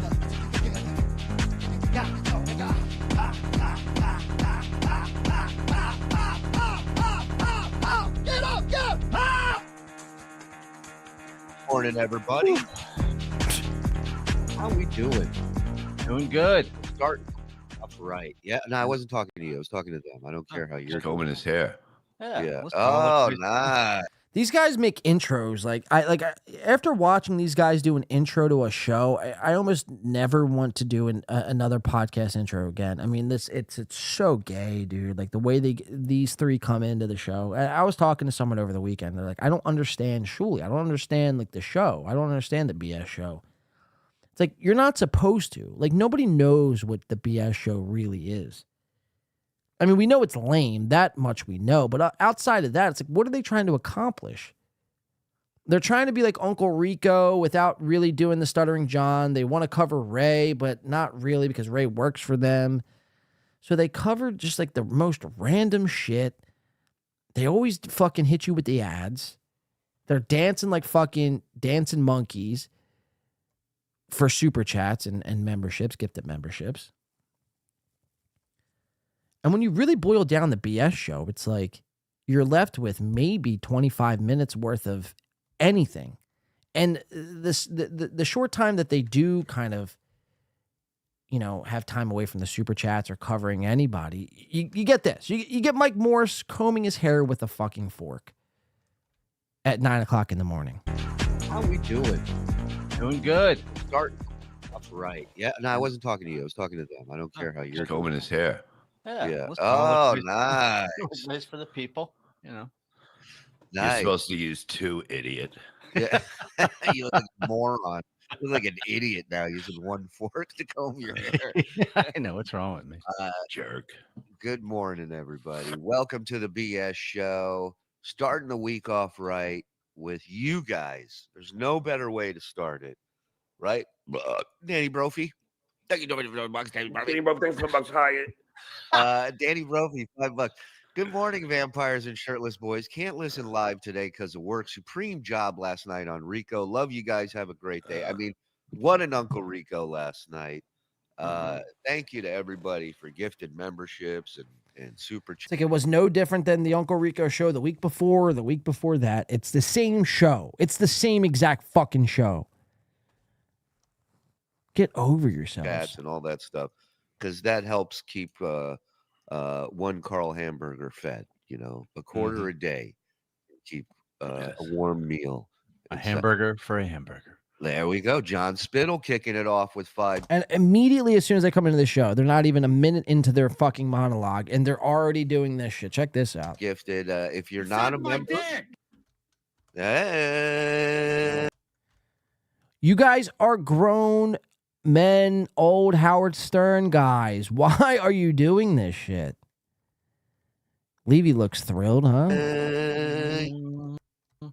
If you're not a member, So this is the state of the BS show. This is Melton's new alliance. Let's fast forward to their Keanu coverage here, because this is going to kind of piggyback and dovetail off what we want to talk about as far as Chrissy and Keanu. I just want to set this up. The BS show is worse than ever, mark my words. So let's check this out. Let's fast forward to about 1848 from this morning's BS show. We also had another tragedy also, but this was yesterday. I guess our pal Perry was doing a comedy show. Oh, yeah. Well, he did a spot, you know. Well, boy, did he ever do a spot. I'd hate to have to follow this. This is well, the man's a headliner. That's why you shouldn't have to. He should not be going up first. He's definitely a show closer for sure. Yeah, for sure. But this is it's like in the grand scheme of things, in the grand scale of things, Perry Caravello is not a closer by any stretch of the imagination. Z says Shuli would comb his hair with the forks, but yeah. He has none, you idiot. Throwing tomatoes, I like that. Levy is a finger smeller. Sue Party says, didn't they start the Shuli Network or something? How's that going? Yeah, this is the Shuli Network. Jeff Clover says, what the fuck? Mike Moore said, Patch is ill-advised. Says James Banks. Honk the Clown says, Bob chain smoking smells his fingers just like my uncle Ted did. Truly disgusting. R.I.P. Uncle Ted. Yeah, justice for Uncle Ted. Honk the Clown's Uncle Ted. All right, so let's watch this coverage. This is Keanu. This is Perry Caravello and his handler. I don't know his name. He was at Pottstown. This guy's a real fucking hack. And Perry Caravello, then Keanu, like, I don't know, takes it upon herself to kind of break this interaction up. And I mean, if you guys know anything about Perry Caravello, this is Perry at his best when he's yelling, freaking out, falling down, getting fish fillet, tartar sauce all over his face. Keanu jumps up on stage. I guess she doesn't get the bit or never seen a Perry clip, or I don't know what's going on. Maybe she drank too much or not enough. I don't know what. But she gets up on stage and she tries to break it up, which is very interesting. Leaves the boys in a state of confusion, but they can't say anything, you see, because they're all cucking it up and buddy-buddy with Gino Bisconti. Now, by the looks of it, you could tell when we watch this clip that all three of these gentlemen, Bob Levy, Shuli Egger, and Mike Morse, of course, they're all disgusted with Keanu and her lack of awareness and stage presence. Which, by the way, I know Keanu watches this show as well. Keanu, you got to get better. You got to get better at whatever, at this comedy thing. Your looks, hun, aren't going to take it all the way for you. I'm sorry to be the bearer of bad news, but based on looks alone, you're going to be stuck doing Keanu cast from your hot tub with your mother. Now, there might be nothing wrong with that. You might say that's fine. But I'm here to tell you that, I don't know, something's got to change. And if you're getting comedy lessons off Gino Bisconti, you've already fucked up. You've done fucked up. Let's watch this clip unfold. Let's watch these three's reaction. Let's see what happens. Perry Caravello, Keanu C. Thompson. The comedy show at the Sanctuary. There's our buddy Will. Yeah. And there's Perry. And let's see what happens. Fuck out of here! Oh, this is the mask I said. It's his mask. I can't sum it up.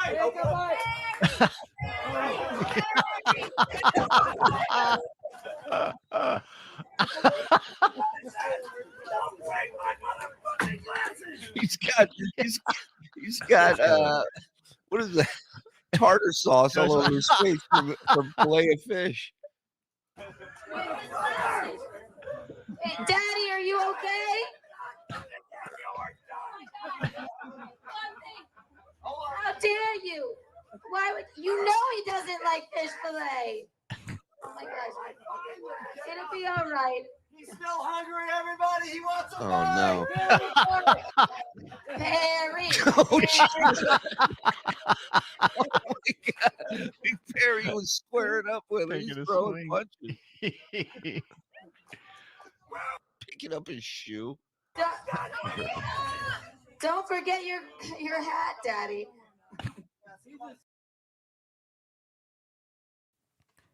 Why is she calling Perry Daddy? Pretty odd, I thought. He's still hungry. Who wants to see him eat the sandwich? Oh, careful. Careful. We have to break this up. We have to. This is a. Daddy, are you okay? Daddy, are you okay? And like, you know, I will say this about Keanu. She does commit to the bit. Like, her voice stays the same, that real thick, upstate, you know, or upper fucking Manhattan, New York accent. Daddy. Well, that's like a porno accent. That's not even upstate New York. That's definitely a porno accent. Just very odd. Very, like, I don't know what happened here. Like, she had like a mental brain fucking lapse. But she runs up on stage in this little skimpy skirt to kind of break up this Perry altercation. Very strange. This is what happens when people don't get the show.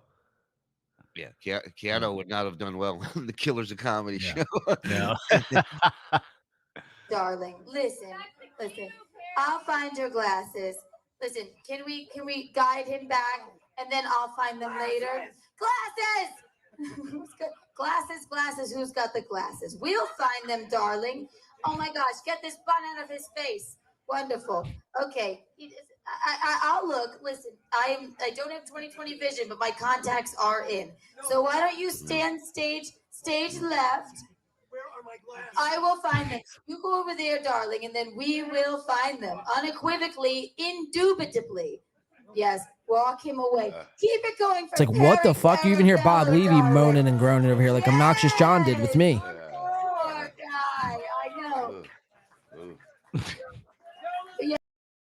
Do you guys not hear Bob Levy there? He's like, like he's like wants to say something so bad, but he can't because it's Gino Bisconti's girlfriend. Look at Bob Levy. He's holding back every fiber in his body to just snap out. And because Bob Levy, I mean, say what you will about Bob Levy, but his crowd work skills are privy to, you know, I mean, he doesn't compare to anyone else. He has great crowd work skills. I've seen him live twice. It's, you know, unmatched in a lot of ways. So when he sees something like this disaster, especially to Perry Caravello, which is Bob Levy's like fucking favorite person on the internet, he's like taking offense to this. But again, mind you, he can't say anything because him and Gino have, some sort of gay relationship going on behind the scenes that apparently we didn't get the memo about. Let's check it out. Unequivocally, indubitably. Yes, walk him away. Keep it going for Perry Caravello, darling. Yes! Poor guy. I know. Yes. Women in the room, clap if you want to fuck Perry. Clap, for Christ's sake. Clap. Women, yay. We all want to fuck you. Woo! Talk about a bomb fest. Epic fail from Keanu. Let's read a couple chats here. Guys, I'm fucking holy shit behind the scenes here. You don't want to be seeing me right now. Whew, I'm getting the fucking sweats, the mouth waters. It's getting brutal behind here. Getting brutal. I want to finish out some of this Keanu stuff. Blade's not going to like it. Perry's a mess. There's a reason they keep Perry around, though. Trust the madness. Well, sure, yeah, he's definitely a draw. People want to see what happens next, but you know, it is fucked up how they exploit him for views, money, and clicks. I mean, that's bad. He's wishing the finger was a gun.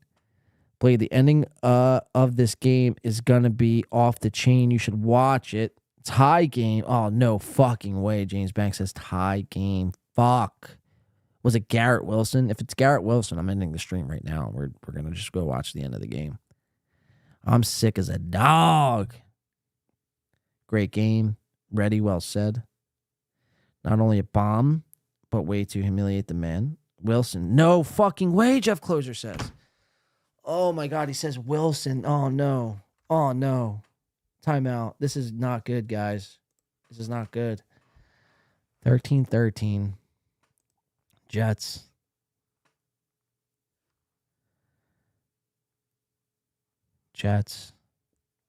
Oh, this is going to suck. Garrett Wilson. It looks like it was a short touchdown. Damn, what's my score? Fuck. And I thought I had this money in the bag. Damn, I'm up 2 points right now. 2 points. And there's 4:55 left to go in the fourth. I'm up 2. I still have Allen and Diggs. So unless Allen throws a pick. If Allen throws a pick, I'll be tied at worst. Well, then Garrett Wilson still can get the ball back. Fuck. Where's Allen at as far as stats? 25. So 10 more yards and 5 more completions would be like another 4 points. He's got 3 picks on tonight. Damn, that's bad. I should have started Tua. All right, let's get back into the rest of this coverage. So that was... I might get out of here early, guys. I'm sorry, but I'm fucking... I'm so wheezy. Let's do some of this Chrissy stuff, though. I want to get into this Chrissy stuff before we get out of here. So Chrissy was performing stand-up comedy. And again, this is provided by Misery Loves Clips. Saturday morning, breaking. Man loses his mind after watching Chrissy Mayer's stand-up set in L.A. Warning. Viewer discretion is advised. So check this shit out. Chrissy Mayer is performing. She's with Lila Hart, Keanu Thompson, the Star Wars girl, Nina Infinity, and all these fucking little sleuths from the internet.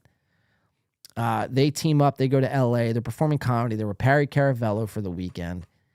But again, it's just very fishy. Everywhere Chrissy Mayer goes, there's always some sort of fucking drama or bullshit that ensues.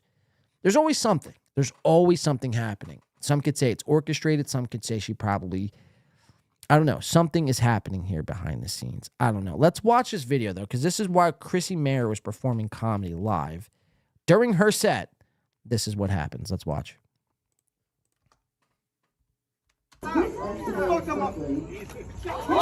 Wow. So we have this black gentleman outside confronting this white beta bitch. Steps to him. He's got his fist clenched here right away. This white guy wants no parts of this. I mean, this looks like a typical California guy who like lives in Malibu and wears pomade on a daily basis while driving his fucking Mercedes-Benz C-Class back and forth from Santa Monica for a fucking churro. And this black Floyd Mayweather looking character here steps to him and decides to ring his fucking bell. For what reason, I don't know. And by the way, this is poor form. This is poor posture. How the white guy here did not see this punch coming, I have no idea. This is just piss poor. I mean, have you never been punched in the face before? I mean, you deserve to get your jaw fucking knocked off. I mean, this is like Gino Bisconti's punch. The only difference is Gino Bisconti's jaw broke when Pat Dixon threw that punch. So poor, just poor. Everything's poor. This punch is thrown like a fucking degenerate. This guy leaves his face wide open. I mean, he wouldn't know what block meant if it hit him right in the face, literally. And his head turns to a complete 90-degree angle. I mean, you get rock'em sock'em bop'em if your head turns completely 90 degrees looking the other direction. Holy shit.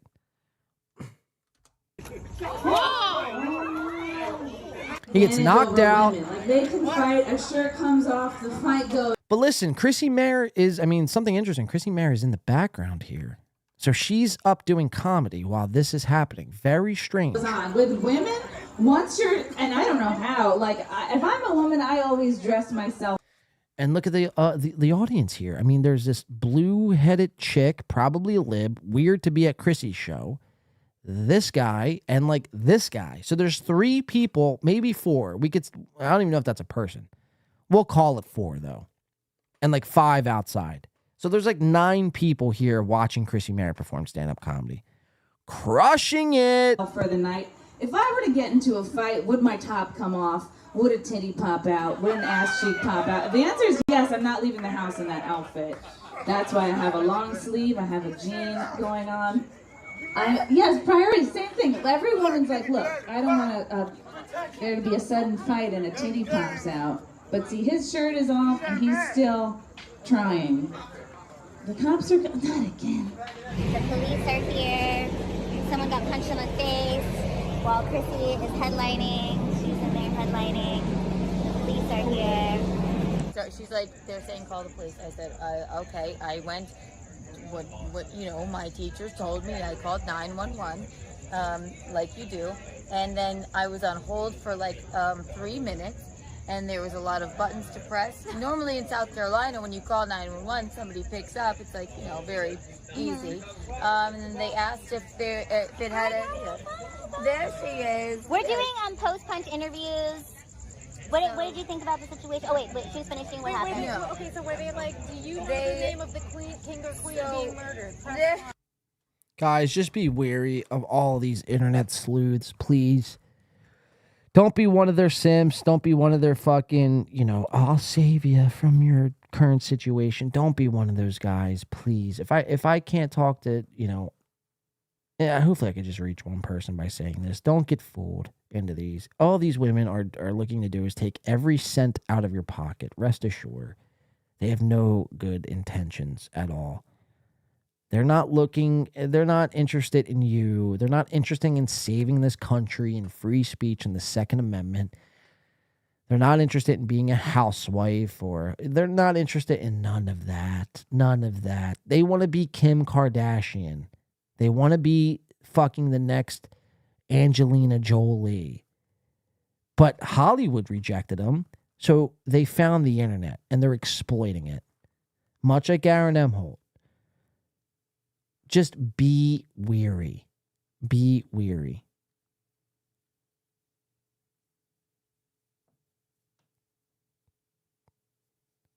Don't be subscribed. I better not be seeing anybody from our chat and our little community here running off and supporting their OnlyFans. I better not hear none of that. We already lost one, Softcast, supporting Keanu. As a bit. But still. No, I said, I don't know where, I said, Pineapple Hill Saloon. I'm not from LA, god damn it, but someone's been assaulted. And it's like, as much as we talk about Ray DeVito's time loops, it's like Keanu Thompson is stuck in a voice loop. She can't get out of this like thick, fake, very fake New York accent. It's like the tackiest thing ever. It sounds like Margot Robbie in Wolf of Wall Street, where it's like, how Margot Robbie sounds, and like she was like trying to do a New York accent. That's like Keanu Thompson. She's like trying to do it. It's like, that's not your real voice. Talk normal. And my friend is on stage. They're like, okay, do you know the address? I'm like looking around. Then they're like, do you need, in the midst of this, do you need an ambulance? I was like, I think so. Yes. And then they connected me with the ambulance, and then I got another machine, and then the machine said, does this have anything to do with COVID-19? What? Oh my God. And I went, no! For Christ's sake, is that an emergency? God damn it, someone's been assaulted. Wow.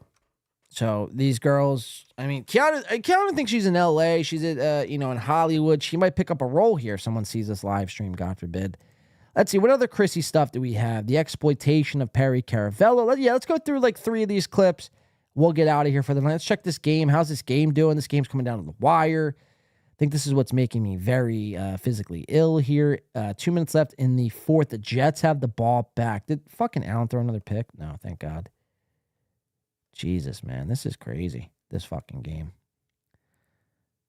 Let's see. Notre Dame's Onion Slam. Kmart ready. Isn't Canoe trailer trash? Close. James Banks, what the fuck are we watching? Zapruder film. Goss says these girls can really tell a compelling story. Allen fumbled. He fumbled. Willie Hopscotch and Jeff Closer said, fuck, man. Fuck. Now I'm only up 1. That's not good. Oh, no. I'm losing. I'm fucking losing.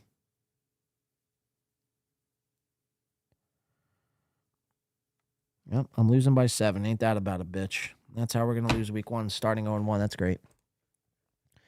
What did Garrett Wilson catch a far pass? That sucks, man.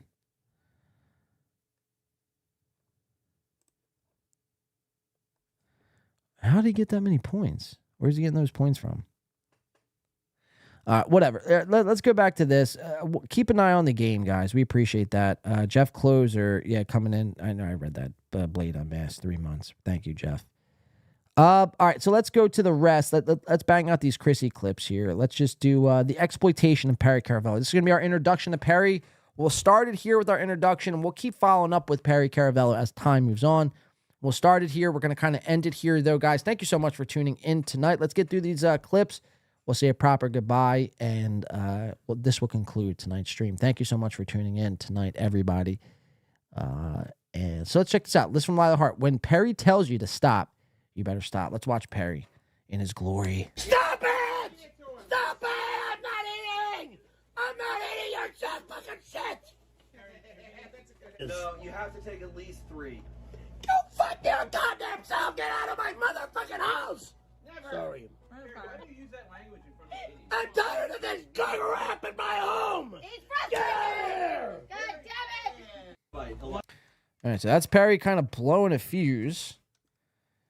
Now, it seems all sweet and innocent. The girls are around. This is from Misery Loves Clips. Why is Chrissy terrorizing this poor man? This is the kind of question I was asking. So it starts off innocent, but again, there's always cameras in this guy's face. Nobody really cares about his, how he feels or his thoughts or what's good for Perry. They just want to feed him a fucking fish fillet sandwich with tartar sauce and watch him fucking blow a gasket, which is entertaining. But at the end of the day, it's like, when is this like a civil rights, human rights violation? Like, when is this gone too far? That's the question we have to be asking ourselves. Like, Perry, yeah, he might be good, but at what cost? At what cost? Perry's like no different than a slave. He's like a modern day slave, and he knows no better than to speak up. He thinks this is normal. Apparently he had an accident or something, he had bad brain injury. I don't know. Whatever the case was. Let's check it out. This is Perry freaking out and trying to fight his fucking, looks like, manager. Check it out. You rude pig. You're in my home. You're in my fucking house. Yeah. You're trying to tell me shit to do in my home. Perry, that might be... Stop! Get the pig! Stop! That's enough! That's enough! Get the motherfucker! Perry, this is gonna come down. Stop! And this chick Lila is loving every second of it. She keeps filming. This is content for her page. This might go viral. This might be her big break. Her big break. A big break for such a short girl. Stop! Perry! Stop! And then this guy puts Perry in a fucking full Nelson here. Holy shit. Knock it off. Stop. Yeah, knock it off. Knock it off. Knock it off. Sorry. Knock it off. Stop. All right. We're fine. Knock it off. Okay. I think some of the food spilled. It's all right. Oh my God, Perry! Look at the mess you made. Perry, your freaking entertainment center almost came down. Come on. Yes. What about all of your DVD players? That whole unit just about came down. Yeah. Perry. Doesn't this guy seem like a fucking conniving little fucking shit? Doesn't he seem like he's there to fucking take? Almost like DG from Stuttering John. Or Chad Zumac from the audience. His sole purpose is to fucking make the 40% he was promised. You don't care about Perry's well-being. You don't care if Perry died. This guy's sick. What's his story? Could somebody get me his fucking name, please? Email it to me, winbyturadio@gmail.com. Perry, leave that alone. Come back to your chair. Back to your chair. Stop threatening people.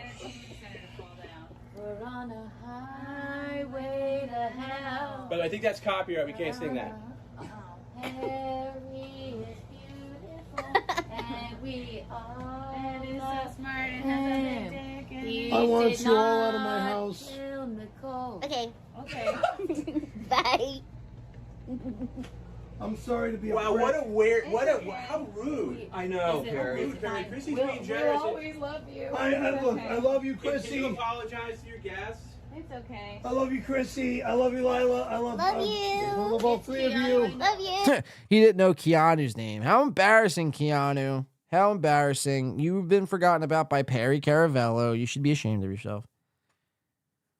This is like the lost footage they dug up from like the Texas Chainsaw Massacre, Like I could see Perry Caravello being Leatherface. Bye, darling. I girls. understand. It wasn't us. Can we keep the hats? Oh, maybe we can help you take some of this garbage out. No, that's all right. Perry's really good at that. Yeah.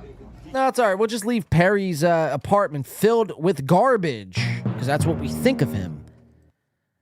How fucking bad does it have to get? I mean, what's going to have to happen here? All right, let's watch one more clip and how these guys take advantage of Perry. Then we're going to get out of here, guys. I'm feeling sick. Looks like I'm going to lose my fantasy football game. Going to be 0-1 this week. Looks like the Jets have taken the lead. My only hope is if the Bills can get into field goal range, kick a field goal, minute 46 left, they still have one timeout. So if they could kick a field goal somehow and Josh Allen not turn the ball over, maybe Diggs get a couple catches here, that could be great. And then go over overtime and then that'll be all good. So let's get out. Let's do the rest of this, and we'll get out of here. Maybe we could catch the end of this game. This is from Perry. We're still alive until we get kicked off. Let's check this out. Perry Caravello. This is his team now. Mind you, Chrissy, Keanu, Lilu, they've all left. And this was like the day after.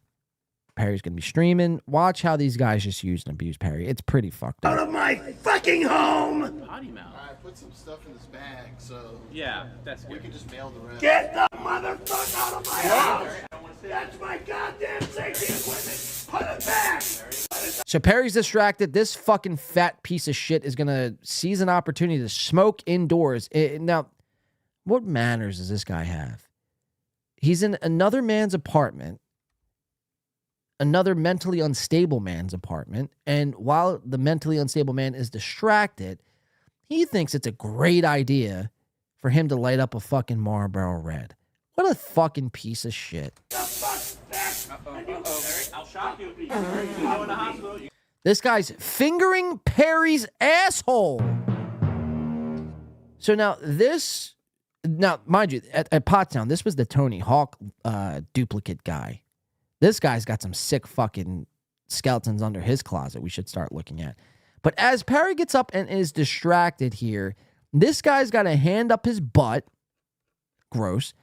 And this fucking Mersh stunt double here is smoking a bogue inside.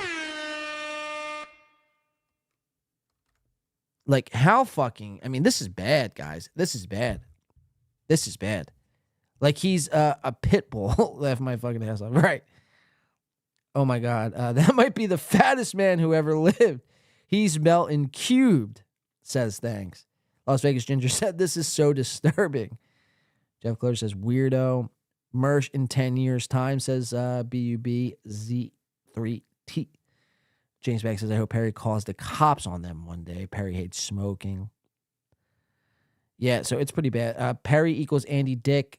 Phony Hawk equals Billy John. There you go. David Skywalker. I mean, you hit the nail on the head. We watched Billy John, this character who's Andy Dick's gay lover slash handler. But you're right. Phony Hawk over here, the guy in the red who's got his fucking fingers firmly placed up Perry's anus here. Imagine sticking your hands up another grown man's anus. I guarantee when he pulled those hands out and those little fucking fingers out, he took a whiff.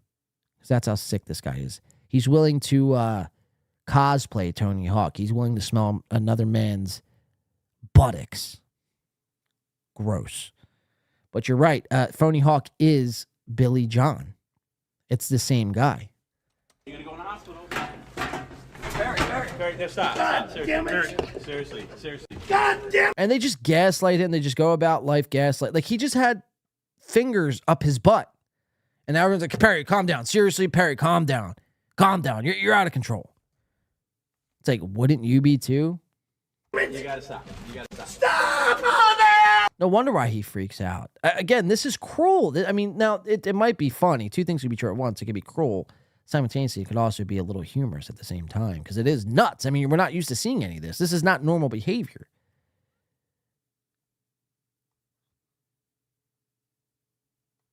But I could see why he freaks the fuck out. Oh, stop, all of you! Get out of my house! Now, this is like a rape. This is damn near rape. Perry is being raped. And everyone's just like laughing along, high-fiving each other, you know, enjoying themselves at the comfort of their own home, eating a nice slice of pizza, watching the Bills Jets on a Monday night. It's like, you don't think how bad you could have it.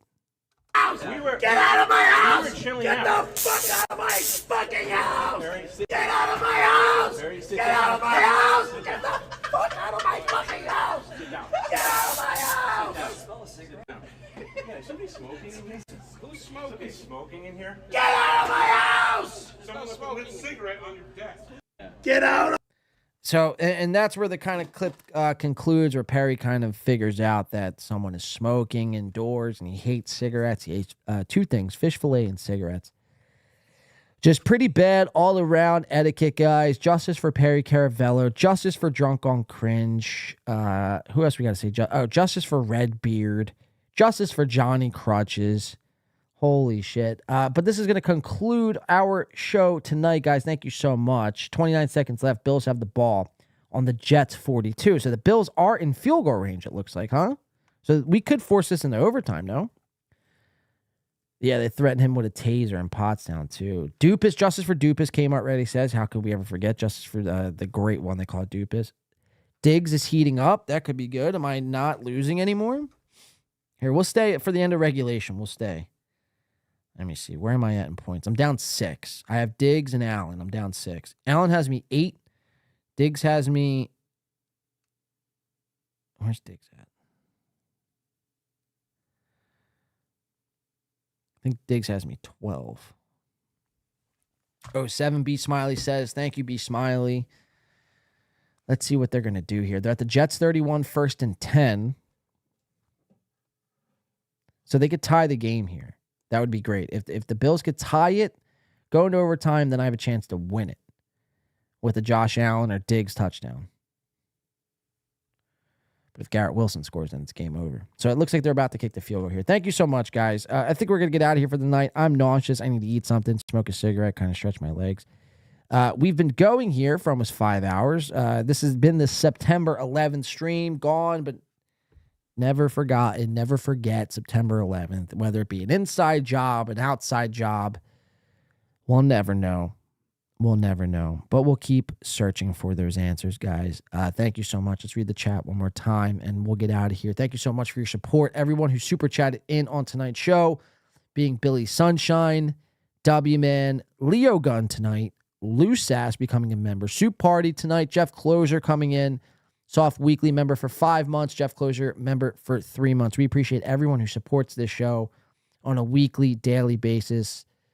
Thank you so much. Hit the like button on the way out. I don't usually say that, but might as well. It's fitting tonight. Let's see. Can Buffalo tie this fucking game up? 3rd and 10. I just want to see Buffalo tie it, and then I want to watch overtime.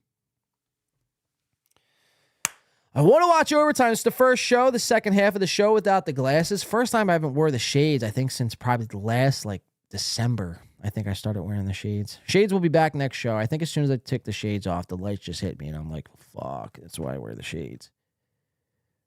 Let's see. Day Twatada. What's 9/11? I forgot. James Banks says. Earl Skakel says, I love pussy.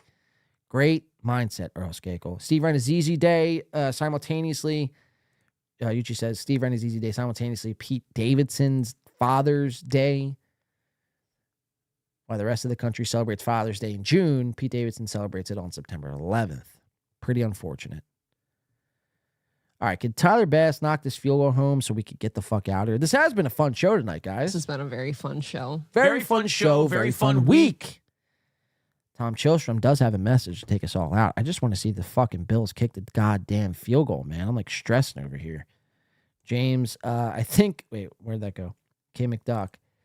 James, I think a lady kicked someone off a bus that day or something. Tie game, Jeff Closer says. All right, I'm going to go watch halftime, guys. Thank you so much for tuning in on tonight's show. Email us any thoughts, concerns for tonight's program, winby2radio@gmail.com. But if not, we'll see you all next time. We'll probably be back on Saturday morning, so look out for a stream then. We'll get to everything from throughout the week. Fuck Patrick Melton. He's a real fucking scumbag for streaming at 7 p.m. tonight. What a bitch. Ray DeVito, again, getting stuck in time loops. We'll continue to monitor Ray DeVito's time loops as time goes on. Ari Jane confirmed watches this show. Chad Zumac, Tony Mazer still riding the struggle bus. And Drunk on Cringe, again. a sad day for Clippers all around the world. Tom Chostrom's going to take us out. Tom, what do you got to say for yourself? No, hey, everybody. Thanks for hanging out with us. Thanks for being here. Pretty solid effort all around, I would say, mostly from Corey and I. Luke had some good points. But all in all, a good show. Thanks for everybody for being here.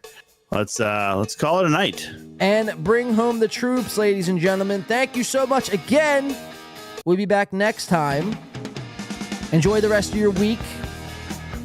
This has been great. Thank you so much.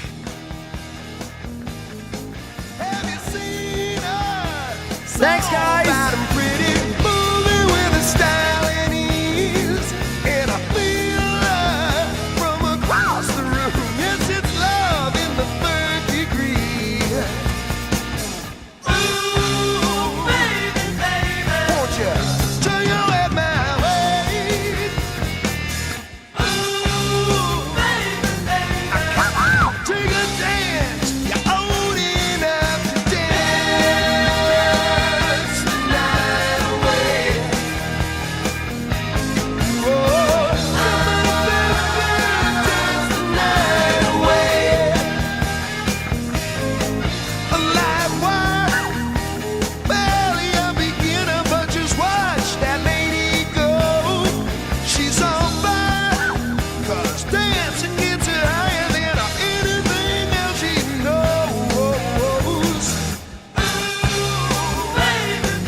Muhammad Ali weighed in at 220 pounds for the Rumble in the Jungle. Muhammad Ali was 6'4". So if I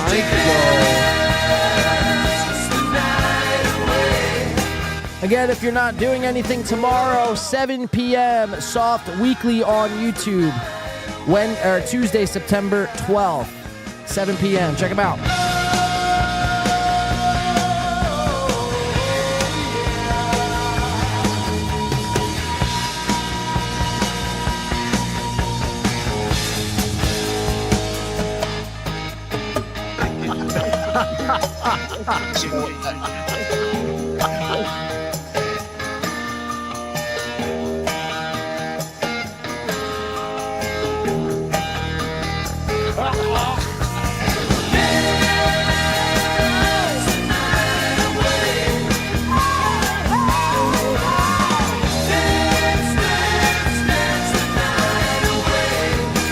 Go Bills, by the way. I need 6 points. 6 points from Josh Allen and Stephon Diggs. Let's get it. Have a safe week, guys. We'll see you next time. Saturday morning. Be there. Enjoy the rest of your week. Be safe out there. Keep your heads down. Stay away from all shoolies. And until next time, we will see you all later. Thank you so much for supporting this show. Time in and time out. We'll see you next time. Thank you. Man, you are one pathetic loser.